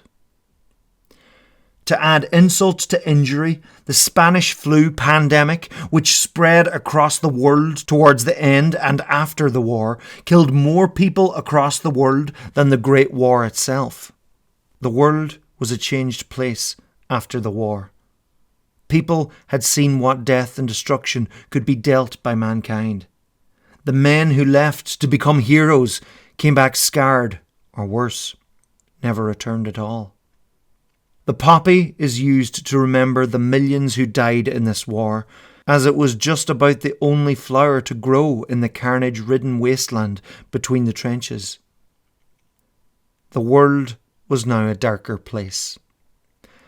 People hoped that it would indeed be the war to end all wars. Unfortunately, they were mistaken. The League of Nations was set up so no countries could fall out with each other ever again. For this, Wilson was awarded the Nobel Peace Prize, which was a little bit premature. While Sinn Féin in the Dáil opted for a non-violent approach towards the Dublin police through mild intimidation, persuasion and boycotting, Collins believed this wasn't enough. He had a group assembled who would become known as the Squad, who would target and assassinate G-men, making it more and more undesirable to work for the Crown. The Dáil became worried that the Irish volunteers were working too independently, and so they were reorganised into the Irish Republican Army, with Richard Mulcahy as their Chief of Staff. In Fermoy, County Cork, after IRA volunteers attacked British troops, killing one of them, 200 British troops looted and burnt the town. Meanwhile, British Prime Minister Lloyd George had outlawed Dáil Éireann, but the British government was still exploring the possibility of Home Rule with 2 parliaments, one in Dublin and one in Belfast. Sir John French, the Lord Lieutenant of Ireland, believed this could work. The IRA tried to assassinate him in Phoenix Park in Dublin towards the end of 1919. From the anarchy ultimately emerged the Ukrainian Soviet Socialist Republic. After World War I, competition for jobs increased, with so many soldiers returning. At this time, millions of black people once again left the South to other urban areas in the rest of the USA, leading to more racial tension and discrimination towards black people in jobs and housing. The Red Summer of 1919 saw race riots and lynching across America. Wilson suffered a stroke towards the end of his office. Towards the end of his presidency also came Prohibition, which outlawed alcohol, though Wilson had little to do with that. Under his presidency came the 19th Amendment, giving women the right to vote. Took them long enough. This annoyed the southern states, but he staffed his cabinet with pro-segregation Democrats, so you win some, you lose some. In 1920, the British Secretary of State for War, Winston Churchill, put together a heavy-duty team of law enforcers, many veterans of the Great War. Due to the colours of their uniforms, the RIC Special Reserve gained the infamous nickname the Black and Tans, and they were vicious and brutal, often taking reprisals for IRA attacks out on civilians. Tuam, Balbriggan, Thurles and many other towns would burn before the end of 1920. The north of Ireland was much more deeply divided, as the Ulster Unionists were still very much against Irish nationalists. In Derry elections, nationalists had taken control of the London Dairy Corporation. IRA attacks on RIC barracks increased across the province. The Ulster Volunteers arose to defend the Protestants of Ulster. Catholics in the waterside of Derry were driven out, and an attack was made on the bogside by the Ulster Volunteers and British Army. In Belfast, 7,000 Catholic workers were driven out of their jobs in the shipyards by loyalists. There would be no surrender. The defeated Ottoman Empire was dissolved, and much of the territory was divided up by Britain and France, actively drawing the borders to keep the Arabs divided. Ronald Storrs, the newly appointed British governor of Palestine, compared the new Jewish colonies in Palestine to England's historical colonisation of Ulster in the 1600s, and how that grew to fruition in an Irish province deeply loyal to Britain. The Yishuv, the ever-growing Jewish community in Palestine, established the Assembly of Representatives and the Jewish National Council to further organise themselves together. Mass protests, violence and riots ensued from the Palestinians throughout the late 1920s and 30s, as it became clear that the British were very much favouring the new Jewish colonists. Jewish settlers organised a paramilitary group called Haganah to fight Palestinians. The so-called lost cause narrative began to emerge, various narratives attempting to sideline slavery and the oppression of black people. The British war effort was hampered in many ways by Dublin dock workers and Irish rail workers refusing to carry British war materials or troops. Collins's squad's assassination campaign against G-men was leaving the British intelligence network thin, so they brought in their own operatives from England, who would later be known as the Cairo Gang. The Dáil courts had been set up to replace the British legal system, and Irish people began refusing to take part in British courts, bringing the justice system to a standstill. Many RIC policemen left, frustrated with the lack of justice. The RIC gained more reinforcement from the Auxiliary Division, who would gain a similar reputation to the Black and Tans. The British brought in internment without trial, throwing many suspected IRA members into jail unjustly. In April 1920, many in Mountjoy prison went on hunger strike, demanding political status. In August, prisoners in Cork went on hunger strike. Terence McSwiney, Lord Mayor of Cork and elected Sinn Féiner, was imprisoned, so he joined the hunger strike. 3 people died, including McSwiney, after months of refusing to eat. McSwiney's death in an English jail brought much international attention, unwanted by Britain. The tit-for-tat attacks and reprisals continued throughout 1920, and the 21st of November saw one of the most infamous days in the war. By November 1920, Collins' people had been gathering information about the Cairo gang, who they were, where they frequented, and where they lived. Limerick man David Nelligan had been Collins' inside man in Dublin Castle, the centre of British control in Ireland, and Nelligan had helped Collins with a lot of information. Several senior IRA members helped plan a coordinated attack on the Cairo gang. There was to be a Gaelic football match in Croke Park between Dublin and Tipperary on the 21st of November. This date was chosen for the attacks, as there would be bigger crowds of people coming into the city, making it easier for the squad to blend in. Some of the planners, Dick McKee and Pater Clancy, were captured by the British the night before, along with a civilian Conor Clune. On the morning of the 21st of November, under the command of Michael Collins and Richard Mulcahy, the squad and other IRA members were dispersed across Dublin with the names and addresses of British operatives, many of the Cairo gang. Most of the targets were in the south inner city. At 9 a.m. they carried out a coordinated attack on their targets, executing 13 British operatives of various positions and wounding 2 others. 2 civilians were killed, 1 other was wounded, as well as 1 IRA man, Frank Teeling, who was captured. The British response was swift and brutal. In the afternoon, the British auxiliaries moved on Croke Park to the Gaelic football match between Dublin and Tipperary.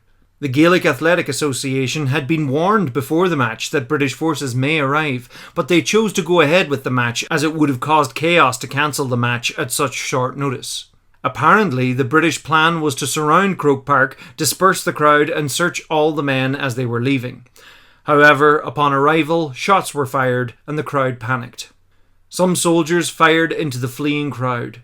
Some auxiliary forces scaled the pavilion and fired down from above. Some of the Gaelic players on the pitch who had received IRA training knew to drop to the ground amidst the British gunfire. They tried to crawl away towards Hill 60, but one of them, Michael Hogan, was shot dead. Many of the panicked crowd were injured in the stampede, getting caught on barbed wire as they climbed the walls to escape, and indeed many injured themselves as they fell from the walls. British armoured cars awaited the crowd on Clonliffe Road, adding to the panic. In all, 12 people were killed by British forces. Another 2 were trampled in the panicked stampede. These people were Jane Boyle, James Burke, Daniel Carroll, Michael Feary, Mick Hogan, Tom Hogan, James Matthews, Patrick O'Dowd, Jerome O'Leary, who was 10, William Robinson, who was 11, Tom Ryan, John William Scott, James Tehan, and Joe Traynor. Captured IRA men Dick McKee, Pater Clancy, and a civilian Conor Clune were tortured and shot in Dublin Castle that night. This day would become known as Bloody Sunday. Martial law spread across the country. In December, after an IRA attack on auxiliaries in Cork, British authorities set fire to Cork City. Fire brigades were delayed by the Black and Tans and civilians were shot at. At this time, Eamon de Valera returned from America to a country deep at war. Meanwhile, in Westminster, just before Christmas, the Government of Ireland Act 1920 came into law. It would have been easier to give Ireland some form of home rule with a parliament in Dublin, but the Irish Unionist Party kicked up such a fuss that it was decided that Ireland would be divided into North and South, and thus Northern Ireland was created with a parliament in Belfast. The Republican Party of Sinn Féin refused to take their seats in Westminster, so the British plan was very out of touch with Republican ideals. Not all 9 counties of Ulster would be part of the new state. The Unionists decided that they could not control Donegal, Cavan or Monaghan politically, so after a little gerrymandering, the 6 counties of Derry, or Londonderry, as it was known to the Unionists, Antrim, Down, Armagh, Tyrone and Fermanagh became the 6 counties of Northern Ireland in 1921. Because of the strong Unionist presence in the 6 northeastern counties, the Parliament in Belfast would control these counties, which would become Northern Ireland.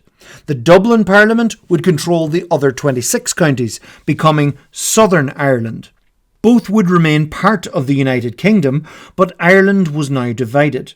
Because the Sinn Féin representatives hadn't taken their places in Westminster, the Act was very out of touch with the developments in Ireland. Many people in Ireland were beyond the point of no return when it came to the British Empire. The IRA travelled in flying columns, guerrilla groups ready to attack, hiding from authorities in friendly houses or hideouts around the countryside. In January 1921, British authorities in Dripsey, County Cork, were tipped off about an IRA ambush by a local elderly woman, resulting in the deaths of 7 IRA men. Later, the IRA kidnapped and executed her and her chauffeur. In Dublin, the British patrols began bringing IRA prisoners along with them to deter grenade attacks. Curfews were brought in Dublin, and they began door-to-door searches. Early 1921 would see the bloodiest of the war. The 1921 election had seen 6 women elected as TDs. De Valera in the Dáil tried to gain some control back on the chaotic war.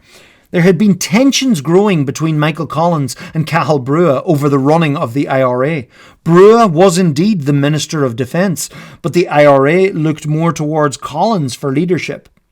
Dev didn't like the hit-and-run murderous tactics the IRA had been employing, so he moved for a more formal military action of capturing the Customs House in Dublin. Led by Oscar Traynor, this was a complete disaster, as they were very quickly outgunned by the British. 80 IRA men were captured, and the supplies for the Republican cause were running dangerously low.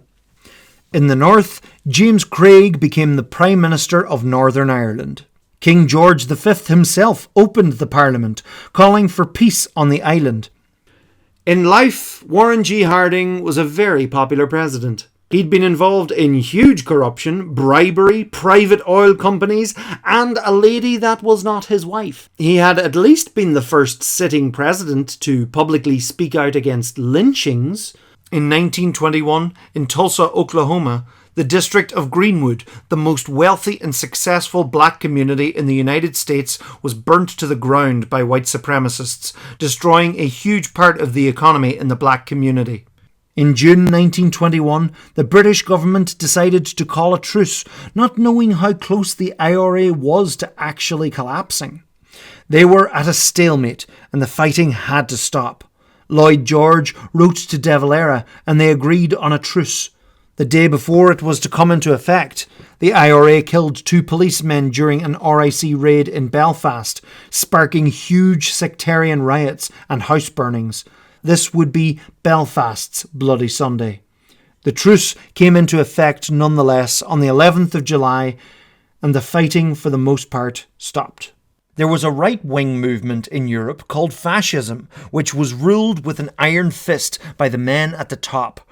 The Treaty of Versailles had left many countries with internal wars for power. The blame was laid on Germany for causing so much hostility, and as a nation, they got the brunt of the guilt. Germany had shrunk after the Great War. As part of the Treaty of Versailles, Germany was not to put weapons in the Rhinelands bordering France. Germany's economy collapsed. Currency was worthless. Amidst this chaos, an Austrian politician would rise up to give the nation hope. His name was Adolf Hitler. Hitler became the leader of the National Socialist Party, or the Nazi Party, in Germany. Republic President Eamon de Valera spent the summer arguing with British Prime Minister David Lloyd George over whether Dev would be recognised as the leader of a sovereign state in the negotiations. Dev didn't get his way, and so Michael Collins and Arthur Griffith, among others, were sent over to negotiate with Britain. A fully independent Irish Republic or a 32-county United Ireland was never on offer from the British.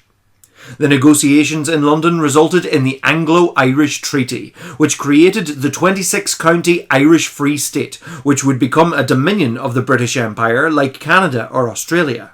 The English king would still be head of state, and the Irish government would have to pledge an oath of allegiance to the crown. 3 strategic Irish ports were also held onto by Britain for defence purposes. The treaty also allowed Northern Ireland to opt out of joining the Free State. The border between north and south followed the county borders, which often follows rivers, lakes and streams, but not always, resulting in some odd borders. particularly the road between Clonus and Butler's Bridge, in which you cross the border 4 times in just over 10 kilometres. This would have been fine with the initial Westminster plan of Northern Ireland and Southern Ireland remaining part of the United Kingdom, so the border would be like travelling from England into Wales. But the negotiations following the War of Independence resulted in the Irish Free State, which would remain a dominion of the British Empire like Australia or Canada, thus cementing partition on the island. The treaty was signed in December, and Collins and Griffith brought it back to Dublin to a mixed response, to say the very least. The treaty was debated in the Dáil, and people were divided. The likes of De Valera and Cathal Brugha were against the treaty, believing it to be a betrayal of the Republic. Collins argued that the Free State would be a stepping stone towards complete independence, the freedom to achieve freedom. Also, a renewed war with Britain was not desirable. Ultimately, in January 1922, the Dáil voted in favour of the treaty, 64 votes to 57. Dev and his supporters left Dáil Éireann in protest. Arthur Griffith was elected the new president in Dev's absence. Because the treaty had to be ratified by the British Parliament of Southern Ireland, the pro-treaty TDs met with their fellow Unionist MPs in the Mansion House, thus forming the provisional government of the Irish Free State, with Michael Collins as chairman. Dublin Castle and many other places of British authority surrendered to the Free State. Up north, sectarian violence in Belfast continued, and membership of the IRA increased there significantly. Tyrone and Fermanagh county councils pledged their allegiance to Dáil Éireann, but James Craig, the Prime Minister of Northern Ireland, had them shut down by the police of the RIC. Collins assured the IRA in the north that partition would only be a temporary measure. Down south, the IRA was deeply divided about the treaty. The pro-treaty IRA were reorganised into the Irish National Army. Anti-treaty IRA members began capturing RIC barracks as British troops were abandoning them. In March, things almost came to blows in Limerick as anti- and pro-treaty forces argued over taking control of new barracks, known today as Sarsfield Barracks. Dev travelled around Munster speaking out against the treaty, telling people they would have to wade through Irish blood, through the blood of the soldiers of the Irish government, and through perhaps the blood of some of the members of the government in order to get Irish freedom. Thems were fighting words, and IRA forces met to officially reject the treaty and formed their own army executive of 16 men. In 1922, the League of Nations decided Britain was indeed in charge of British-mandated Palestine, with a view to establish a Jewish state. It suited many European nations to potentially get rid of their Jews, offloading them to Palestine. Fresh off terrorising the people of Ireland, who had been fighting for their independence, some of the auxiliaries and the Black and Tans, the heavy-duty police force who terrorised and murdered Irish civilians and committed several atrocities, were now sent to do the exact same thing to the Palestinians, who were not happy with the increased influx of European Jewish colonists into the region. The Ukrainian Soviet Socialist Republic became engulfed by the growing power of the Soviet Union. Joseph Stalin took control of the Soviet Union. Fascists felt threatened by communism as it sought to spread wealth equally amongst the people, theoretically at least. In April 1922, they led 200 anti-treaty IRA to occupy the forecourts in Dublin, hoping for a British response and a renewal of hostilities with the British. The next month, anti-treaty forces captured Kilkenny. Violence broke out, but an uneasy truce was held in the Dáil as the election approached. The leaders of the divided Sinn Féin party agreed that they wouldn't split the vote, so both anti- and pro-treaty sides agreed to form a coalition government, whatever the outcome. The election came and the pro-treaty Sinn Féin won more than the anti-treaty Sinn Féin. Most of the other parties were also pro-treaty. Tensions were running high. The British were putting pressure on Collins to quell the rebellion before it started. Winston Churchill threatened to send British troops back over to sort out the rowdy rebels. But Collins decided he would do it himself. On the 28th of June, Collins had the Free State Army point 2 British 18-pounder field guns at the forecourts and opened fire. and thus began the Irish Civil War. It was no longer the Irish fighting the British. It was former comrades, former brothers and sisters in arms, fighting against each other. The Battle of Dublin lasted 6 days. It was like the Easter Rising all over again, except this time it was the Free State forces wielding the weapons of the British Empire. Anti-treaty forces were herded towards the top of Sackville Street. Some escaped the city as Cathal Brugha stayed behind, revolver in hand, to stand off against the Free State. He was shot and later died. The Free State were now in control of the capital. There was a mad scramble for control across the country between Free Staters and Republicans. When the IRA split, there were more for the Republicans. They also had the more experienced guerrilla fighters, but lacked the decent weaponry. Frank Aiken, leader of the Northern IRA, said they would remain neutral, seeing the social divides at first hand. Aiken would later be arrested and taken to Dundalk prison. Liam Lynch had been captured in the forecourts, but was allowed to leave the city to convince his fellow Republicans to stand down. Instead, he became the IRA Chief of Staff and organised the fortification of his home city of Limerick. They strengthened their positions mainly in the south, nicknamed the Munster Republic. Due to the limited weapons, Liam Lynch chose the defensive stance and let the Free State Army come to them. Free State forces captured towns throughout Leinster and even managed to capture Galway with little resistance. Led by Owen O'Duffy, Free State forces captured Limerick after a week of fighting. The same day, Waterford fell to the Free State. The anti-treaty forces were no match for the Free State's artillery. To avoid capture, the Republican fighters abandoned their positions in Limerick and regrouped near Kilmallock. A harsh battle was fought as Free State forces approached, Republican forces using ambushes and 3 armoured cars to hamper the inexperienced Free State soldiers' advance.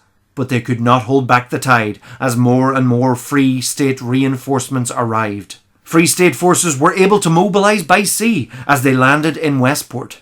In Dundalk, IRA forces blew a hole in the wall of the prison, freeing Frank Aiken and other Republican prisoners. In Skerries, County Dublin, Harry Boland, right-hand man of De Valera and former best friend of Michael Collins, was shot dead while being arrested in a hotel. Free State forces landed by sea in Fennet, County Kerry, and later in Youghal and Passage West, just outside of Cork City. The Free State were tightening their grip from multiple angles.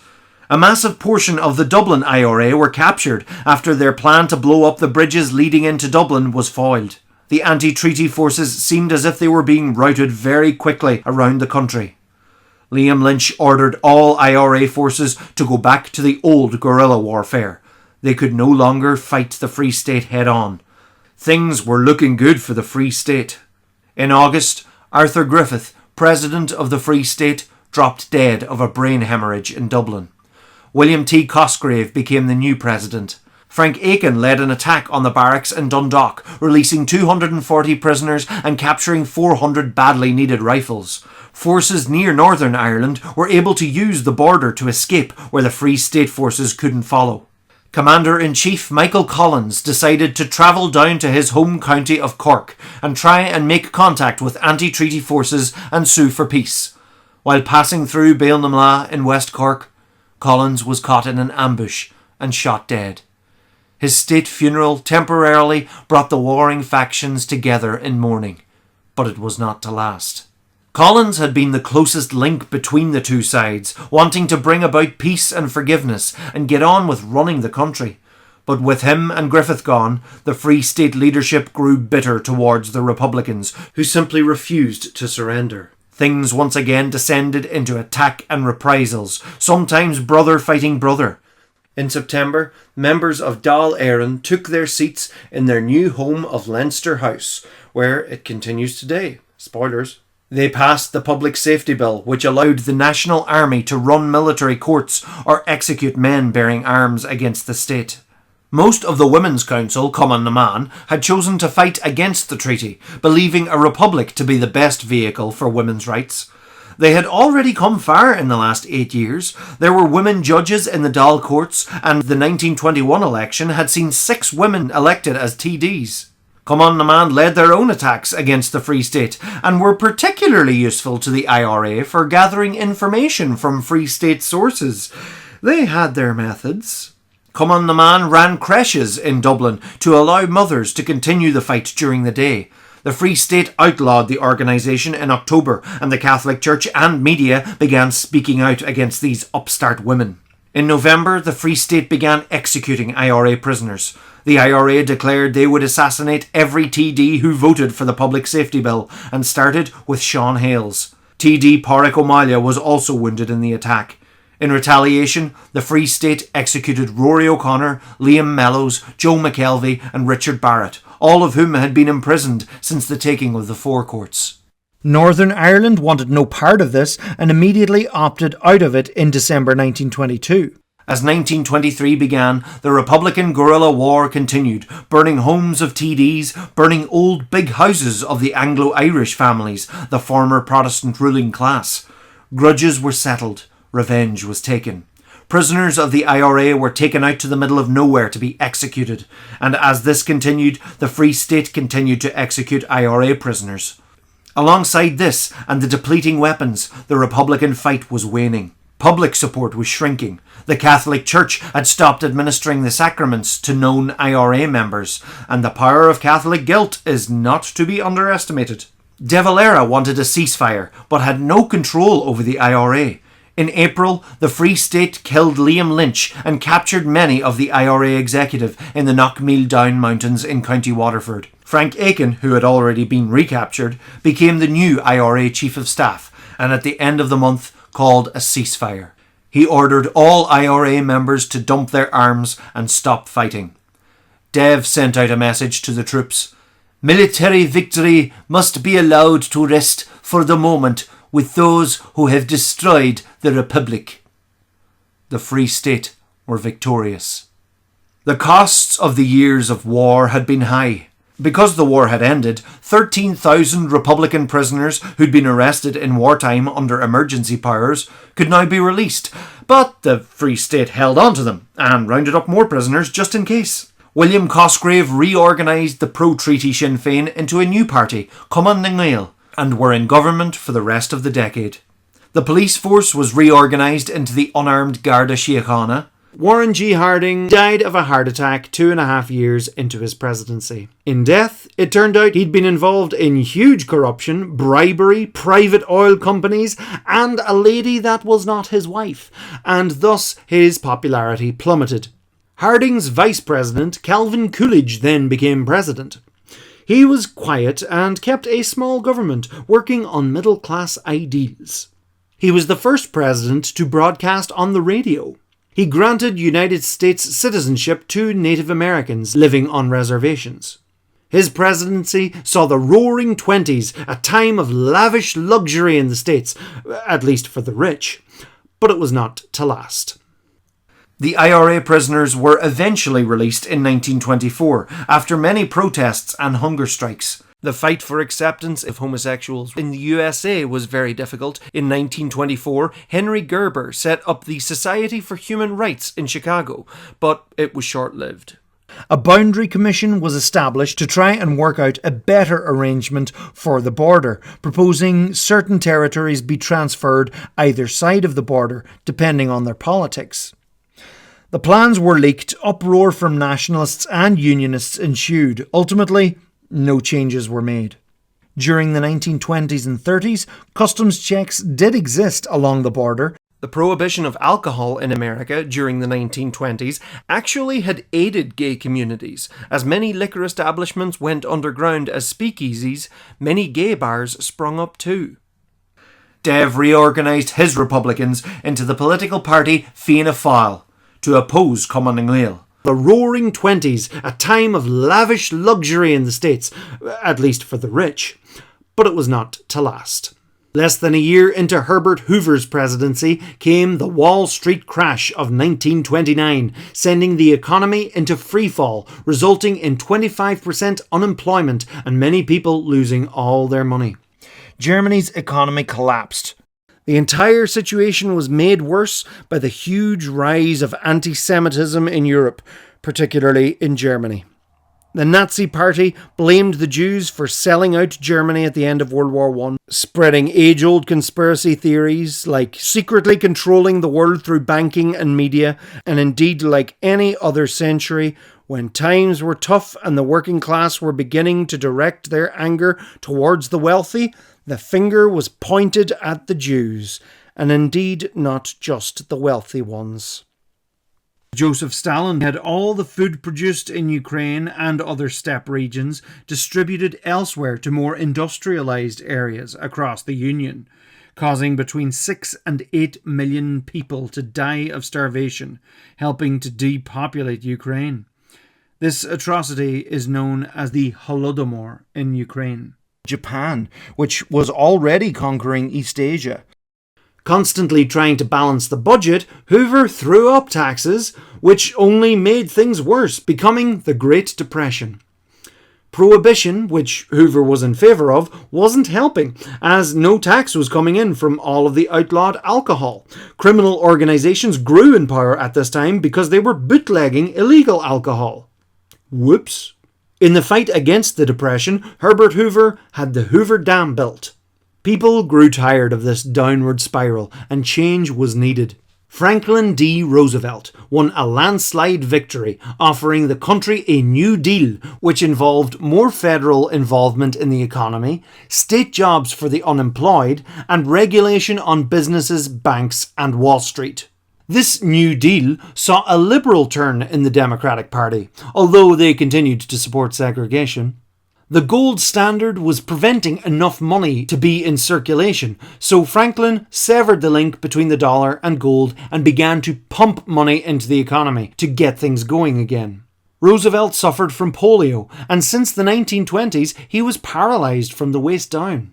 He hid this from the public by developing a way of walking, balancing between his son and a walking stick. He didn't want to appear weak. During the 1930s and 40s, many urban black people began to lean more towards the Democratic Party, as President Franklin D. Roosevelt's New Deal was bringing them more opportunities. Fianna Fáil would later come to power in 1932, with a tense but thankfully peaceful and democratic transfer of power. Cumann na nGaedheal would evolve into Fine Gael in 1933, and openly flirted with fascism. Yep. The Nazis came to power in 1933, and many Jews fled Germany, some to neighbouring countries, some to the new Jewish nation-state in Palestine, some partially with help from a divisive agreement with Nazi Germany. Hitler promised the people of Germany that they could once again be the great, powerful empire they once were. The Holy Roman Empire being the First Reich, the 19th century German Kaiserreich being the Second Reich, and Nazi Germany would be the Third Reich. As Hitler was voted into power in the 1930s, he made anti-Semitism politically correct, literally. He promoted the myth that the Jews cheated the country at the end of the First World War by creating the German Republic and forcing the armistice. As the years went on, the Nazi Party created a notion of Aryan superiority, that this race of people was better than the rest. Glass-Steagall legislation had been put in place to regulate banks after the crash of 1929. Strict censorship codes in the US prohibited the depiction of homosexual characters in films and TV, although often villains were given camp or foppish characteristics to subconsciously make them more sinister, which has had very long-lasting effects in queer coding in film and TV still to this day. In their quest for ethnic perfection, the Nazi Party sought to rid themselves of many minorities, such as Romani, the disabled, homosexuals, Jehovah's Witnesses, and especially the Jew. Gradually, rights were taken away from Jewish people. Germany brought in laws to legally discriminate against Jewish people, loosely based on the tried and tested Jim Crow laws of the southern states of America. 4 gold medal winning Olympian Jesse Owens was snubbed by FDR. Black people across America tended to be housed in older, more run-down accommodation, creating ghettos. With the system rigged against them, black communities tended to fall into poverty. which had its own self-sustaining cycle. Many communities in American cities today are still divided unofficially by these red lines. Germany allied themselves with the ambitious nation of Japan. After winning the coming war, Hitler planned to rebuild Berlin and rename it Germania. The central building would be a great victory dome which would dwarf the Reichstag. The Palestinians led a 6-month general strike followed by a rebellion throughout the late 1930s opposing ongoing Jewish colonization. The trickle to war began as Hitler began to arm the Rhinelands again. As well, he found allies in the fascist state of Italy, led by Benito Mussolini, and thus formed what became known as the Axis powers. In Ireland, Dev spent the 1930s dismantling the Free State from within, which is exactly what Michael Collins had been suggesting before the Civil War. Ultimately, he was able to end the Free State and create a new constitution, and established the newly independent Ireland, or Éire in Irish, in 1937. The two newly formed states built identities around the dominant religious and ethnic groups. The Catholic Church dominated in Ireland, whilst Unionists in Northern Ireland formed a large majority in the new Assembly in Belfast, effectively creating a Protestant Parliament and a Protestant state. Despite this, around 1/3 of the people living in Northern Ireland were Catholic. There was huge discrimination against Catholics in Northern Ireland in jobs, housing and politics. The UK Peel Commission in 1937 recommended that Palestine should be partitioned, separating the Palestinians from the Jewish state, because the conflict seemed irreconcilable even then. Japan was already conquering East Asia. Germany entered into Austria, where many Austrians happily joined the Third Reich. Jews in Germany were attacked and Jewish businesses and synagogues destroyed en masse in the Kristallnacht, the Night of Broken Glass. Germany then invaded Czechoslovakia, the first mostly non-German speaking country for them to invade. This sent alarm bells throughout the rest of Europe. France and Britain saw Germany as a serious threat. British Prime Minister Neville Chamberlain warned Hitler not to invade Poland. #appeasement. Britain tried to limit Jewish immigration with quotas. This all seemed to be getting out of hand for the British, as Zionists and Palestinians were at each other's throats. Despite having a deep hatred of each other, Hitler and Soviet leader Joseph Stalin shared a desire to invade Poland, who had re-emerged on the map after World War I. The two leaders made an agreement, and on the 1st of September 1939, Germany invaded Poland from the west, forcing Britain to declare war on Germany. A few weeks later, the Soviet Union would invade Poland from the east. The German invasion of Poland was swift, using a very effective tactic known as blitzkrieg, lightning warfare, where they made deep, fast attacks with bombers and tanks, followed by the soldiers to secure the area.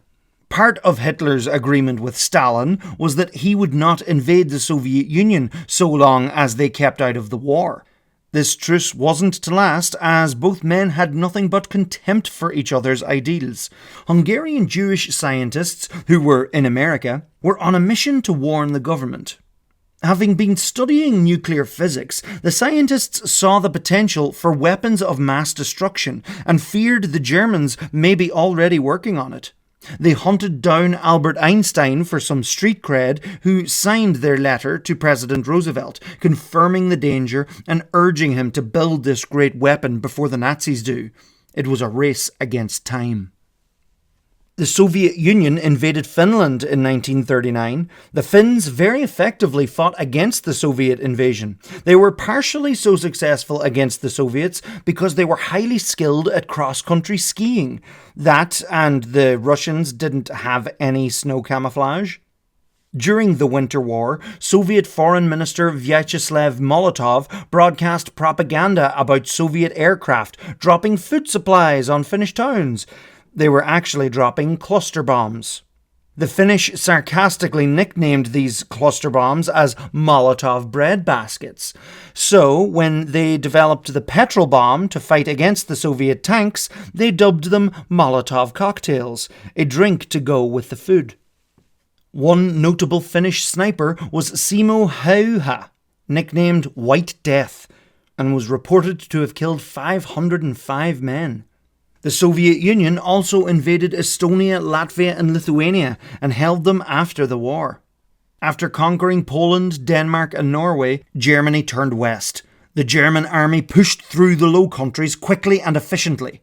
France and Britain moved through Belgium to meet them, but the German forces were too quick. The surviving forces had a mass evacuation of mainland Europe from Dunkirk.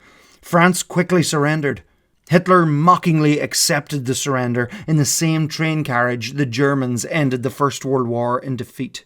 Indochina was controlled by France up until World War II, when France was invaded by Nazi Germany and Japan invaded Indochina. The Japanese ruled through the former French Protectorate Emperor Bao Dai as a puppet. Ho Chi Minh was the leader of the Viet Minh, a communist army who rose up against the Japanese occupiers. Britain's saving grace was that it was an island. The Germans planned an invasion, but Britain had superiority in the sea and the air, forcing the Germans to cancel the invasion, but they surely bombed the cities of Britain. Ireland, while only a fledgling nation, remained neutral during the war, besides allowing Britain to use Irish airspace in the Donegal corridor. Passports were needed along the border during World War II. It wasn't anything in support of Nazi Germany. It was more choosing not to get dragged into another British war, because we could now choose to do so. Eventually, Hitler decided to invade the Soviet Union, and the first few months of the campaign were hugely successful for the Germans. They killed and starved millions of Soviets as they pushed deep into Russia. As Nazi Germany invaded the Soviet Union in 1941, some Ukrainians saw them as liberators. The controversial figure Stepan Bandera proclaimed Ukraine as an independent state, pledging to work with the Nazis. But the Nazis arrested him and established their own Ukrainian state. Some Ukrainians would collaborate with the Wehrmacht to fight their Russian oppressors. Others fought for the Soviets. Bandera's followers fought both sides, still vying for total Ukrainian independence. The Soviet Union was to lose over 20 million people in this war, the most out of any nation. The Soviet army at the beginning of the invasion was poorly organised. The Soviet Union was seen as an uncivilized country to the Germans. Ultimately, only miles from Moscow, it was the winter that doomed the Germans. They weren't used to the extreme cold. The Russians were. While Hitler was busy taking over Europe, the United States of America looked on from the outside. The presidential carvings on Mount Rushmore, South Dakota, were completed during Roosevelt's presidency. Although officially neutral, the United States began supplying allies with aid and cutting off oil to Japan. The ambitious Japanese Empire had already expanded across parts of China and French Indochina during the 1930s and planned to expand across the Pacific. On the 7th of December 1941, they led a surprise attack on the American Navy base of Pearl Harbor in Hawaii, causing huge destruction and terrible shock throughout the United States. The attack was supposed to stop the United States from interfering, but Japan had awoken the sleeping giant and the USA declared war on Japan, and thus Germany declared war on the USA. He began the work on the development of the atomic bomb in case Nazi Germany were to do the same. Several countries were in a state of total war, the whole country working towards the war effort. In the USA, unemployment was down to 2%, with many people either joining the armed forces or working in war factories. After failing to capture Moscow in 1941, Hitler turned his attention south to Stalingrad and the Soviet oil fields beyond. What was hoped to be a great victory capturing the city bearing Joseph Stalin's name turned into a bloody, grueling battle lasting 5 months, ending in German defeat.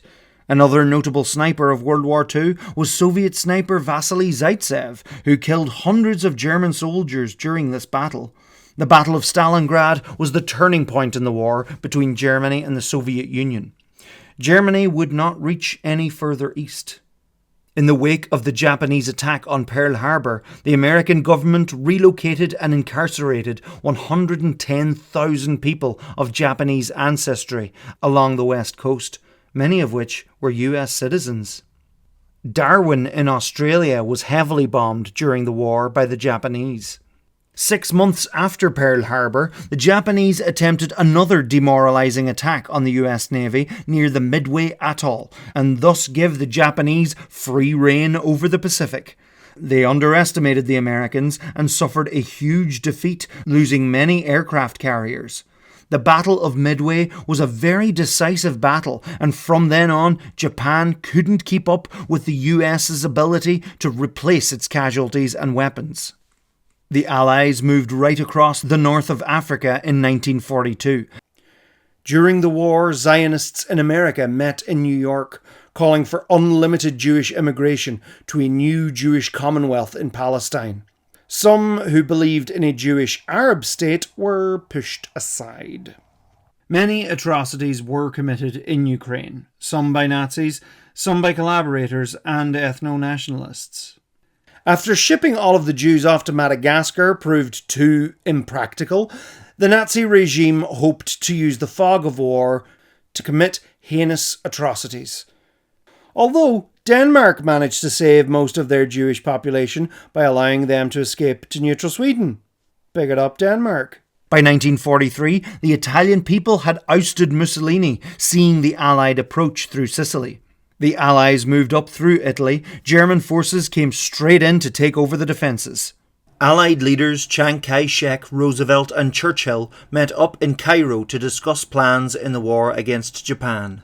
Nazi Germany gathering Jews from all across the territory, particularly from Eastern Europe, stealing their belongings, putting the Jews in ghettos and ultimately sending them to concentration camps, work camps and death camps in what became known as the Holocaust. Thousands of homosexuals were murdered.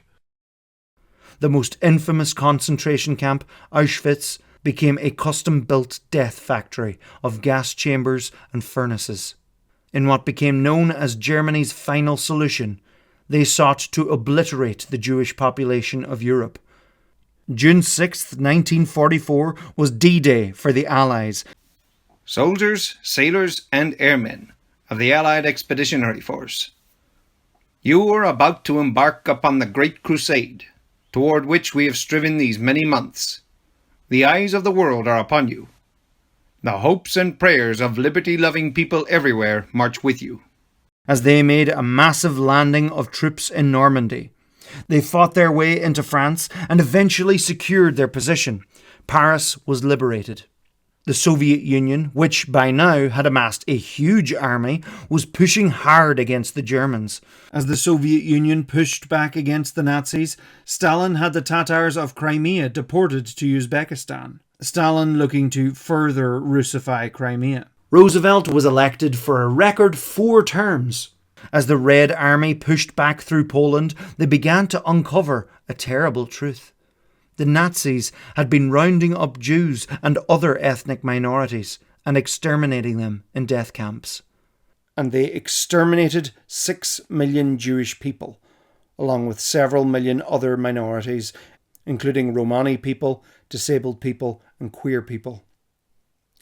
Sadly, many countries actively helped Germany in their final solution, anti-Semitism being alive and well across Europe.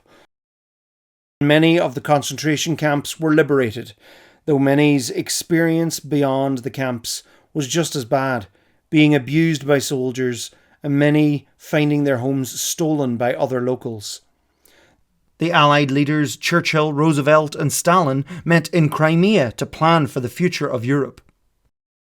Roosevelt died only months into his 4th term, leaving the war and the presidency to Harry S. Truman. The Allies closed in on Germany from all directions. It was the Soviets who reached Berlin first. Berlin suffered huge destruction as Soviet forces pummeled the city. And in the final hours, on the 30th of April 1945, Hitler shot himself. A week later, the Nazis surrendered. The war in Europe was over. Meanwhile, the United States was still fighting against Japan across the Pacific. The Battle of West Hunan was a great victory for the Chinese against the Japanese in 1945, as they halted their advance and began the downfall of the Empire of Japan. The United States were preparing an invasion of Japan when the scientists of the Manhattan Project had finished developing their secret weapon that was supposed to be used on the Germans. It was an atomic bomb.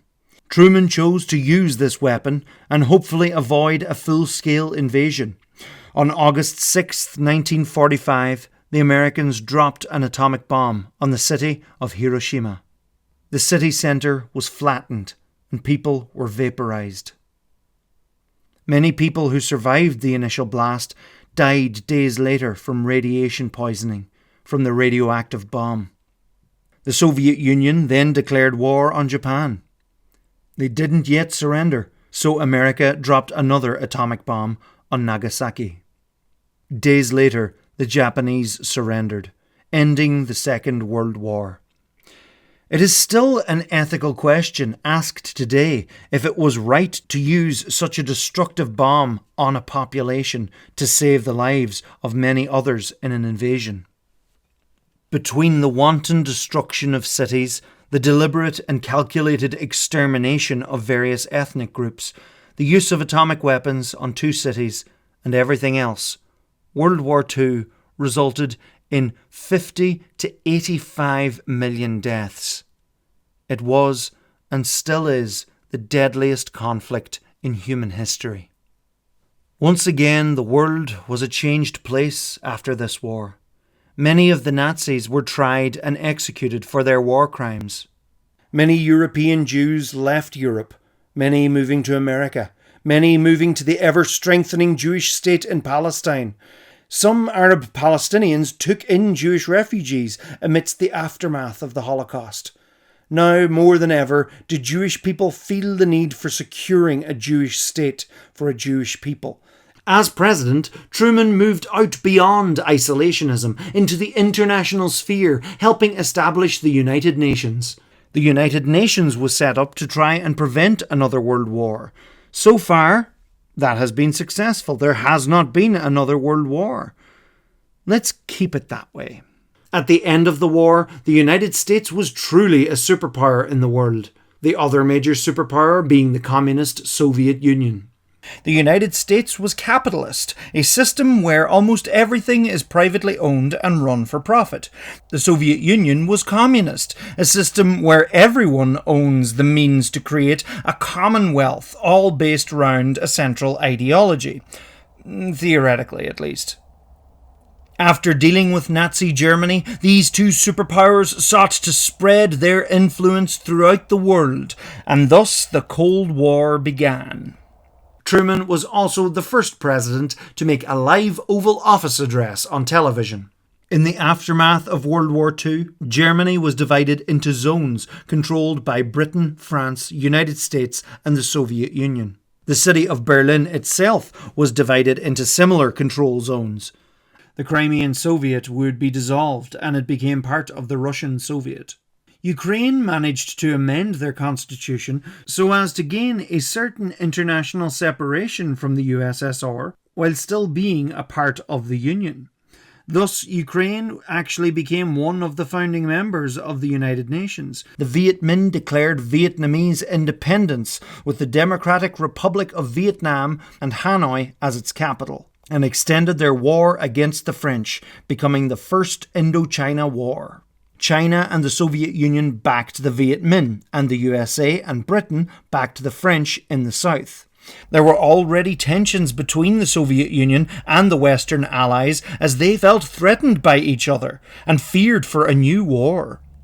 British Prime Minister Winston Churchill declared that an Iron Curtain had descended across Europe. Truman moved to stop the spread of communism by funding regimes under threat of a communist force. Truman saw the establishment of the Department of Defense, the CIA, the National Security Council to effectively defend United States interests. At this time, the presidency became limited to 2 4-year terms. Now, more than ever, do Jewish people feel the need for securing a Jewish state for a Jewish people, independent even from their British overseers.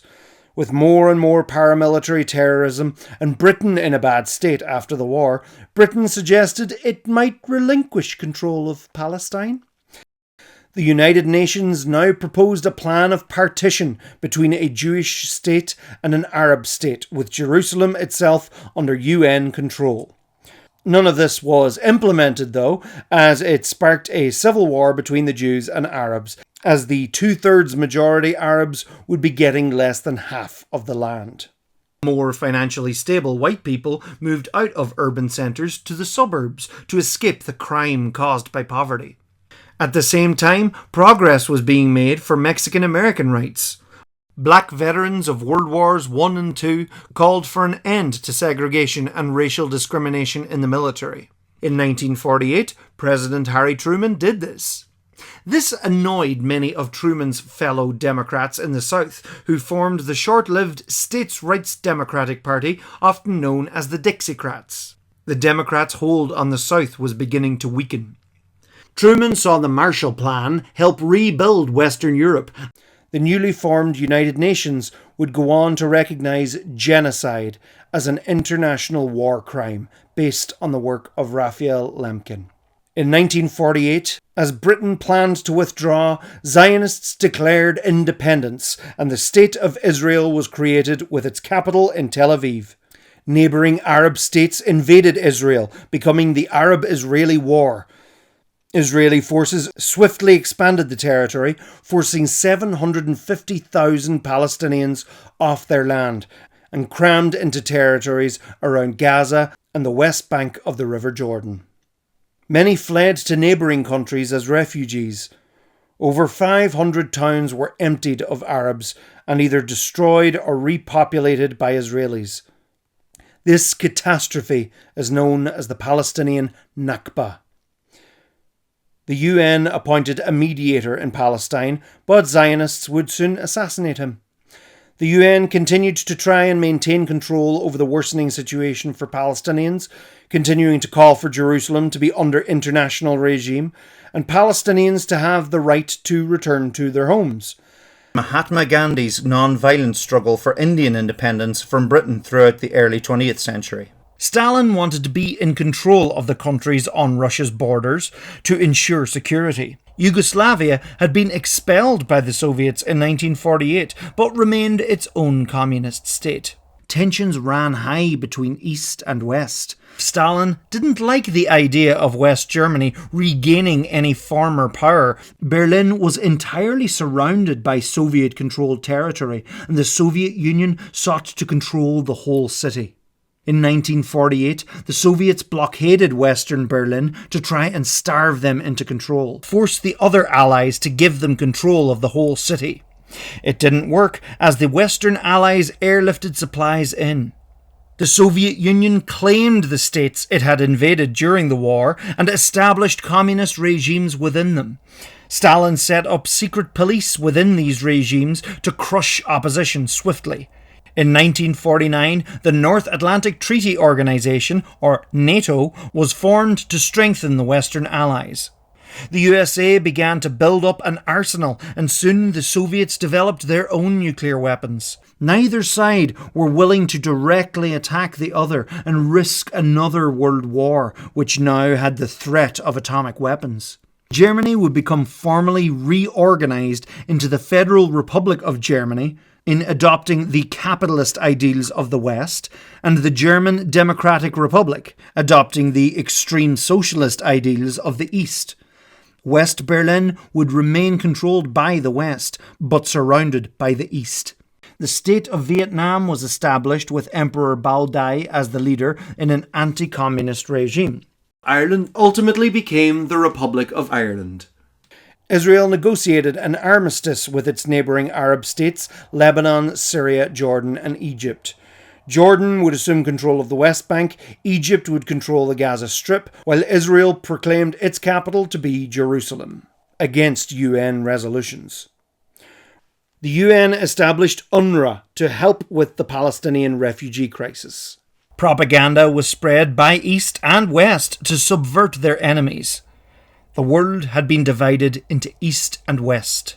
A new communist power rose in the East in the form of the People's Republic of China in 1949. The old Republic of China retreated to Taiwan and remains there today. Korea had been divided in half after World War II, and both sides claimed to govern the whole country. To help further spread communism, China and the Soviet Union aided the northern government to invade into the south. Loads of United Nations countries came in to defend the south, with USA providing the vast majority of troops. American military advisors had been helping the French in Vietnam. Homophile groups, as they were known then, such as the Mattachine Society in LA, were set up. The lived experience of many black people on the ground didn't seem to be moving fast enough. The time for protest and direct action was at hand. Groups such as the Regional Council of Negro Leadership had been leading protests against segregation. These groups began to strategize and provide support for black people. The Korean War was fought to a stalemate. During the 1950s, the USA experienced a Red Scare, where people lived in paranoia and suspicion of the spread of communist ideals into America. The McCarthy trials were like witch hunts to root out the communists in the United States, and anyone who could disrupt the established social order. Gay people were seen as this, and their persecution increased throughout the 1950s. The FBI kept lists of known homosexuals, and the American Psychiatric Association listed homosexuality as a mental disorder. Truman saw the establishment of the NSA. Hi guys. World War II General Dwight D. Eisenhower became president and inherited the Korean War, threatening nuclear weapons to end it. The armistice was only agreed after Joseph Stalin died. Korea remains divided in a state of ceasefire to this day. 1953 saw Nikita Khrushchev come to power in the Soviet Union. He openly criticized Stalin's rule and sought to move on to bigger and better things. Under Eisenhower, he had the CIA depose the democratically elected leader of Iran and installed the loyal Shah for oil purposes. At home, he expanded Social Security, set up the interstate highway system. Richard Nixon was an American Republican politician from California. During the 1950s, Nixon was vice president to Dwight D. Eisenhower. Nixon was given a lot of responsibility by Eisenhower. The Zionist colonial project in the Middle East led to an increase in anti-Semitism across the Arab world. Over the following years, many Arab Jews from across the Arab world were convinced by Israel to migrate and detach from their Arab heritage. Israel established the Jewish law of return for any Jews across the world, automatically gaining Israeli citizenship if they want it, whether or not they've ever set foot anywhere near Israel. Palestinians living in exile did not share that luxury, with many of their descendants never even being allowed to visit their homeland. In Vietnam, President Eisenhower was reluctant to put US troops on the ground. The Viet Minh ultimately were victorious, and it was decided in the Geneva Accords that Vietnam be divided into the State of Vietnam and the Democratic Republic of Vietnam. Cambodia and Laos were also granted independence, ending French Indochina. Ngo Dinh Diem became the Prime Minister in the South. During Eisenhower's presidency, many references to God, such as one nation under God, became part of the USA in opposition to the secular Soviet Union. Often, young people were kicked out of their homes if they were found to be gay. Many young gay people flocked to the cities to hopefully find more like-minded people, resulting in strong gay communities in cities, such as in Greenwich Village in New York. The NAACP won a massive legal victory in the Supreme Court, in which it was deemed unconstitutional to segregate public schools, overturning the separate but equal approach of 1896. White supremacists angrily resisted this with boycotts and abolishing public schools. International intervention in Guatemala increased under Eisenhower. In 1954, the Crimean territory was transferred from Russia to Ukraine, Soviet leader Nikita Khrushchev looking to reconcile with Ukraine after the death of Stalin. In response to the creation of NATO, he created the Warsaw Pact, an alliance of the Eastern Bloc countries, in 1955. Groups such as the Daughters of Bilitis in San Francisco were set up to support gay men and lesbians, suggesting that gay people are just like everyone else. Because of the huge stigma against anything to do with any of these issues, there was little research done and thus little understanding of things regarding people who were transgender, and so many of these people were seen as cross-dressers. In March 1955, 15-year-old Claudette Colvin was arrested after refusing to give up her seat on a bus in Montgomery, Alabama. In August, 14-year-old Emmett Till was brutally murdered in Mississippi for allegedly whistling at a white woman. His murderers were acquitted. Emmett's mother insisted on an open casket funeral so people could see his unrecognizable face. Photos of his remains were published in the magazine Jet and brought international attention to the civil rights movement. Nixon maintained a stable cabinet while Eisenhower recovered from a heart attack. As South Vietnam prepared for a referendum on reuniting North and South, many northern Vietnamese Catholics fled south, while many Viet Minh went north to plan ahead. The North Vietnamese regime sought to take power away from the landlords and distribute the wealth amongst the peasants. Many people were executed and wrongly imprisoned. The referendum was held, but many were sceptical about its fairness. Ngo Dinh Diem rigged the votes, winning a ridiculously massive majority in keeping the South separate. Diem declared the South independent and became the Republic of Vietnam, with Saigon as its capital. Thus, Vietnam would move into the Second Indochina War, or simply known in the West as the Vietnam War. The US looked on in fear, believing that communism would spread like dominoes, and if Vietnam fell, it would threaten India, Japan, and other nations in the region. Diem set about quelling any communist actions in the South, arresting and executing many people. He was a Roman Catholic, which was often at odds with the predominantly Buddhist population.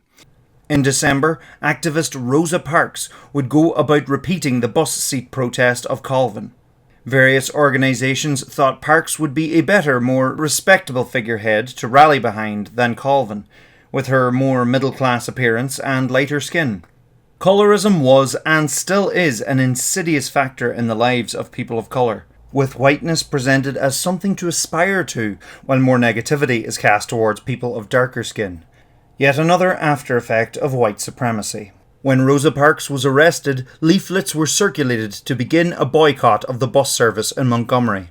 The spokesperson for the boycott was Atlanta preacher the Reverend Dr. Martin Luther King Jr., who became known across the country.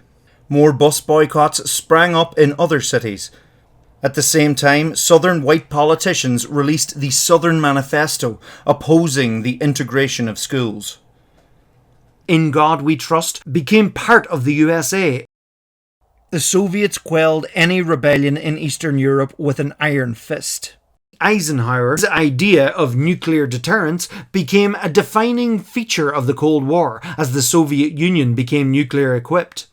The 1950s saw a massive amount of nuclear testing between the USA and the Soviet Union, constantly demonstrating how powerful they were. Egypt had been blocking Israeli ships from the Suez Canal and the Straits of Tiran, resulting in Israel invading the Sinai Peninsula, with France and Britain getting involved too. Amidst this new Cold War era, the two new superpowers, the USA and the Soviet Union, told both sides to stand down. The next few years would see attempts to integrate schools in the South obstructed by student protest and even state-level intervention. At the beginning of 1957, the Southern Christian Leadership Conference was formed in Atlanta to coordinate non-violent protests against racial discrimination and segregation. In May, 25,000 people descended on Washington, D.C. for the prayer pilgrimage for freedom, where Dr. King gave his "Give Us the Ballot" speech. In counterpoint to the Christian-led civil rights movement, there was the Nation of Islam, led by Elijah Muhammad. One of his proteges was Malcolm X. The Nation of Islam at the time believed that black people were superior to white people, whom they saw as devils. It wasn't really a call for unity.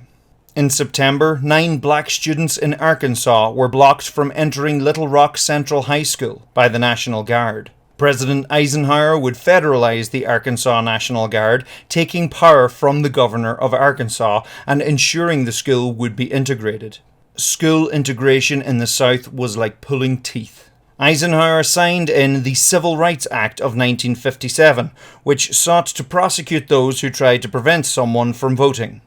The bill was greatly weakened in the Senate, partially by former Dixiecrat Senator Strom Thurmond, who conducted the longest-speaking filibuster ever by a lone senator, at 24 hours and 18 minutes.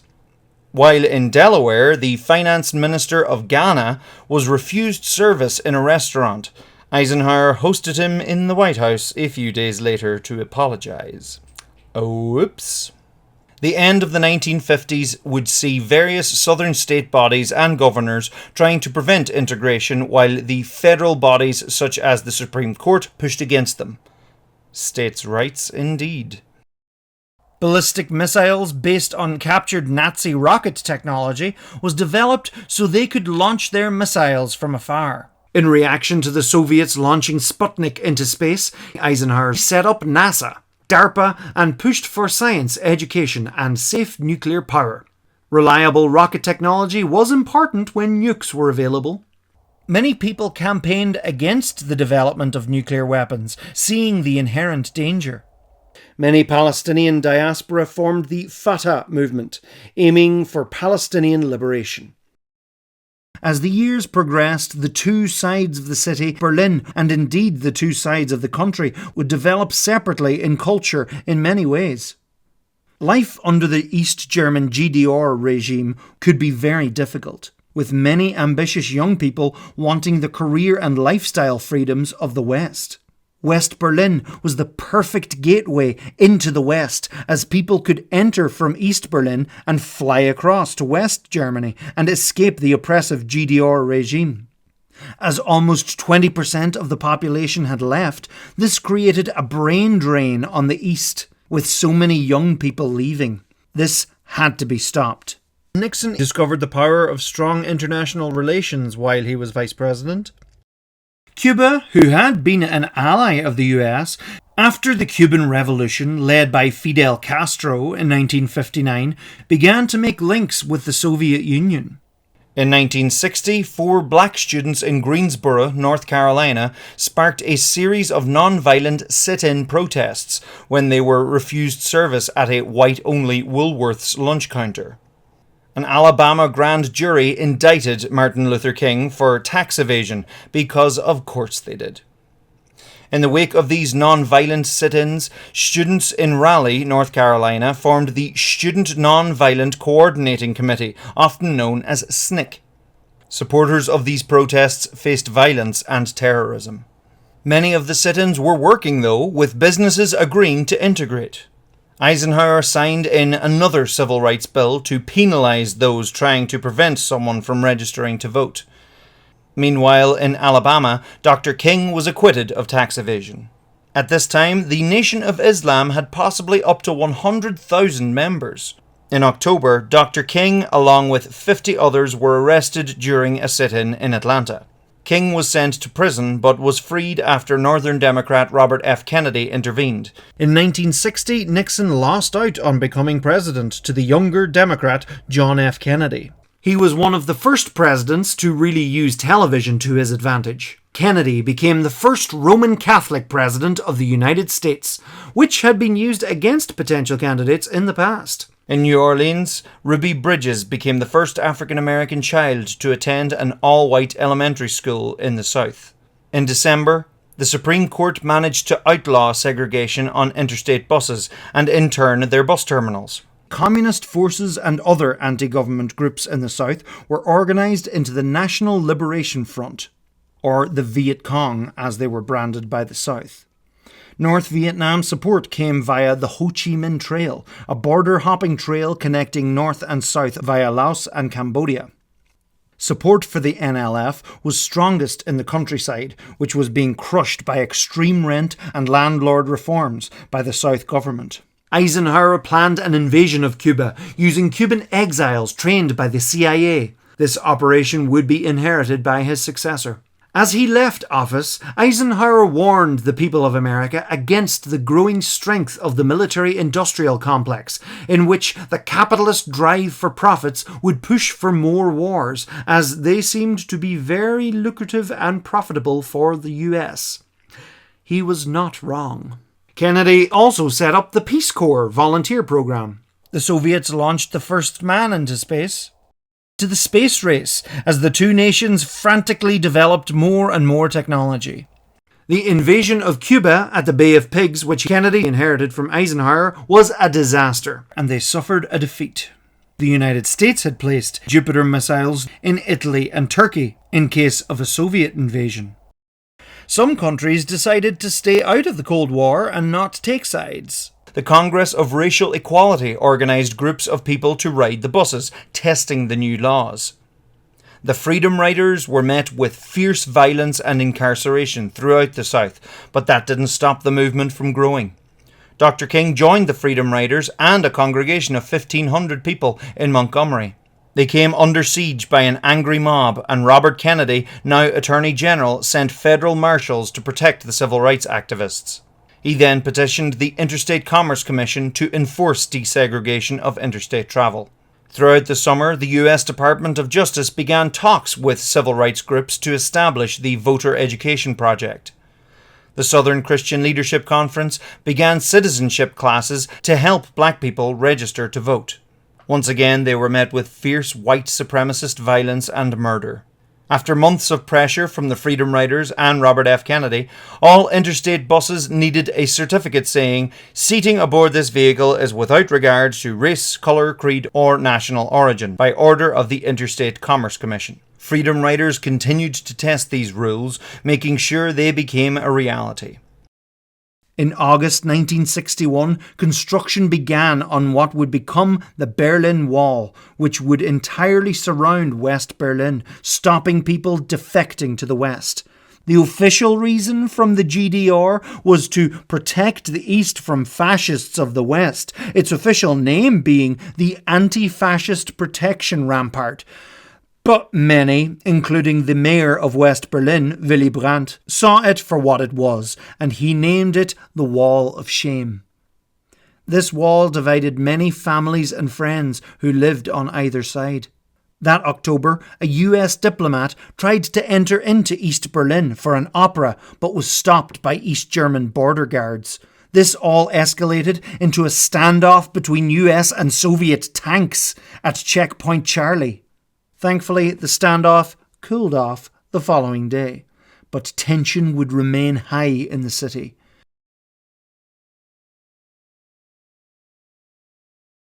Some were arrested in Albany, Georgia.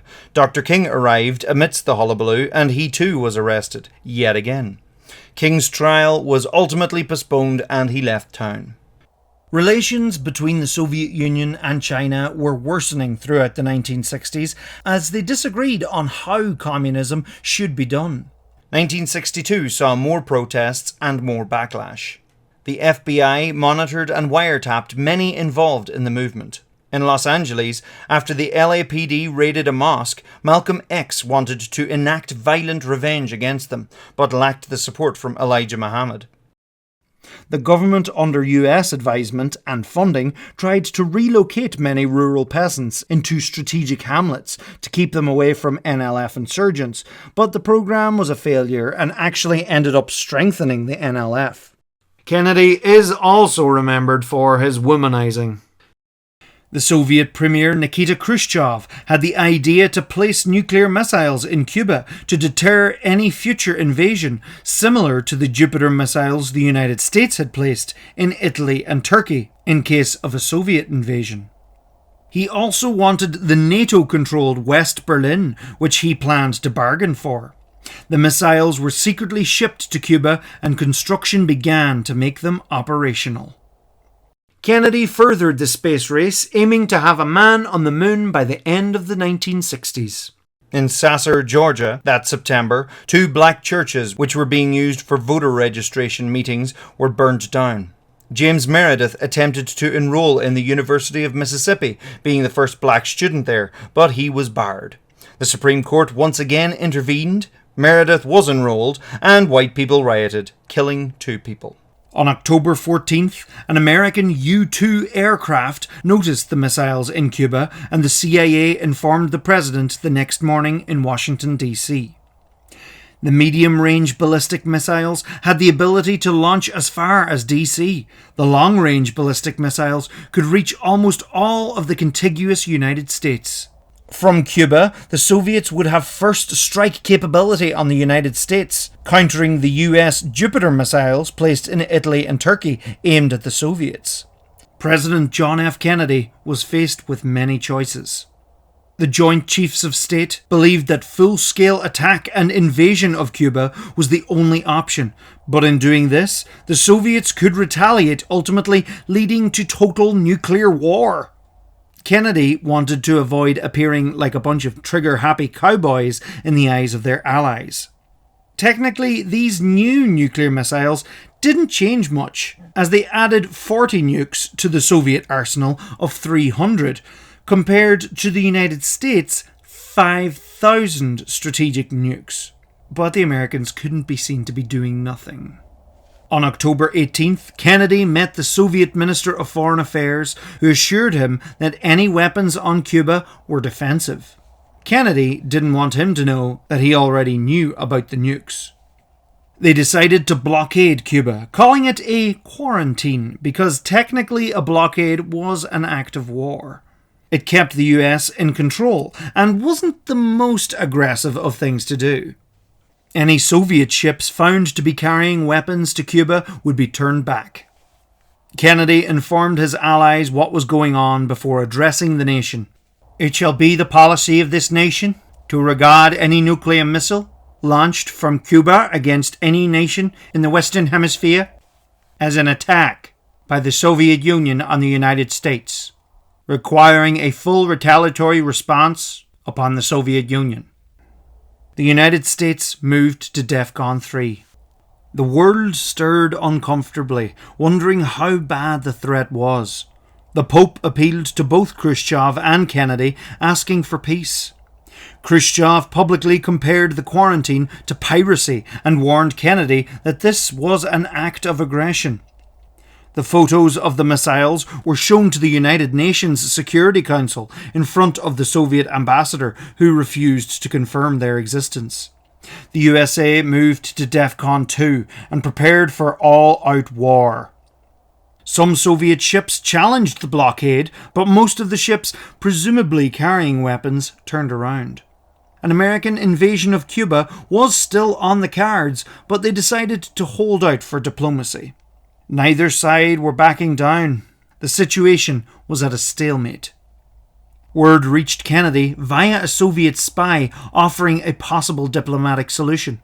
The Soviets would remove the missiles under UN supervision if the US promised not to invade Cuba.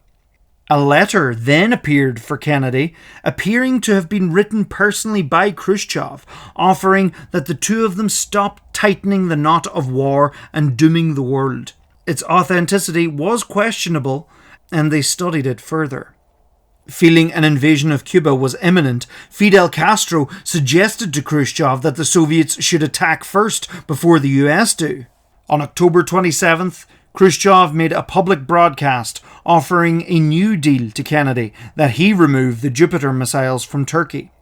It contradicted the previous offer, indicating there may have been a coup in power. The Jupiter missiles were obsolete and the US planned to remove them anyway. Also, Turkey didn't like being used as a bargaining chip. An American U-2 plane, which was checking the progress of the missiles, was shot down over Cuba. Despite this, neither side chose to escalate the crisis further. The US decided to ignore Khrushchev's second offer and take him up on the first offer, with the added secret guarantee that the Jupiter missiles in Turkey would be removed a few months later voluntarily. As they waited for the response, they continued to prepare for war and urged their allies to do the same. A US Navy ship dropped warning depth charges at a Soviet submarine on the blockade line. The sub was armed with nuclear torpedoes, but thankfully they chose not to fire them.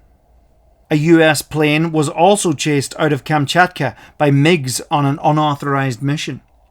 By that evening, the Soviets and the Americans had come to an agreement. They would remove missiles from Cuba, Italy, and Turkey, respectively. The United States also pledged to leave Cuba alone. Once the weapons were dismantled and on their way home, the US dropped their blockade. That November, President Kennedy signed in an executive order to ban segregation in federally funded housing. Khrushchev initially left 100 nuclear missiles not specified in the US demands in Cuba, but in case Castro did something rash, Khrushchev had them shipped away too. Despite avoiding total thermonuclear war, the Soviet Union appeared weakened by these events. Castro felt betrayed by the Soviets, although Cuba remained safe, although the less said about Guantanamo Bay, the better. This crisis was a pure breakdown in communication. At the beginning of 1963, new governor of Alabama, George Wallace, infamously called for segregation now, segregation tomorrow, segregation forever. Kennedy faced many embarrassments with the spread of communism, such as the Bay of Pigs disaster in Cuba, the construction of the Berlin Wall in Germany, and the growth of the communist power in Laos. He believed Vietnam was where they could make a strong stand against the spread of communism. Kennedy was reluctant to put US troops on the ground, believing that the South Vietnam Army had to defeat the NLF on their own. But they were disorganized, crippled by political corruption, and under constant attack from the guerrilla forces. More and more US military advisors and equipment were sent to Vietnam to help, but despite this, the South Vietnam Army continued to suffer silly defeats at the hands of the NLF. Months after the crisis, the Jupiter missiles were dismantled also, unknownst to the public that this was because of the crisis in Cuba. Throughout April and May, civil rights groups held daily mass demonstrations in Birmingham, Alabama. In Gadsden, Alabama, Mary Hamilton was jailed for contempt of court when she refused to answer to her first name. In courts at the time, white women were addressed as Miss, black people simply by their first names. Hamilton wanted the same courtesy extended to her and all people of colour. Later, the Supreme Court would agree. Several movement leaders in Birmingham were arrested, including, once again, Martin Luther King, who, while in jail, wrote a letter to the people saying how they have a moral responsibility to break unjust laws, to act now rather than waiting for the courts, which may take forever. Injustice anywhere is a threat to justice everywhere. The Birmingham Children's Crusade saw over 1,000 children and students on a youth march arrested. Protesters were met with fire hoses and police dogs. Dr. King and the thousands of jailed demonstrators were released, helped by singer and activist Harry Belafonte and Robert F. Kennedy. With all this coming to a head, a truce was negotiated and businesses agreed to roll back segregation laws, and the long month of mass demonstrations in Birmingham came to an end. Just in time for the Ku Klux Klan to let off 2 bombs and spark a massive riot across the city. In June, as Vivian Malone and James Hood attempted to enter the University of Alabama, Governor George Wallace stood in the schoolhouse door in protest. Deputy Attorney General Nicholas Katzenbach asked him to step aside, but he wouldn't budge. It took National Guard Brigadier General Henry Graham with a presidential order to remove Governor Wallace. That same day, President John F. Kennedy promised a civil rights bill for the next week, asking for the kind of equality of treatment we would want for ourselves. The following day, Medgar Evers, Field Secretary of the NAACP, was assassinated in Jackson, Mississippi. Kennedy visited West Berlin in a show of solidarity to the West, giving his rousing speech, "I take pride in the words, Ich bin ein Berliner." Over the years, many people would try and escape the East, but as the wall was built up and reinforced, it had a series of tough defences, including watchtowers, fences, armed guards, dogs, vehicle ditches, and indeed the 3.6 metre tall concrete wall itself. That summer, 80,000 black people registered to vote in Mississippi to show their desire to participate in the political system. On the 28th of August 1963, 250,000 people, mostly African American, took part in the March on Washington for Jobs and Freedom, organised by the Big Six: John Lewis, Whitney Young, A. Philip Randolph, Martin Luther King, James Farmer, and Roy Wilkins. Dr. King, upon the steps of the Lincoln Memorial, gave his immortal speech, "I have a dream that one day this nation will rise up and live out the true meaning of its creed. We hold these truths to be self-evident that all men are created equal." The Cuban Missile Crisis had led to a direct hotline being set up between the Kremlin and the Pentagon to at least improve communication between the two superpowers. In September, schools in Birmingham were integrated by National Guardsmen. 5 days later, the 16th Street Baptist Church was bombed by the Ku Klux Klan, killing 4 young girls. In response to this, James Bevel and Diane Nash began the Alabama Voting Rights Project. Kennedy greatly limited nuclear weapons testing internationally with the Partial Nuclear Test Ban Treaty. During the early 1960s, New York Mayor Robert F. Wagner Jr. led a harsh campaign to shut down the gay bars of New York. By 1963, religious tensions ran high as the pro-Catholic government discriminated more and more against Buddhists, banning their flag, killing protesters, and raiding pagodas. Protests against the Catholic government intensified. On November 1st, officers of the South Vietnam Army rose up against the government and captured the leaders in a coup d'etat. Ngo Dinh Diem and his brother and advisor Ngo Dinh Nhu were brutally assassinated the following day. The NLF took advantage of the political chaos of the South and strengthened their position with the people. To add even more instability, in November 1963, Kennedy was assassinated in Dallas, Texas. Officially, it was Lee Harvey Oswald who fired the shots, but he was shot dead 2 days later in a jail transfer, leading to a huge series of conspiracy theories. But I'll leave that up to Oliver Stone. He was succeeded by his vice president, Texas Democrat Lyndon B. Johnson. As Britain's influence in global politics dwindled, the United States took its place, and with that, huge support, funding and weapons for Israel came from the USA. In 1964, the Arab League Summit met in Cairo and called for Arab unity. In January 1964, the 24th Amendment abolished poll taxes for federal elections. Another roadblock to voting was removed. In Mississippi, freedom libraries were opened and run by volunteers, helping improve African American literacy. After some more coups, General Nguyen Can became head of the South Vietnamese Military Council. Malcolm X had become disillusioned with the Nation of Islam and so went his own way, meeting other civil rights leaders and travelling to Mecca and across Africa and Europe. The Palestinian Liberation Organization, or the PLO, was formed in Jerusalem, while Israel's treatment of Palestinians was becoming more and more brutal. The PLO's initial goal was to destroy Israel and establish a secular Palestinian state in the territory. That summer, the Mississippi Freedom Democratic Party was founded to challenge the all-white representatives at the Democratic National Convention. In Tuscaloosa, Alabama, police tear-gassed, beat and arrested peaceful protesters beginning a march to the county courthouse. In Philadelphia, Mississippi, 3 civil rights workers were murdered and buried. Malcolm X founded the Organization of Afro-American Unity to promote links with Africa. On the 2nd of July, Lyndon B. Johnson signed the Civil Rights Act of 1964, which banned discrimination based on race, colour, religion, sex or national origin in employment or public accommodations. And so racism ended. Not really. Johnson having previously opposed Harry Truman's push for civil rights. The CIA had been training South Vietnamese forces and sending Vietnamese commandos on raids in the north. On August 2nd, 1964, the US Navy ship, the USS Maddox, was monitoring signals coming from North Vietnam in the Gulf of Tonkin.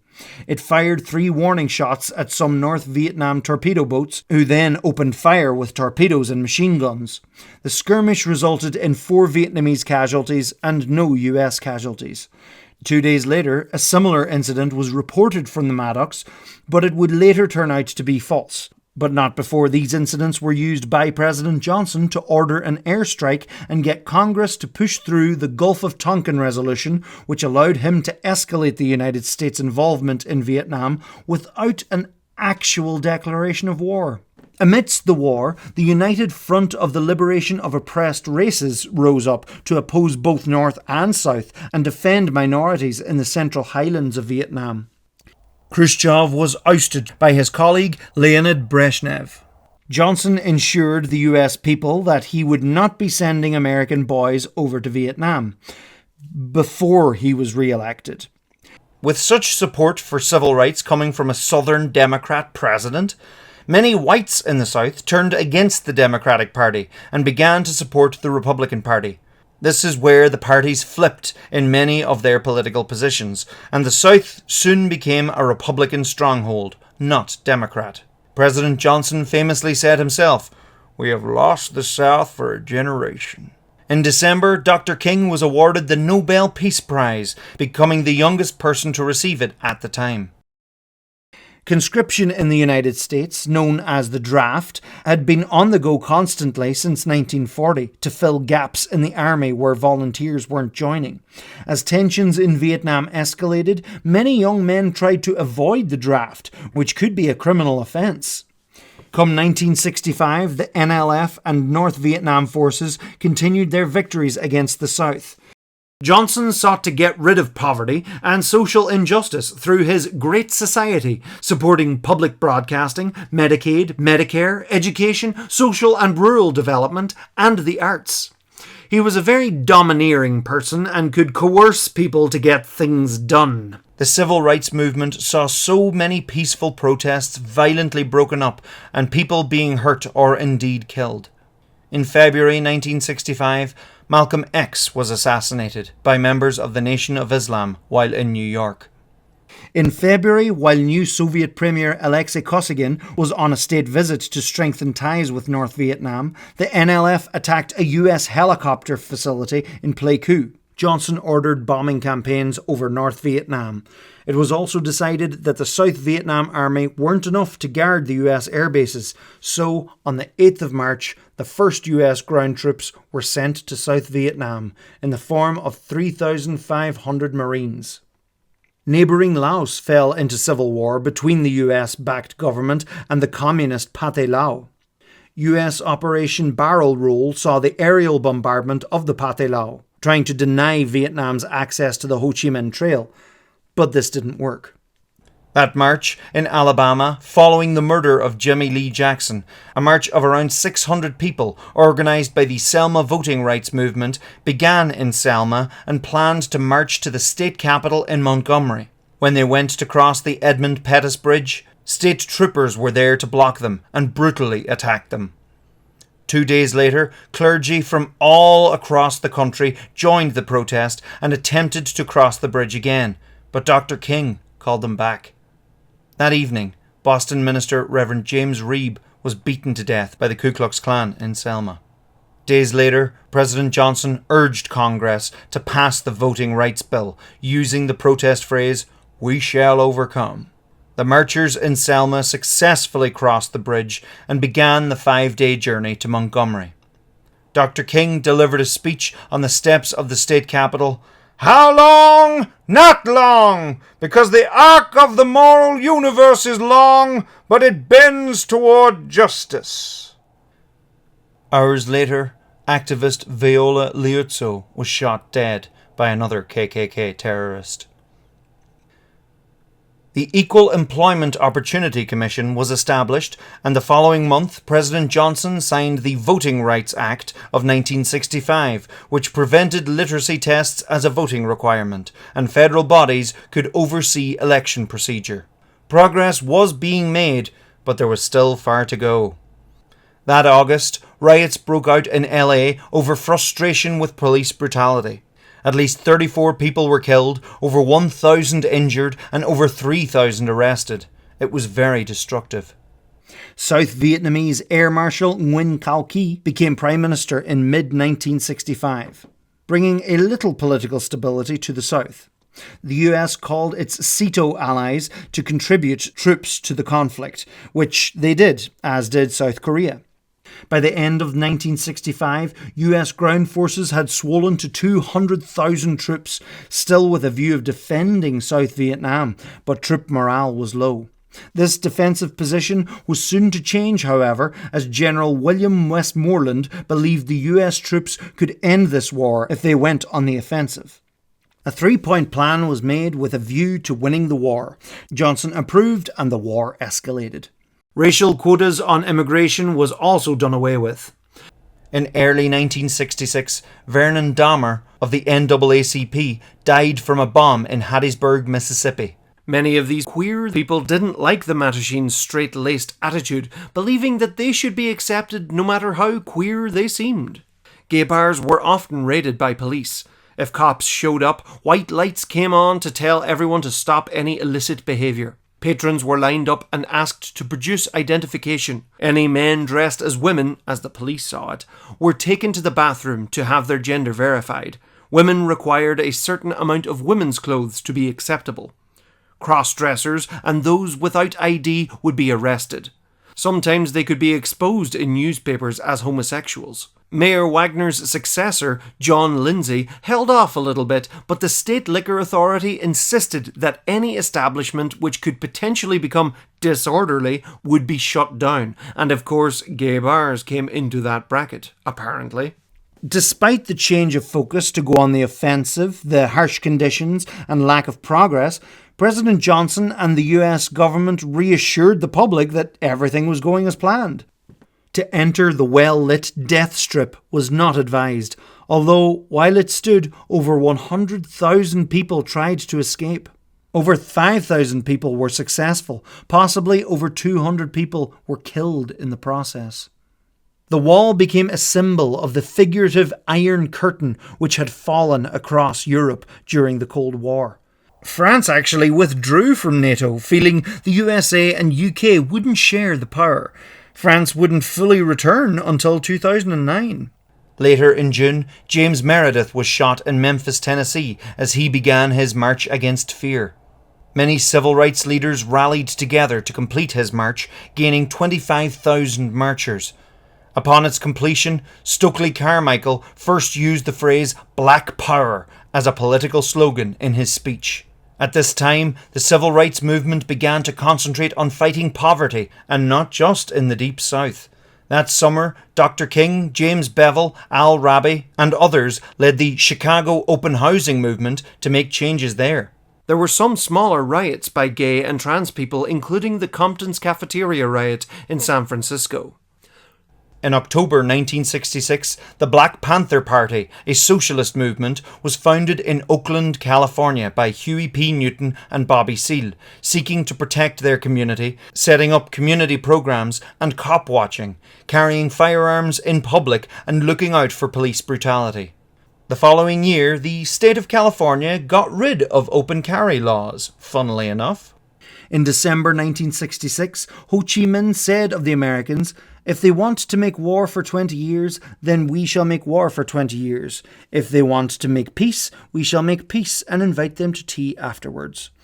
It was a hard and grueling war of attrition, in which the US had the technological advantage, but the NLF and North Vietnam had the knowledge of the land and the support of many of the people. Underground tunnel networks were used by the NLF to secretly move through the countryside near Saigon, surprising US troops seemingly out of nowhere.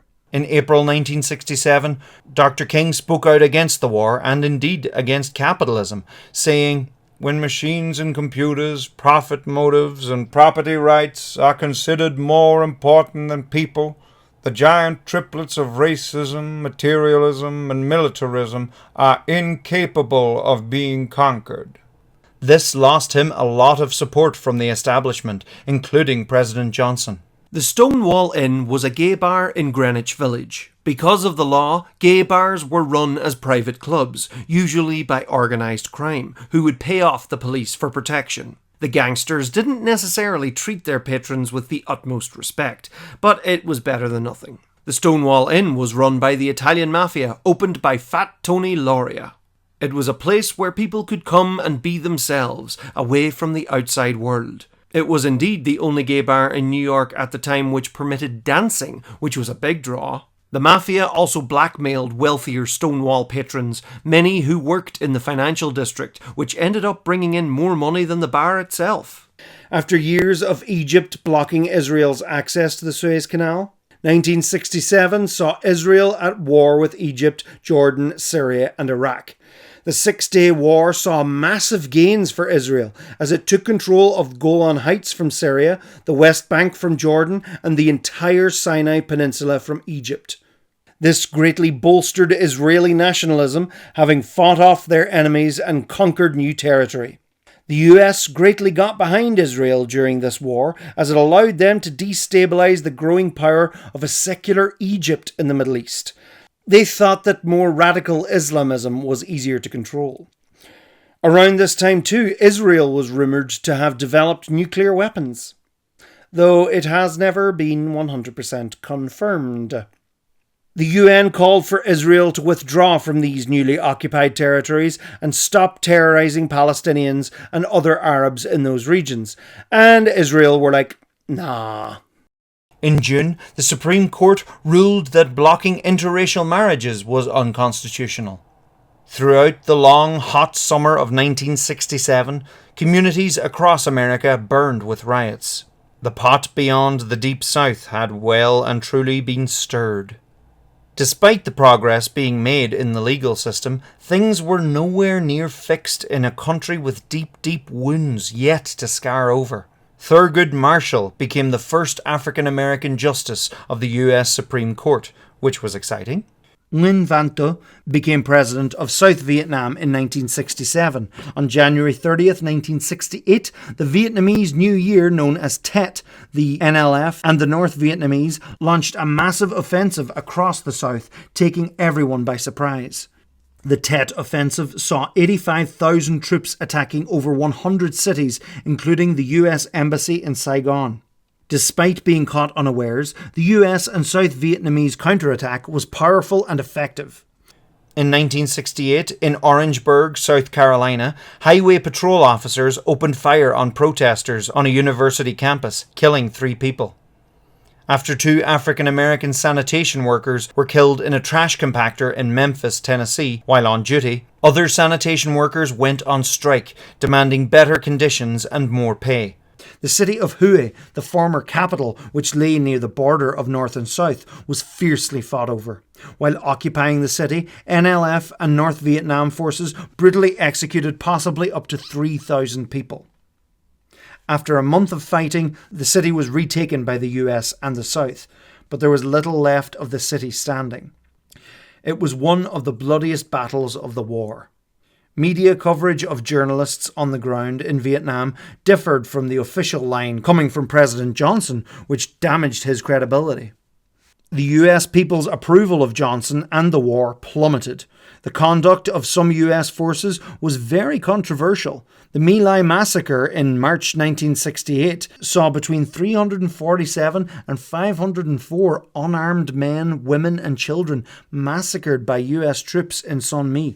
Dr. King came to Memphis in support of the strike and delivered his mountaintop speech, saying, "Well, I don't know what will happen now. We've got some difficult days ahead, but it really doesn't matter with me now. But it really doesn't matter with me now, because I've been to the mountaintop. I don't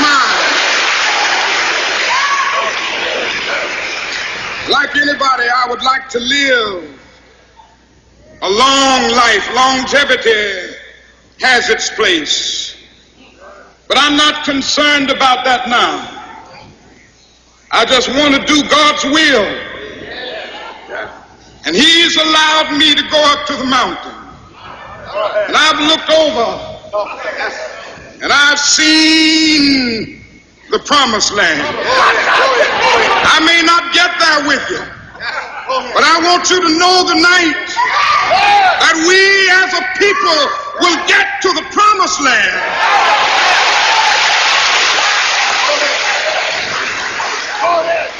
So I'm happy tonight. I'm not worried about anything. I'm not fearing any man. Mine eyes have seen the glory of the coming of the Lord.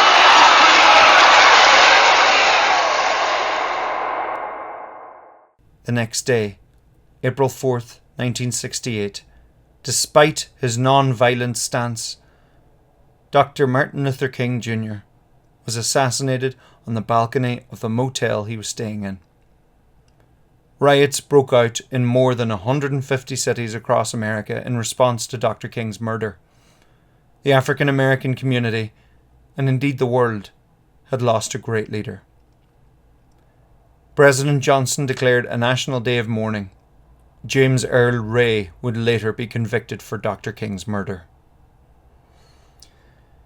Days later, President Johnson signed the Fair Housing Acts to ban discrimination in selling, renting and financing houses, and it also tightened laws around rioting. Presidential campaign with many twists and turns. Thankfully, the cause did not die with Dr. King. In May, the Poor People's Campaign marched on Washington, furthering the vision for economic justice. Peace talks between US and North Vietnam began in Paris in May 1968, which resulted in the stopping of bombing of North Vietnam. In June, civil rights ally Robert F. Kennedy was assassinated while running for president. In Eastern Europe with an iron fist. Later that year, during the Mexico City Olympics, athletes Tommy Smith and John Carlos raised their fists in the Black Power salute during their medal ceremony. It truly was an inspirational movement, which sparked many other movements, including women's liberation. Nixon ran for president again and won. Nixon's executive producer for television was Roger Ailes. When Nixon came into office, the war was very unpopular and looking more and more unwinnable. Nixon began to withdraw troops from Vietnam in 1969, with a view of replacing them with South Vietnam forces. The US bombed NLF and North Vietnam camps in neighbouring Cambodia. When they saw the civil rights movement in America for black Americans, Catholics in Northern Ireland began to protest for Catholic voting rights and housing rights. The Northern Ireland police force were almost entirely Protestant, and many protests would turn into violent riots. By the early hours of the 28th of June 1969, the Stonewall Inn had already been raided the previous week. Undercover police officers had been checking the place out for a few hours. Police arrived at the front door and announced, "Police, we're taking the place." Raids usually happened earlier in the night. So when the lights came on at 1:20 a.m, the 200-ish patrons were taken by surprise. There was no fire escape, so the front door was the only door in or out. As people were being lined up, those dressed as women were refusing to go into the bathroom, and people began refusing to produce identification. People were getting more agitated as police began to abuse some lesbians they were searching. Those who weren't arrested were kicked out onto the street, but this night they didn't leave. A crowd began to gather in front of the stone wall, the police still waiting for more patrol wagons to show up. Some bystanders began mocking the police, and many cheered as the mafia bosses were being carried out. But as the police hauled out some of the patrons, people became more angry. As one woman was violently thrown into the back of the wagon, she shouted, "Why don't you guys do something?" And the angry crowd became violent. People began arriving from nearby bars and elsewhere to see what the commotion was. The crowd started throwing pennies and beer bottles at the police as things got rougher. As the crowd was initially dispersed, some people came to a construction site where there were piles of bricks, so new projectiles were thrown, forcing the police to retreat. Many of these people were the most downtrodden of the community, and they were angry. Some police barricaded themselves and some handcuffed detainees inside the Stonewall Inn for protection. Police reinforcements of the Tactical Patrol Force arrived and formed a phalanx to push down Christopher Street. The crowd formed a chorus line and mockingly kicked at the police, singing as they went. The police beat them with batons, but it only angered the crowd more. The police were vastly outnumbered by the crowd and were ultimately driven back for the night. Several protesters had been hospitalised and 13 arrested. 4 police officers were injured. The next day, news coverage of the riot attracted thousands more people, many gay, many allies, tourists and some agitators who just wanted to stick it to the man. Gay people were openly showing their affection for each other on the streets. It was liberating. Some had printed flyers to promote their cause, to legalise gay bars and get the mafia out. People like Marsha P. Johnson and Sylvia Rivera were standing up with pride. The thousands of people spilled into adjoining streets, surrounding cars as they were driving through. Many cars and buses were rocked and harassed until drivers admitted to either being gay or supporting gay rights. Over 100 police arrived that evening, but as the night went on, the Tactical Patrol Force arrived again, and more street violence ensued. But once more, the protesters held their ground. The next few days of protests were quieter. The Village Voice newspaper was somewhat unflattering to the protesters, so the crowd descended on their offices only a few doors down from the Stonewall and threatened to burn it down. The Stonewall riots were the beginning of a new phase in gay rights. People wanted to be more open about who they were, unlike the straight-laced Mattachine society, who didn't even want hand-holding at their protests, let alone people wearing what they wanted. As president, he oversaw several successes, such as the Apollo 11 mission to the moon. Some Catholics and liberal Protestants of Northern Ireland began their protests against discrimination.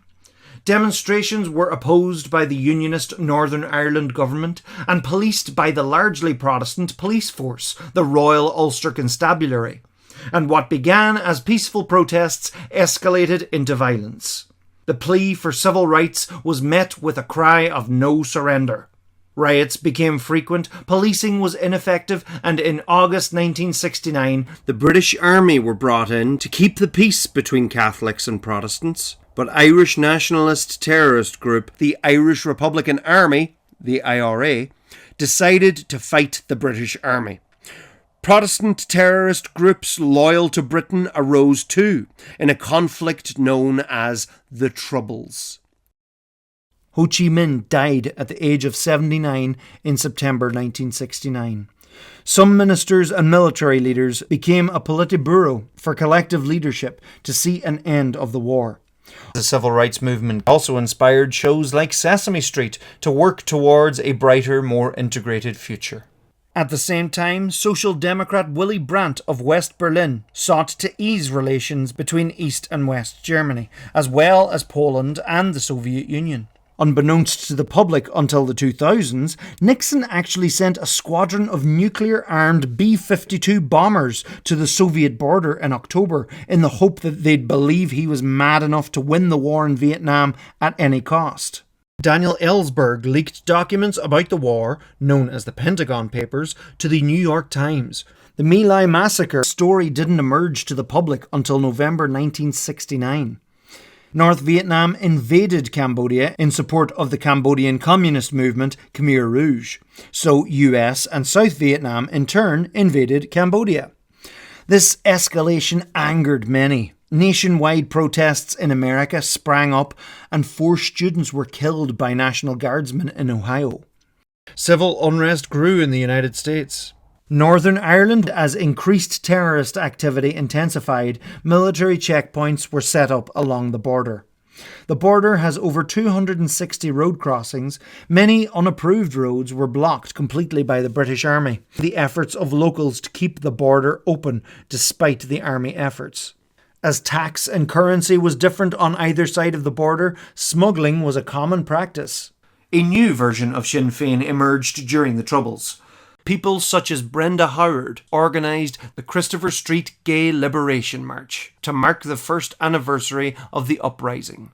Marches in other cities were organised too, and people of what would later become known as the LGBTQ+ community marched with pride for their rights.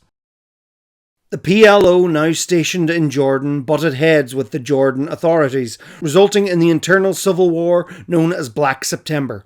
The PLO were driven up to Lebanon, and from this a terrorist group called Black September would emerge. Nixon did also begin the Environmental Protection Agency. The 1970s did see a thaw in the Cold War known as détente, with improving relations between the East and West. The Soviet Union were finding that many of the economies within the Eastern Bloc countries weren't doing as well as the West, so the cooling in tension was encouraged. As much progress as the civil rights movement gained, as history has shown, constant vigilance is needed, as progress has slid backwards time and time again. The establishment would continue to criminalise strong black leaders. The IRA began attacking the police and British Army and conducted a bombing campaign across Northern Ireland and England. The South Vietnam Army invaded Laos, looking to cut off the Ho Chi Minh Trail, but it was a complete disaster. More controversies about the war became publicly known, including the Pentagon Papers, revealing top-secret documents which were leaked to the New York Times, which outlined Lyndon Johnson's lying to the public and Congress and an overall escalation of the war, contrary to the de-escalation Nixon had promised. Nixon began the war on drugs, looking to defeat drugs, and resulted in the increased incarceration of people, particularly black men. Nixon tried to prevent the newspapers printing Pentagon Papers, but several papers ran the story anyway, and the Supreme Court ruled in the newspapers' favour. Nixon was enraged. Nixon wanted to use bodies such as the FBI to investigate his political enemies, but the FBI director J. Edgar Hoover was very hesitant to go along with Nixon. Nixon surrounded himself with loyal staffers such as John Ehrlichman and H.R. Haldeman, often known as the Berlin Wall, for their German names and ability to block out the unwanted from Nixon. Ehrlichman put together a group of White House staff members such as Bud Krogh and David Young, which would become known as the White House Plumbers, to plug any further leaks.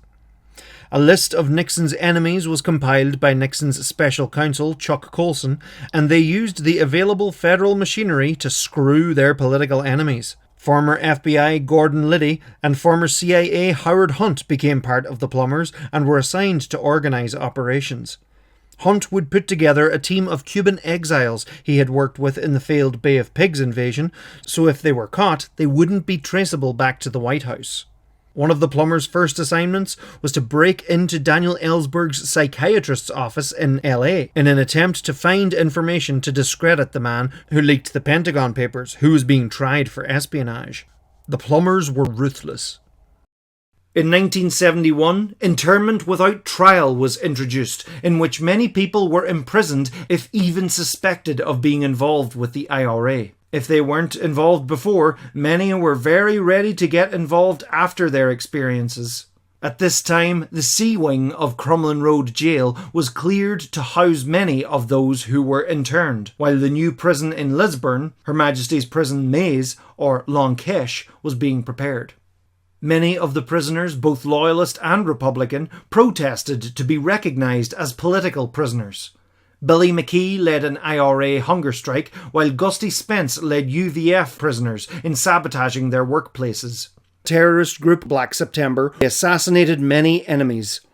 Two pro-state paramilitary loyalist organisations, known as the Ulster Volunteer Force and the Ulster Defence Association, also conducted a violent campaign against those seeking to bring down the state, and often sometimes against civilian Catholics.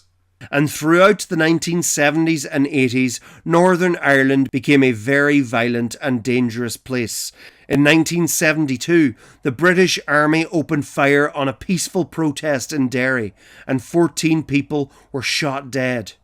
The IRA responded with more bombings, more killing, and on it went. The Plumbers were ruthless.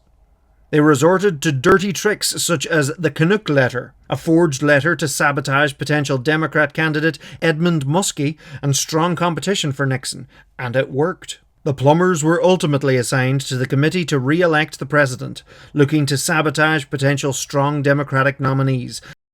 Nixon travelled to China and met Chairman Mao, and improved their relationship, taking advantage of the split from the Soviets. The Easter Offensive saw a new invasion from the NLF and North Vietnam in 1972. This resulted in the US recommencing the bombing of North Vietnam, which stopped the North's offensive. Nixon also met up with Brezhnev, resulting in the SALT I agreements, which sought to reduce the amount of nuclear weapons being developed to create a more stable environment. They did also agree to not develop anti-ballistic missile defences to maintain the threat of nuclear war as a deterrent. They increased trade with each other and brought about a period of peaceful coexistence, possibly to isolate North Vietnam from its communist allies. One particular bomb which was used by the US throughout the war was napalm, a sticky, flammable chemical which was very effective at destroying jungle and causing mass devastation and terror. Looking to sabotage potential strong Democratic nominees, the plumbers moved to break into the Democratic National Committee offices at the Watergate complex in DC to set up a wiretap, but it didn't work right. A month later, Liddy and Hunt oversaw their team of ex-CIA Cuban exiles, plus James McCord, to break in again to repair the wiretap and photograph Democrat documents, but they were caught and arrested during the break-in. Liddy and Hunt escaped, but one of the burglars, McCord, had Hunt's name in his address book. Oops. James McCord indeed also worked security for the committee to re-elect the president, often known as CREEP, so this was a direct connection to the White House. Liddy, Hunt and other White House officials went about moving or destroying files and money in connection with the plumbers. Liddy called his higher-up in the committee to re-elect the president, Jeb Magruder, to tell him of the fiasco. The higher-ups in CREEP were in LA raising money with the governor of California, Ronald Reagan. Nixon's former Attorney General and now Director of CREEP, John Mitchell, told Liddy to tell Attorney General Richard Kleindienst to get McCord out of jail, but Kleindienst refused as it would be an obstruction of justice. Although he didn't then mention Liddy's confession to the FBI, who were beginning investigations. The feds found that a check which had been earmarked for CREEP was found in the bank account of one of the burglars. Days later, FBI Associate Director Mark Felt, who would later be codenamed Deep Throat, met with Bob Woodward of the Washington Post, helping them join the dots between the burglars and Howard Hunt, and ultimately John Mitchell, CREEP, and the chain of command and election money leading all the way up to the White House. CREEP director John Mitchell had his wife Martha essentially kidnapped for fear of her talking to the press about the break-in. Meanwhile, in the White House, Nixon was advised by Bob Haldeman to have the CIA tell the FBI to stay the hell out of investigating the Watergate break-in, having the CIA let on that the Watergate break-in was a CIA operation. And so Nixon gave the order to have it done. L. Patrick Gray, who was acting director of the FBI after J. Edgar Hoover's death, went along with Nixon's wishes, destroying files belonging to Howard Hunt, and initially provided daily updates to White House counsel John Dean. John Mitchell resigned as director of CREEP after his wife publicly threatened to leave him if he didn't get out of politics. Eventually, in 1972, the prisoners received special category status, allowing them certain freedoms to organise and have a recognised command structure within the prison and line of communication to the governor. Most infamously, Black September assassinated 11 Israeli athletes during the Munich Olympics. That autumn, Hunt, Liddy and the Watergate burglars were indicted by a federal grand jury for conspiracy, burglary and violation of federal wiretapping laws. Howard Hunt pressured the White House and CREEP for hush money. At this point, most journalists were more interested in the upcoming election than the little break-in at the Watergate, as were the American people. Nixon would be re-elected as president that November, winning by a landslide, but the massive victory would be overshadowed by the storm clouds ahead. Eventually, after Hanoi and Haiphong were heavily bombed at the end of 1972, North and South came to the negotiating table with the US. Ireland, and indeed the United Kingdom for that matter, joined what became the European Union in 1973. Around this time, Lyndon Johnson died of heart disease in Texas. In January 1973, Nixon suspended any attacks on North Vietnam, ended the draft, and the Paris Accords were signed, ending the United States' involvement in the Vietnam War. In early 1973, having been paid off to avoid a long trial full of dangerous questions, the burglars pled guilty to the Watergate burglary. All ground troops were withdrawn by March. US Secretary of State Henry Kissinger and North Vietnam Foreign Minister Le Duc Tho were awarded the Nobel Peace Prize, but Tho refused as true peace didn't exist yet in Vietnam, and right he was. As Pat Gray was being questioned in his confirmation hearings to become permanent director of the FBI, he revealed that he helped Nixon monitor the Watergate investigations and that John Dean probably lied to other FBI agents. As sentencing approached, Howard Hunt began pressuring the White House for more hush money, nodding to his knowledge of earlier break-ins too. Meanwhile, John Dean warned Nixon that this whole situation was a cancer growing around the presidency, as they secretly discussed the practicality of quietly sourcing $1 million in hush money for the burglars, Dean comparing their actions to the mafia. Nixon replied, "You could get $1 million, and you could get it in cash. I know where it could be gotten." Not wanting to be the patsy, Watergate burglar James McCord revealed in a letter to Judge John Serica that he had lied about the burglary being a CIA operation, that he had been under pressure by other government officials, and that several higher-ups knew about the break-in. This revelation blew things wide open and grabbed the attention of the nation as eyes now turned to the White House. All the while, America was in the process of pulling its troops out of Vietnam. In April, John Dean, sensing he might be made a scapegoat, began cooperating with the federal Watergate prosecutors, beginning to shed light on the cover-up. Pat Gray resigned as FBI director after it was revealed that he had destroyed files. William Ruckelshaus became the new director. By the end of the month, as pressure rose, Ehrlichman, Haldeman and Attorney General Kleindienst resigned from the White House staff. John Dean, too, was fired. In May, the Senate Watergate Committee began its hearings on national television, with Archibald Cox appointed as special prosecutor to investigate possible presidential impropriety. Senator Howard Baker famously asked, "What did the president know, and when did he know it?" Dean revealed he had discussed the cover-up at least 35 times. The White House denied what Dean was saying. However, former Presidential Appointments Secretary Alexander Butterfield confirmed that all conversations and phone calls in the Oval Office had been recorded on tape since 1970, giving a solid record to prove what Dean had to say. In response to the public discovery, Nixon ordered the taping systems to be disconnected. That July, he refused to turn over these tapes to the investigation. In Northern Ireland, in 1973, Lord Diplock's review on jury trials led to the introduction of Diplock non-jury trials for terrorist cases, claiming that juries could be intimidated. In 1973, Egypt and Syria led a surprise attack on Israel during the Jewish holy day of Yom Kippur.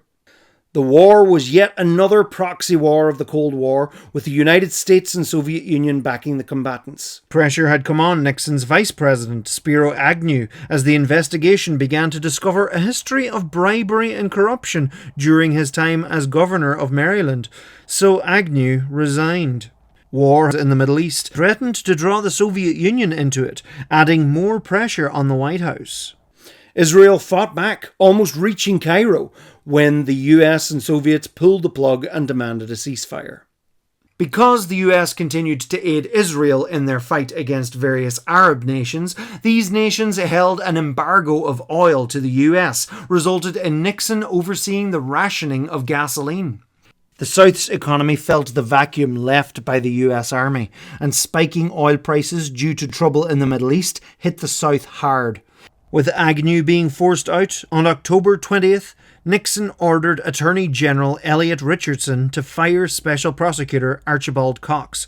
Richardson refused and resigned. Nixon then ordered Deputy Attorney General and previously brief acting Director of FBI Michael Ruckelshaus to fire Cox. He too refused and resigned. Nixon then ordered Solicitor General Robert Bork to fire Cox. Bork obliged and Cox was fired. This would become known as the Saturday Night Massacre. The American public was shocked. Leon Jaworski became the new special prosecutor. Gerald Ford would be nominated for the new vice. Days later, at Disney World, Florida, Nixon spoke to the press. "I want to say this to the television audience. I made my mistakes, but in all of my years of public life, I have never profited from public service.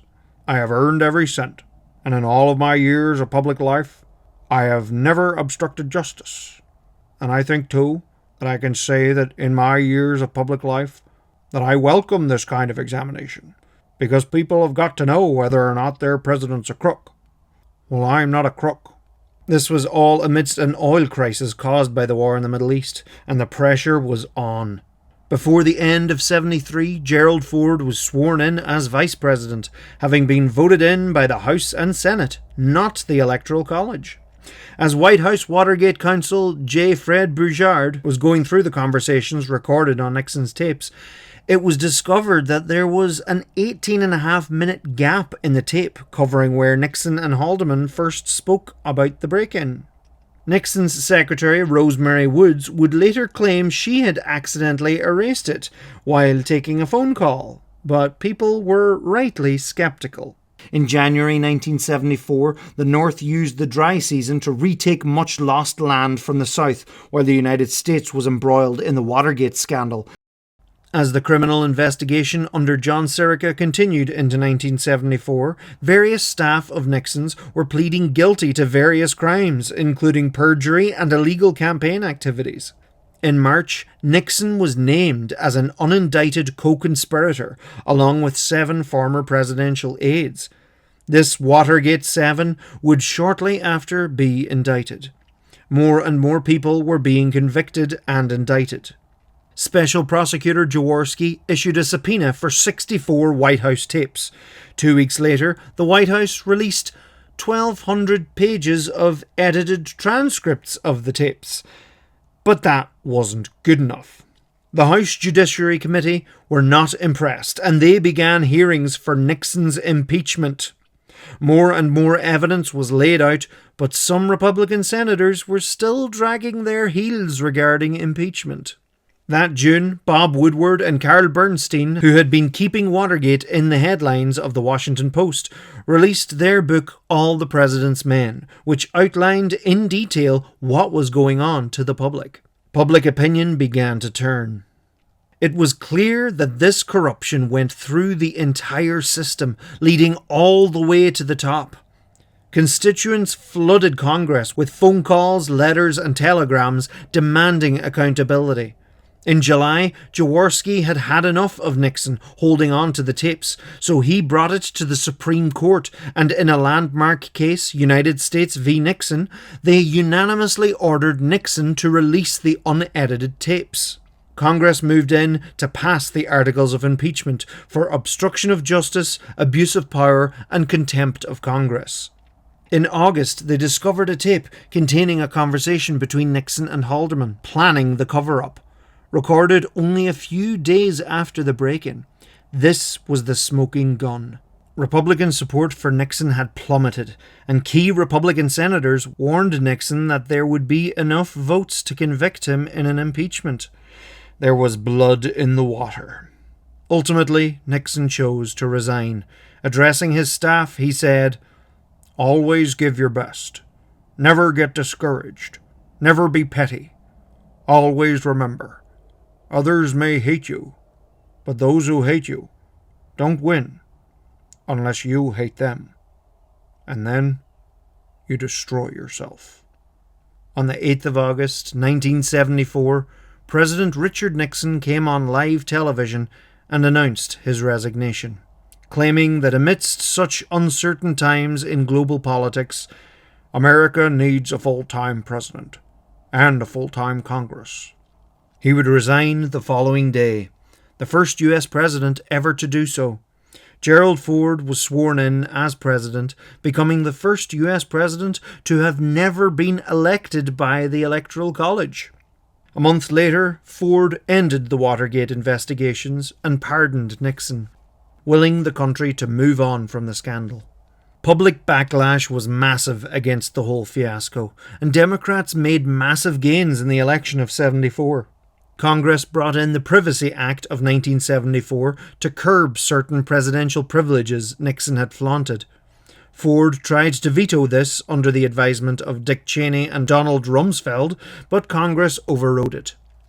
In 1974, the PLO gained much international recognition as the sole legitimate representation of the Palestinian people, indeed becoming an observer in the UN.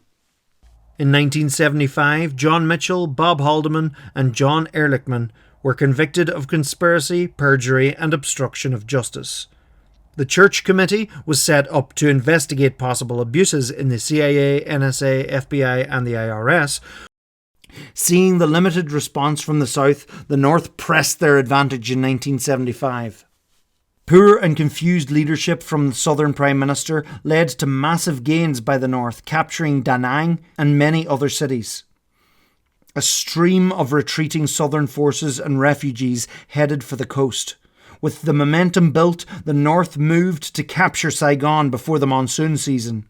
A desperate evacuation began of many US Marines and diplomats by helicopter as Vietnam civilians trying desperately to escape were abandoned. On the 30th of April 1975, North Vietnam and NLF forces entered Saigon, raising their flag. And the Vietnam War came to an end. The US had dropped 7 million tons of bombs across Indochina throughout the war. Much of the unexploded bombs render much of the potential farmland in the region unusable to this day. This war deeply scarred the region.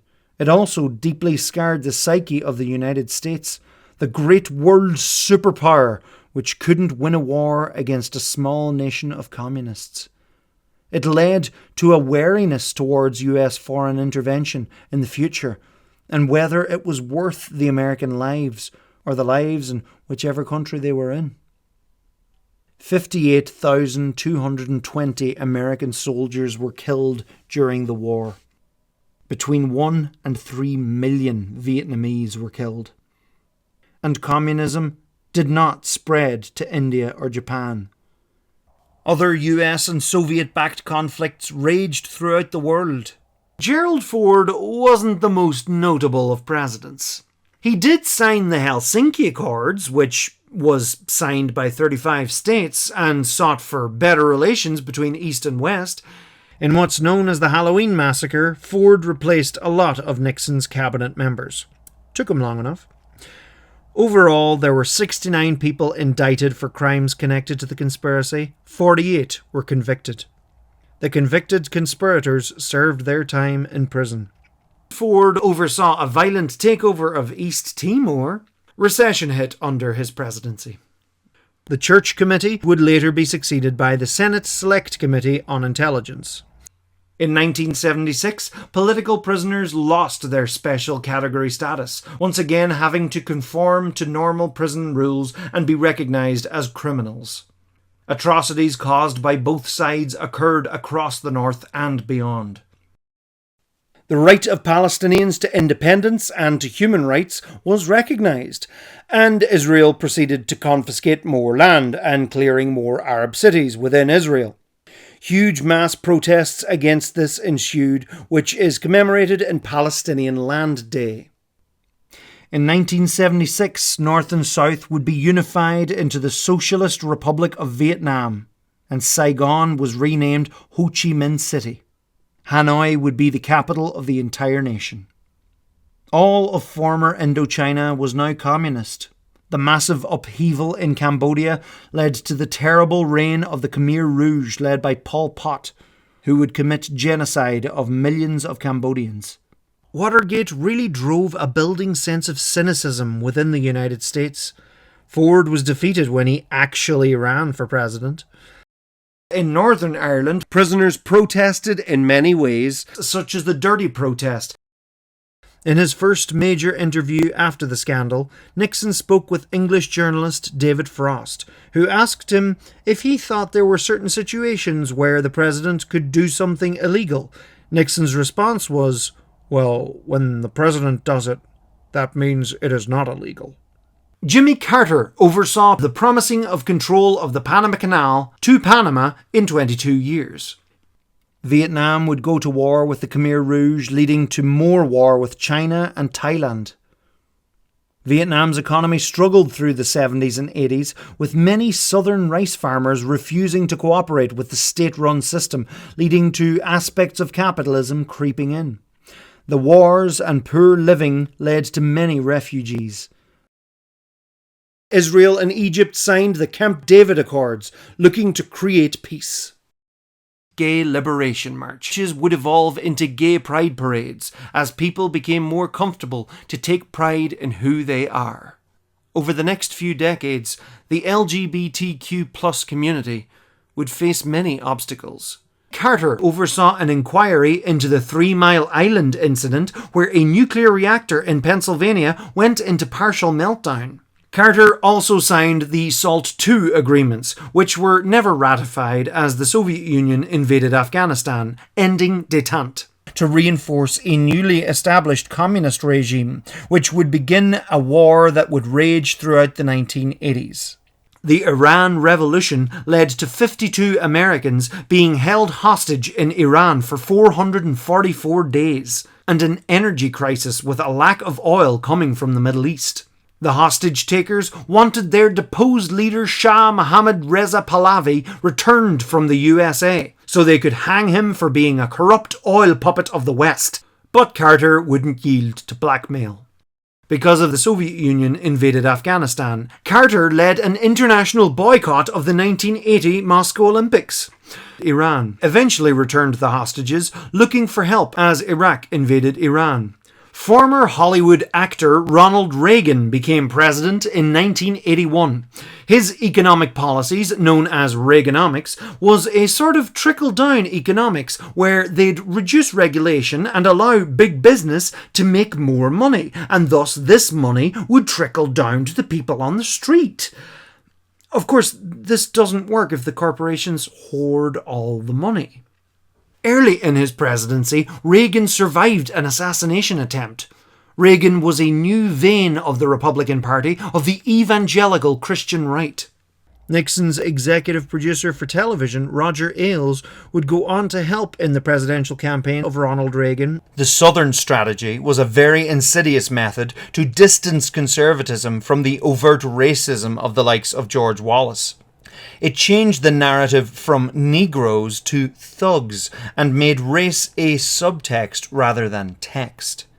By the 1980s, various protests such as the Dirty Protest and the hunger strikes centred at the Maze prison brought huge pressure internationally on Britain, where 10 men died of starvation while protesting the British.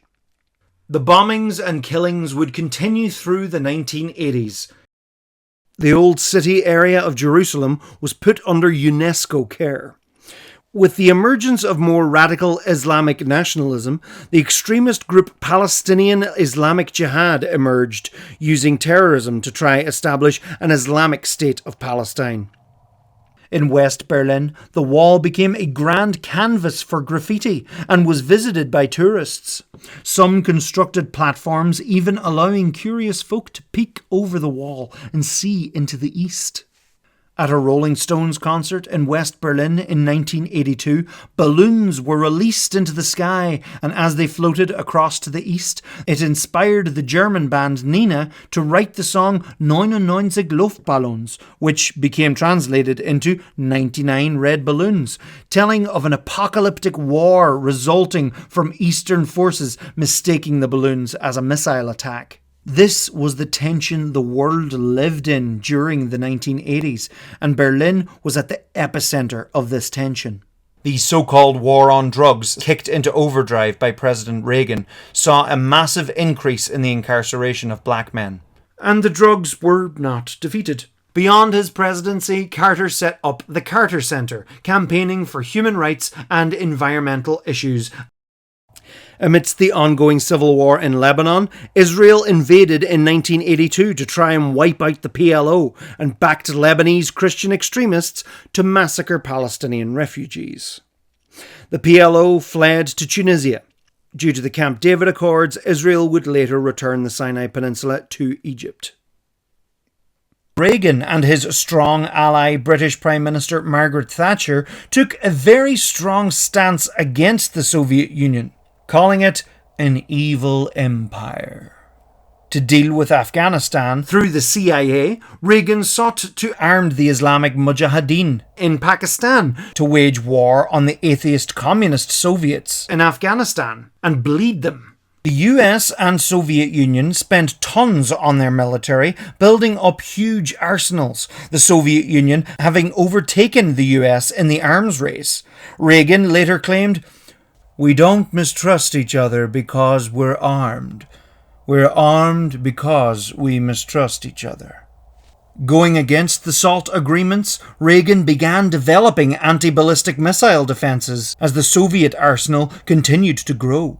All the while, Soviet leader Yuri Andropov feared a US first strike attack. Later that year, a Korean Airlines flight en route from Alaska to South Korea was shot down by the Soviet Union. After initially denying it, the Soviets claimed it was on a spy mission. The US said otherwise. Times were tense. A few months later, NATO were having a military exercise named Able Archer, which simulated Western Europe going into DEFCON 1, ready for nuclear war. The Soviet Union had been so paranoid of an imminent attack, they believed this could be hiding the real thing and quickly readied their arsenal, ready to fire. The exercise, thankfully, ended peacefully, and the world once again escaped imminent nuclear war. The Soviet Union and many other communist states boycotted the Los Angeles Olympics in 1984. This left room for many wins by Team USA, much to McDonald's dismay, as they had had a promotion promising free food for any USA medals. Reagan's administration was caught in a scandal as they secretly sold arms to Iran via Israel in order to free hostages in Lebanon and fund anti-communist Contras in Nicaragua, all the while resulting in increased smuggling of cocaine into the United States of America from Colombia. Just say no. Reagan bombed Libya in retaliation for the bombing of a discotheque in West Berlin, frequented by US troops.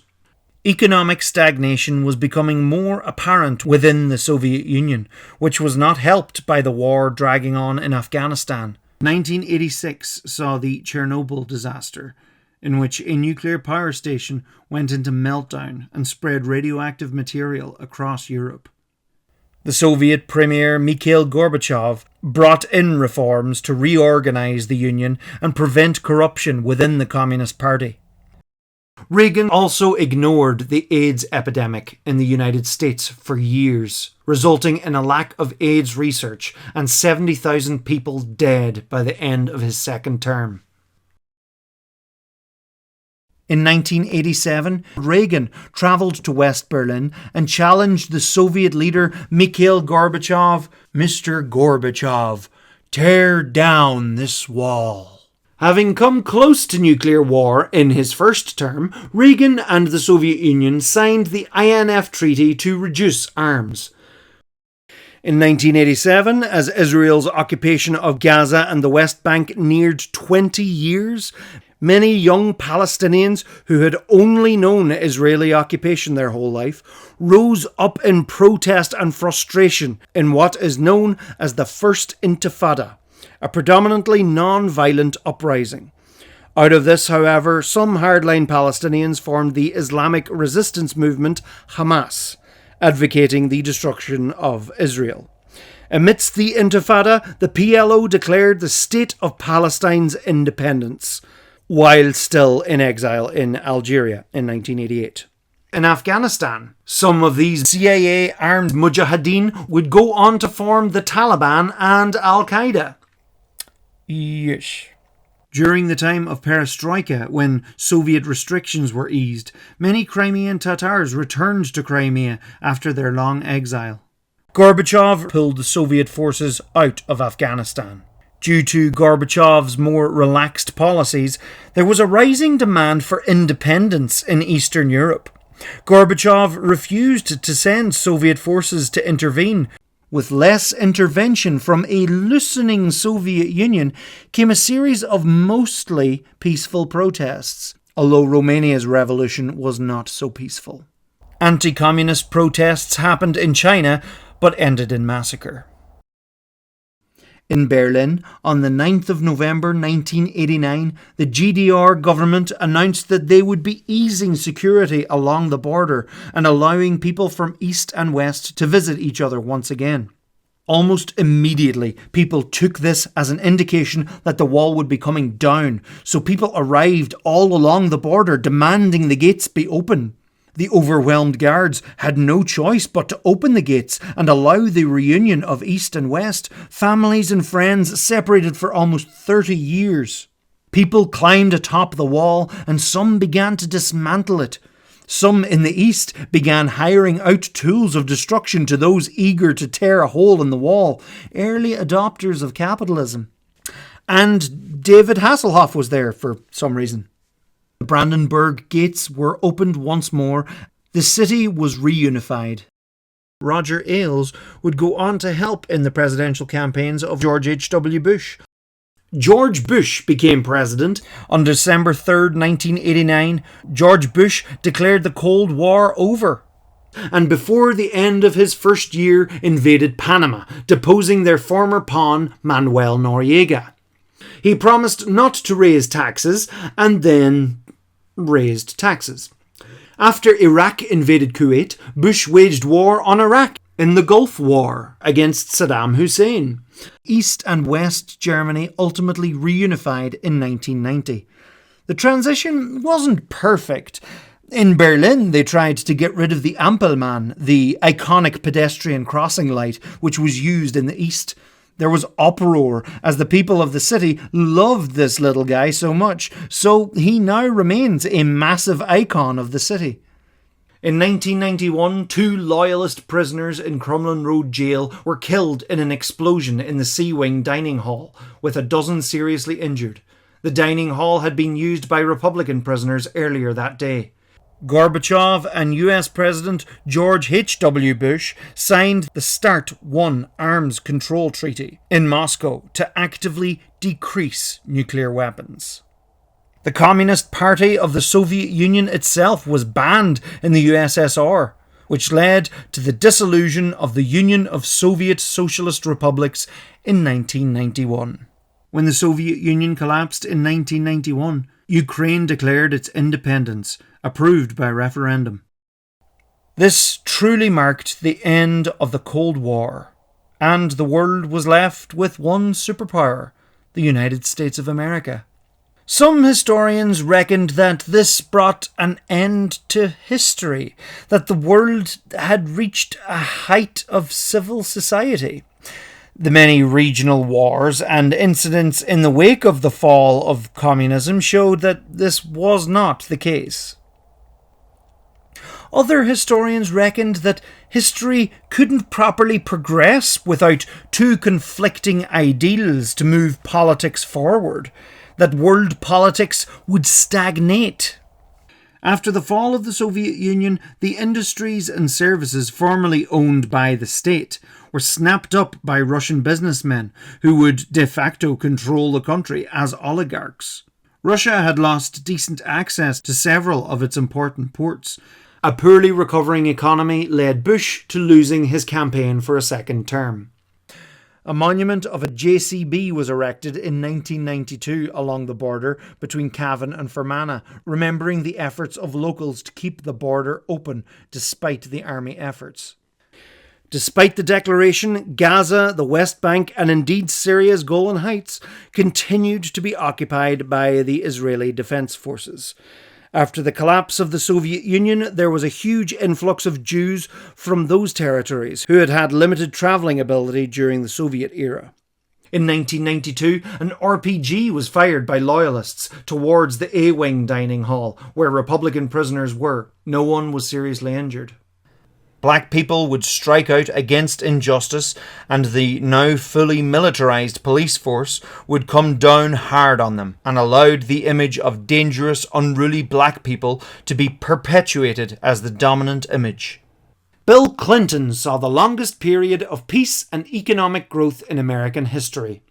More peace talks would ensue in the early 90s, ultimately leading to the Oslo Accords, which were signed by Israel and Palestine, aiming for a two-state solution, with the PLO, led by Yasser Arafat, recognizing Israel's existence and only seeking to solidify the Palestinian state in Gaza and the West Bank, and allowing Palestinians more autonomy within that territory. Despite being a Democrat, Clinton was similar to his two Republican predecessors in being a neoliberal, working towards corporate gains. He signed the North American Free Trade Agreement, allowing free trade between Canada, United States, and Mexico. His presidency saw the 3 strikes and you're out rule, which led to an increase of the disproportionate incarceration of black men for minor crimes. And as we learned about the 13th Amendment abolishing slavery, it doesn't count for those being punished. By the 1990s, after so many years of violence, the people of Northern Ireland demanded change. In 1994, the IRA, UVF and UDA called ceasefires as part of an ongoing political process. That year, loyalist prisoners had actually staged a massive rooftop protest on A-Wing of Crumlin Road Jail, highlighting poor conditions in the prison. But times were changing. The terrorist groups called a ceasefire, and politicians came together to discuss peace. And Ireland's economy really began to thrive into the 1990s. Nixon died in 1994 and had no state funeral, as per his own wishes. It was still attended by 5 living presidents and several VIPs. Clinton ordered military intervention with NATO in the wars in Bosnia. The Israeli Prime Minister Yitzhak Rabin was assassinated by an Israeli ultranationalist who was opposed to these moves for peace. Despite the Oslo Accords, Israel continued to limit Palestinians' freedoms, having laws that favoured Jews over non-Jews, particularly discriminating against Arabs. More and more people drew comparisons to the recently ended apartheid regime of South Africa, separating white people and black people. Clinton, in his position of power, got into an intimate relationship with 22-year-old White House intern Monica Lewinsky. On March 31st, 1996, Crumlin Road Jail was officially closed. All remaining prisoners were transferred to the Maze or Maghaberry prison. Roger Ailes would go on to ultimately being hired as the CEO of Fox News. Israel and Palestine then agreed that most Israeli forces be withdrawn from Hebron in the West Bank in more moves towards peace. But not a lot was actually done. Clinton reformed welfare and signed in health insurance for children. Clinton to face a sexual harassment lawsuit about the relationship with Lewinsky. This violent military confrontation in Northern Ireland saw over 3,500 people die and tens of thousands injured between 1969 and 1998. The majority of these casualties were non-combatants. This state of emergency, referred to by some as the Troubles and by others a war, saw an extraordinary military presence from the British state and some highly repressive practices in order to defeat the IRA. But times were changing. A multi-party agreement known as the Good Friday or Belfast Agreement was reached that set up a power-sharing government in Northern Ireland, which allowed for peace.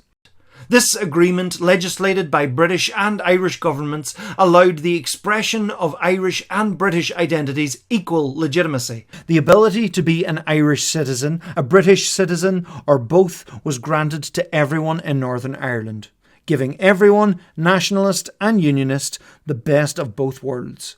A power-sharing government of Northern Ireland allowed for nationalists and unionists to make decisions together, and provides a mechanism whereby, If ever Northern Ireland wished to join the Irish Republic, Britain would allow the change. until that point is reached, Northern Ireland remains part of the United Kingdom. However, problems remained. Protestant and Catholic working class areas in Belfast were separated by walls. Flags were flown from lampposts to mark different areas, and there were still lots of parades. Confrontations and riots were frequent. In 1998, Crumlin Road Courthouse hosted its last ever trial. In 1998, Clinton denounced Saddam Hussein in Iraq. He became the second president to face impeachment for lying about the relationship with Lewinsky in a sexual harassment lawsuit. But he was acquitted. Clinton ordered military intervention with NATO in the wars in Kosovo. He got rid of Glass-Steagall legislation, which had been put in place to regulate banks after the crash of 1929. Clinton was also known for playing the saxophone. Israeli Prime Minister Benjamin Netanyahu would later lose his election due to corruption allegations. More and more Palestinian territory would come under control of Palestinian authorities. At the turn of the 21st century, Israel and Palestine came together again at the Camp David II summit, but with no agreements, as Arafat wanted a Palestinian right of return for the millions of Palestinians in exile across the world. Israel had been claiming East Jerusalem and indeed the Temple Mount since 1980, and when soon-to-be Israeli Prime Minister Ariel Sharon visited Al-Aqsa and the Temple Mount in September, it triggered the Second Palestinian Intifada, with a massive wave of protests and many terrorist attacks against Israeli occupation. In response to this, Israel reoccupied Palestinian cities in the West Bank. George W. Bush, son of George H.W. Bush, won a dubiously close election, having the results of the Florida election being decided by the US Supreme Court. Became president in 2001, becoming the second president since John Quincy Adams to have had a father as president also. Only months after he started came the September 11th terrorist attacks, in which Afghanistan-based terrorist organisation Al-Qaeda crashed planes into the World Trade Center in New York and the Pentagon in Virginia. Bush's reaction was the war on terror, going to war in Afghanistan. Another reaction to 9/11 was the Patriot Act and other acts giving the NSA unbridled access to information on people to find terrorist activity. Bush did make tax cuts to the rich and education reforms. Jimmy Carter won the Nobel Peace Prize in 2002. While the UN came up with more and more resolutions, Israeli settlers would continue to move into the West Bank, intimidating Palestinians off their own land, destroying infrastructure, killing olive trees, and brutally reacting to any resistance. Palestinian militant groups such as Islamic Jihad and Hamas launched thousands of rockets into Israel over the years, terrorizing the people. The UN, US, EU and Russia formed the Quartet to try and resolve the issues and create a roadmap for peace. But the settlers kept settling. As Ireland moved into the 21st century, it became a cool place for computer and tech companies to do business, in a time known as the Celtic Tiger. Bush's the war on terror, going to war along with Britain against Saddam Hussein in Iraq in search of weapons of mass destruction, which never existed. Bush became known for his bumbling moments of public speaking. He was elected for a second term. PLO leader Yasser Arafat died in 2004, which left many Palestinians without strong leadership.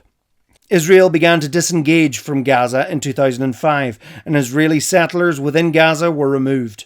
Bush's popularity waned with poor leadership in the aftermath of the devastating Hurricane Katrina. In 2005, Mark Felt went public about being Deep Throat, one of the initial whistleblowers. The next year, Hamas won the legislative election in Gaza and began to take control. At the same time, Israel now went to war with the Lebanese jihadist group Hezbollah to the north. Unregulated banks selling worthless mortgages to each other. Hamas fighting against Fatah, the more secular Palestinian party, and took control of Gaza. Fatah would maintain control of the West Bank. But with Hamas's violent presence in Gaza, Israel blockaded Gaza and its nearly 2 million citizens.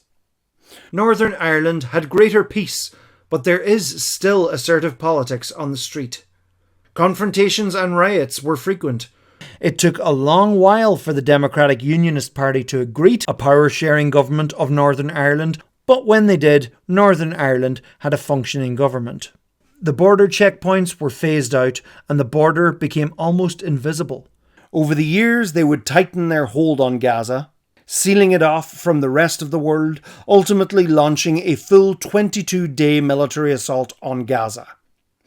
In the 2000s, Ukraine, led by President Viktor Yushchenko, sought more and more to align with the European Union. The Russian leader Vladimir Putin did not recognize Ukrainian independence, viewing it as part of Russia. It was clear Bush handled the war in Iraq badly. This dragged-on conflict destabilized the whole region. Questions about torture and treatment of prisoners in Guantanamo Bay didn't help either.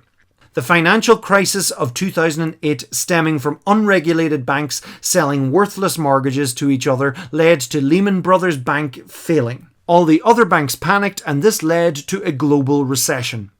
Bush was practically on autopilot towards the end of his presidency and handled the crisis poorly. The Celtic Tiger, however, was not to last, as the economy built up on the construction sector and unregulated banks fell very hard with the international banking crisis and recession.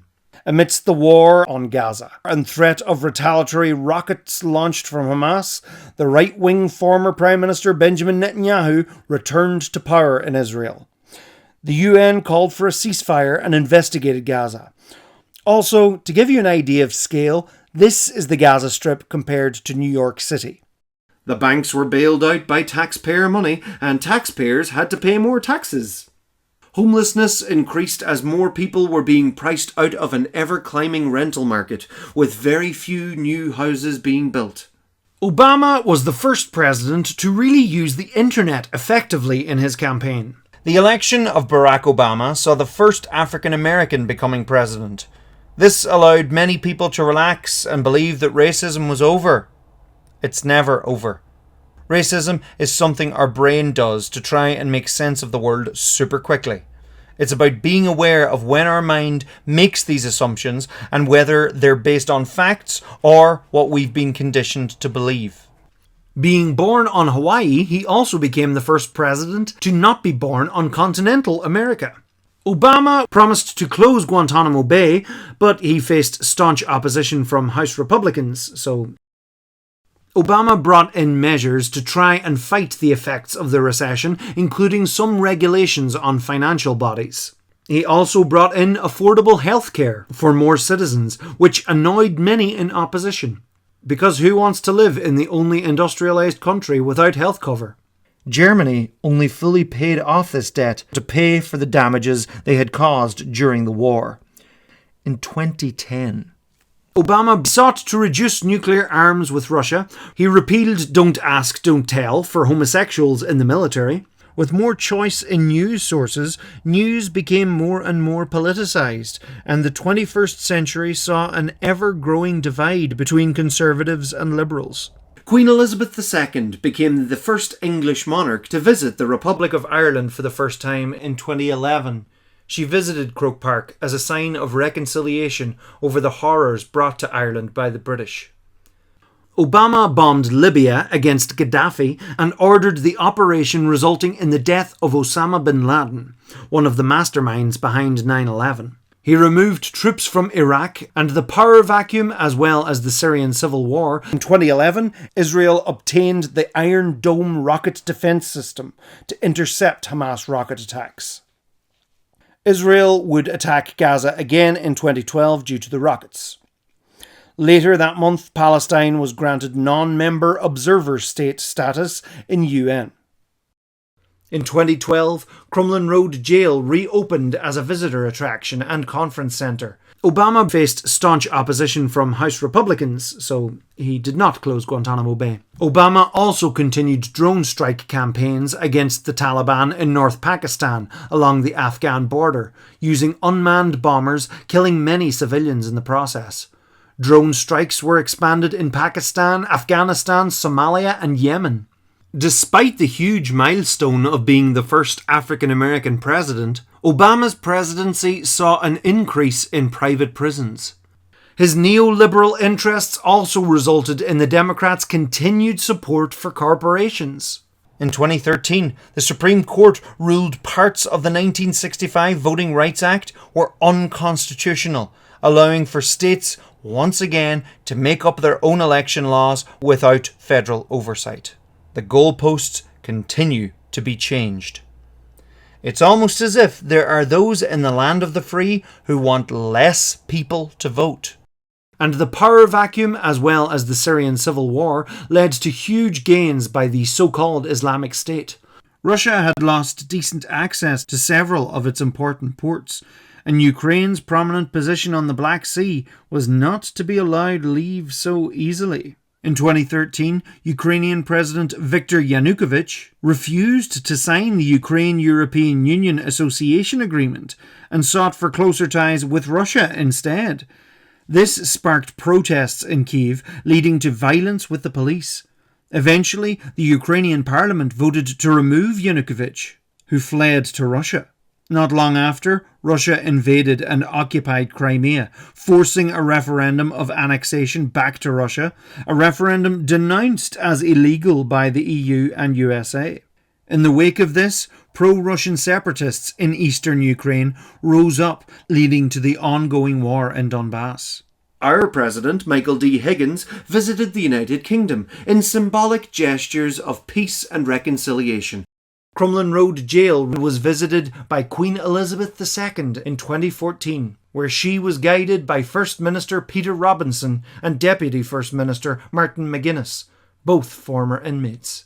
The last years of Obama's presidency saw civil unrest amongst African American communities, protesting against violence and systemic racism towards black people in what became known as the Black Lives Matter movement. And in 2014, Israel launched the biggest assault on Gaza since 1967 in Operation Protective Edge, fighting for a month and a half before coming to a ceasefire. Netanyahu continued to win elections. Obama's presidency saw a nuclear arms agreement with Iran. Ireland legalised same-sex marriage by popular vote, the first country to do so by referendum. Same-sex marriage also became legal across the United States during Obama's presidency due to a federal loophole. With an ever-increasing number of mass shootings across the United States, Obama frustratedly spoke out against gun violence, an ever-growing issue in the United States. Obama signed the Paris Agreement, an international agreement on climate change. And Obama began better relations with Cuba after decades of enmity. Today, the border of Northern Ireland is often only noticed by small differences in road markings and signposts which indicate the crossing of the border, with many people making the crossing daily in their regular day-to-day life. And then Brexit happened. The UK referendum to leave the European Union in 2016 threw a lot of questions on the Northern Ireland border, the only land border between the UK and the rest of the EU. It's a very complicated border with more roads crossing it than between Russia and the EU. Northern Ireland, as well as Scotland, voted in majority to remain in the EU. Any form of a hard border could give dissident Republicans targets and result in an escalation into violence which nobody wants. The UN deemed that Israeli settlements in the West Bank violated international law and did nothing about it. The campaign for the 45th president saw the first major female presidential candidate, Democrat Hillary Clinton, wife of Bill. The Republican nominee, however, would ultimately become one of the most controversial choices in US history, hijacking the establishment's game and playing by his own rules, businessman and celebrity Donald Trump. The political landscape of the United States was deeply divided, and increasingly divisive algorithms within social media led to a polarization amongst people. Liberals were not seeing what conservatives were seeing on social media, and vice versa. Amidst this division and Russian interference, Donald Trump gained popularity as a strong man running on xenophobic America First rhetoric, very reminiscent of 1930s fascism. Despite the countless scandals, nothing seemed to stick, at least in the eyes of his supporters. Trump won the Electoral College vote despite losing the popular vote by close to 3 million. For many, a vote for Trump was a vote against the establishment, as Clinton seemed to only offer more of the same, and when you got nothing to lose. Clinton's carelessness with emails didn't help. Trump promised to drain the swamp and end corporate bankers' hold over government, and then proceeded to create tax breaks for the wealthy. He spent his first years undoing much of what Obama had achieved. Trump enacted a travel ban to several Muslim-majority countries, for apparent security reasons. He pushed the phrase fake news and actively spoke out against several media sources, turning his followers against the media. He was also an avid user of Twitter, often making huge announcements through his tweets, #Covfefe. He came under investigation by the FBI over potential Russian interference in the 2016 election. Trump had particularly emboldened white supremacists, and when they came out en masse in Charlottesville, Virginia, he failed to outright denounce them, without at least saying that there were very fine people on both sides. North Korea tested nuclear weapons. Trump used his own Florida resort, Mar-a-Lago, as a base for political meetings. One of many personal conflicts of interest Trump showed while in office, refusing to put his assets in a blind trust. One of his big points was building a wall along the Mexican border, with mixed results. More and more support for Israel would come from Christian conservatives in America, who believed that bringing about the prophecies of the Old Testament and the Book of Revelation involved all the Jews returning to Israel. It's deeply cynical. The American Israel Public Affairs Committee, aka AIPAC, worked hard in America to ensure ongoing political support from the US. Trump announced America's recognition of Jerusalem as Israel's capital, not Tel Aviv, further bolstering Netanyahu's resolve that Israel's biggest supporter and funder, USA, had their back. The PLO withdrew their recognition of Israel, demanding they adhere to pre-1967 borders, which Israel showed no signs of doing, as more settlers built in the West Bank and Gaza remained surrounded. Ukraine, however, moved closer in aligning itself with the European Union, joining the deep and comprehensive free trade areas, being allowed easier access to the Schengen area, and edging away from the Commonwealth of Independent States, an economic body consisting of several former Soviet states. In long negotiations with the EU, British Prime Minister Theresa May negotiated the backstop, which guarantees whatever happens with the UK leaving the EU, a hard border will not be put in place. This was complicated by May's government being propped up by the DUP, who are against a border along the Irish Sea, which would be one of the simplest solutions. Hamas were a very convenient threat to the right-wing Israeli government, seeming less reasonable and much more easy to vilify and justify the Israeli chokehold over Palestinians in the open-air prison of Gaza, keeping Gazans and Palestinians in the West Bank divided. The government of Vietnam today still claims to be socialist, but contains much of the capitalist corruption of neoliberalism. It has solid relations with the rest of the world, yet remains scarred by what many there refer to as the American War. Trump seemed to admire many authoritarian world leaders, such as Vladimir Putin and Kim Jong-un. Trump visited Kim Jong-un, and things de-escalated. He fired any staff member who seemed to go against him. Immigrations and Customs Reinforcement, known as ICE, separated children from their parents who'd crossed the borders illegally and housed them in prisons along the border. Trump's presidency was mired by scandal after scandal, with too many to name here, but he seemed to be able to brush off anything that was thrown at him. Sinn Féin, on the other hand, have been flirting with the solution being a united Ireland. New British Prime Minister Boris Johnson threw all of this up into question again, looking to renegotiate deals with the EU and proposing customs checks between the Republic and Northern Ireland away from the border itself, and yet another regulatory check between the North and the rest of the UK as goods move out of the single market. All of this being dependent on the Northern Ireland Assembly agreeing to this every 4 years. At least as of time of recording of October 3rd, 2019. The questions still remain up in the air, with Johnson driving the UK towards Brexit at the end of October, deal or no deal. The United Kingdom seems to be anything but united on this. There's not even a functioning assembly in Northern Ireland, as the DUP and Sinn Féin can't agree on an Irish language bill since 2017. Yay, democracy! Trump pulling America out of the Paris Agreement, furthering his deeply unscientific regime. Investigation by the FBI found nothing conclusive was connected to Trump. Trump was deeply vain and was a sucker for anyone who praised him. Islamic State was greatly weakened during Trump's presidency, and announced the creation of the Space Force, a new branch of the US Armed Forces, as if they needed another. Trump banned transgender people from serving in the armed forces.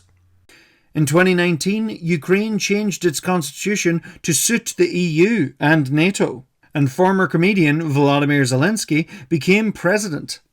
Small sections of the wall remain intact in the city, both as a tourist attraction and as a reminder of Berlin's troubled history. 30 years on since its downfall, the Berlin Wall is a reminder that division is never the answer. It reminds us that no matter how brave you want to look when you build that wall, all you can see is fear.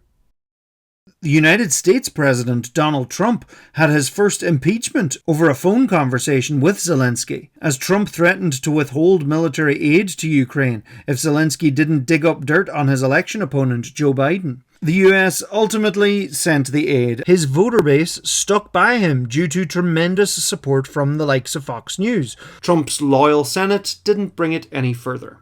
2020 saw his forces assassinate an Iranian military leader, but they managed not to escalate things, thankfully. Trump completely bungled the COVID-19 pandemic, not showing any decent leadership, speaking against experts, giving mixed signals, resulting in the USA's death toll from COVID being over 400,000 by the end of his presidency. Amidst the pressure cooker of COVID and continuing police brutality and murder of African Americans, the Black Lives Matter movement protested not just in the United States, but across the world. Trump's response was even heavier policing and brutal suppression of many peaceful protests, which would sometimes then, in turn, become violent in response. At least the 1964 Civil Rights Act was the gift that keeps on giving, clarifying rights for LGBTQ plus people in 2020. But people are still persecuted in many ways in different places. As people gained more freedoms, humanity gained the freedom to explore the true extent of our experience, looking into gender and how much of the strict male-female binary is a social construct. The Stonewall Inn opened and closed under various names over the years, but reopened as the Stonewall Inn in 2006 and remains a popular gay bar to this day. Stonewall is an example of people who had been pushed to their limits under an oppressive regime. Things got violent because they had been trying for so long to fit into a world which constantly rejected them. A new world was built from the ashes of the Stonewall Inn. In 2020, The Lublin Triangle was formed, an alliance bringing together the old union of Lithuania, Poland and Ukraine. Trump would then mediate the Abraham Accords, bringing in other Arab states to create a peace plan and push business forward, leaving Palestine behind, still under siege. As people went further down the social media rabbit hole, many Trump supporters found themselves believing in the QAnon conspiracy and that Trump was their saviour. Trump lost the 2020 presidential election to Joe Biden, but he refused to concede, claiming voter fraud. Trump tried several baseless court challenges and even called the Georgia Secretary of State looking for more votes somewhere. On the 6th of January 2021, as Congress met to officially confirm Biden's victory, a massive crowd of Trump supporters, egged on by Trump and his cohort, stormed the US Capitol building, resulting in the deaths of 5 people. This resulted in Trump becoming the first president to be impeached for a second time, and indeed being banned by several social media platforms, including his beloved Twitter. The waning days of his presidency saw Trump pardoning many people, his allies receiving money for it. Trump left office, refusing to attend Joe Biden's inauguration. He ended his presidency in disgrace, with an impeachment trial and many tax and legal questions hanging over his head. He had fanned the flames of hatred and division in the United States and even further afield. The Republican Party was divided over the distorted influence of Trump. At the beginning of Trump's presidency, the Republican Party had control of the House, the Senate, and indeed the White House. By the end of his presidency, they had lost control of all 3. Trump showed how delicate the system of democracy could be. Others like him may come again, and they won't be as inept. Joe Biden had previously served as Barack Obama's VP. At 78, Biden is the oldest person to be elected president. His vice president, Kamala Harris, is the first woman, first African American, and first South Asian American to become vice president. This video has been posted the day after Biden's inauguration, so there's not too much to be said about Biden's actual presidency. Hopefully he will lead the US in the COVID pandemic, and he will probably undo many of the decisions made by Trump. Change continues to be needed. This pendulum swing back and forth is not sustainable or productive. The Electoral College is outdated. It should be easy for people to vote, not difficult. It's almost as if you don't want them to vote. America has come a long way since its foundation, and its first president, George Washington. It has seen many challenges, wars, slavery, systemic racism, a deeply unhealthy addiction to capitalism. But where there have been bad times, there have also been good, but never perfect. The American experiment continues. Watch this space. And Trump was acquitted. Republican senators stood by him too.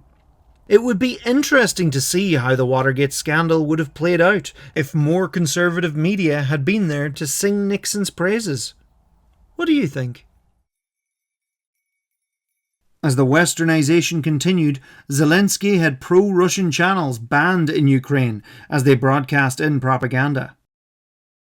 Today, the United States has the highest percentage of people in prison in the world.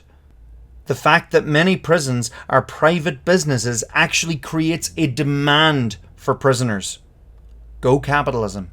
When we look at American history, it's amazing to see how much has changed, but also how much has stayed the same.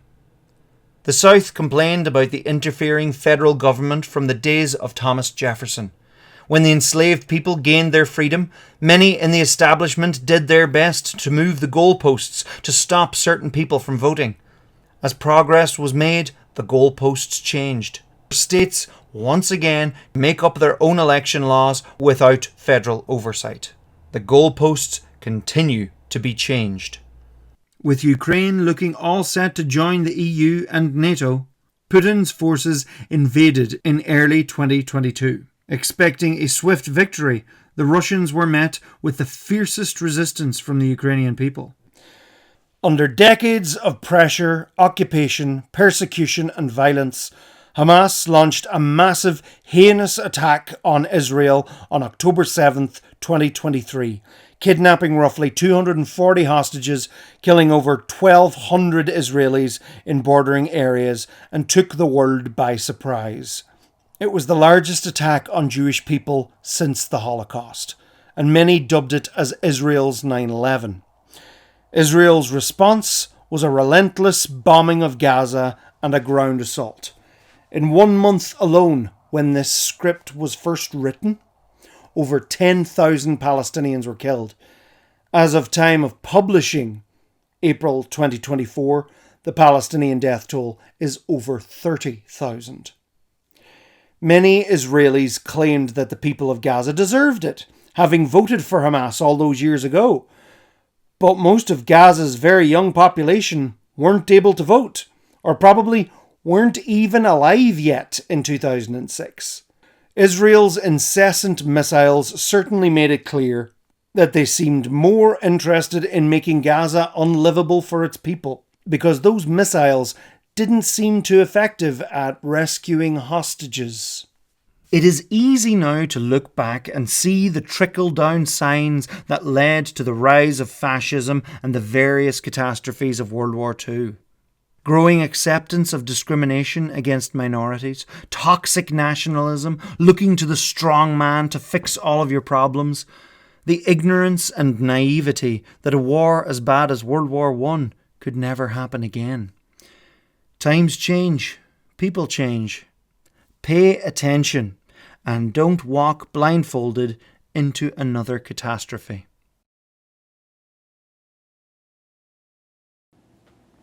Oh, you made it. Thanks for watching, folks. You made it to the end. Congratulations. Regarding the ongoing horrors happening in Gaza, I have a bit more of an epilogue to that topic in the original video. If you haven't watched it, you can go and watch it there and you can get a little bit more of what I have to think and say on that. Moving closer to current affairs always brings politics, always brings disagreement. I have been accused of being biased in the past. Everyone has biases, and I trust my audience to spot them. And judging by some of the comments, you have spotted them, so well done.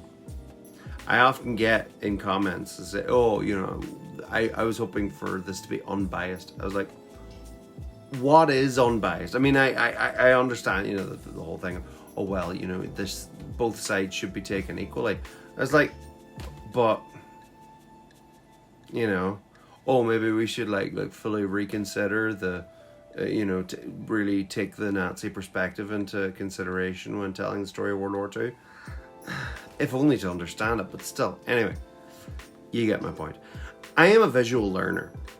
So part of this journey of creating these videos is creating resources that help make history more accessible to those who aren't necessarily into thick tome history books.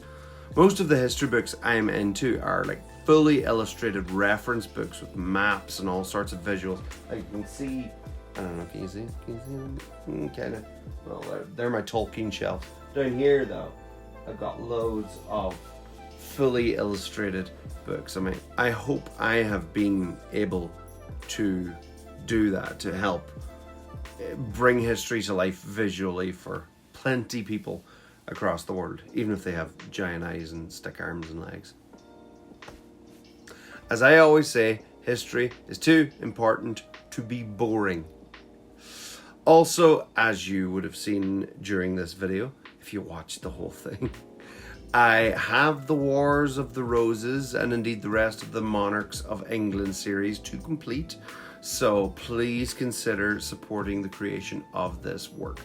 I also do aim to make an updated and further extended edition of the Presidents of the United States, seeing how the end of this year goes. So there will be thoughts, there will be opinions, there will be facts, but there will also be opinions. Come for the facts, stay for the opinions. And upon editing this whole video, I have decided that I really want to revisit my videos, particularly on World War One and Two. 10 years on, and I think I can do a much better job of telling those stories with more detail and nuance, with even better maps and illustrations. So, like, a complete rewriting of those scripts, I think, is on the cards, which I'm actually very excited about. So, anyways, 7 hours later, I'm sure you are ready for a different voice. So, thank you all again for watching, and please support my work if you can at patreon.com/John D Ruddy, or click join below and become a member on YouTube. Thank you. Bye-bye.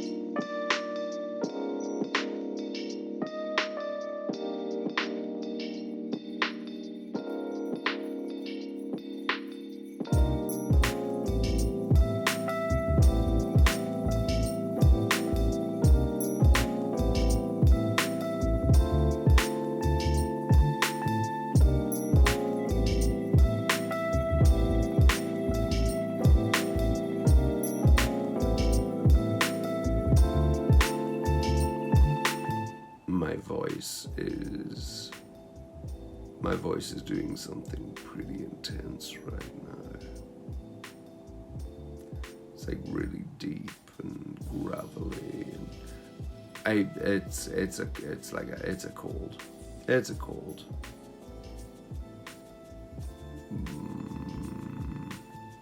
Maybe if I should do the whole thing like this. The politics of 19th century Europe were messy. What's changed? It was made up of. I don't know. I don't know my own scripts off by heart. But anyway, I hope you enjoyed like all 7 hours of that. See you later. Bye.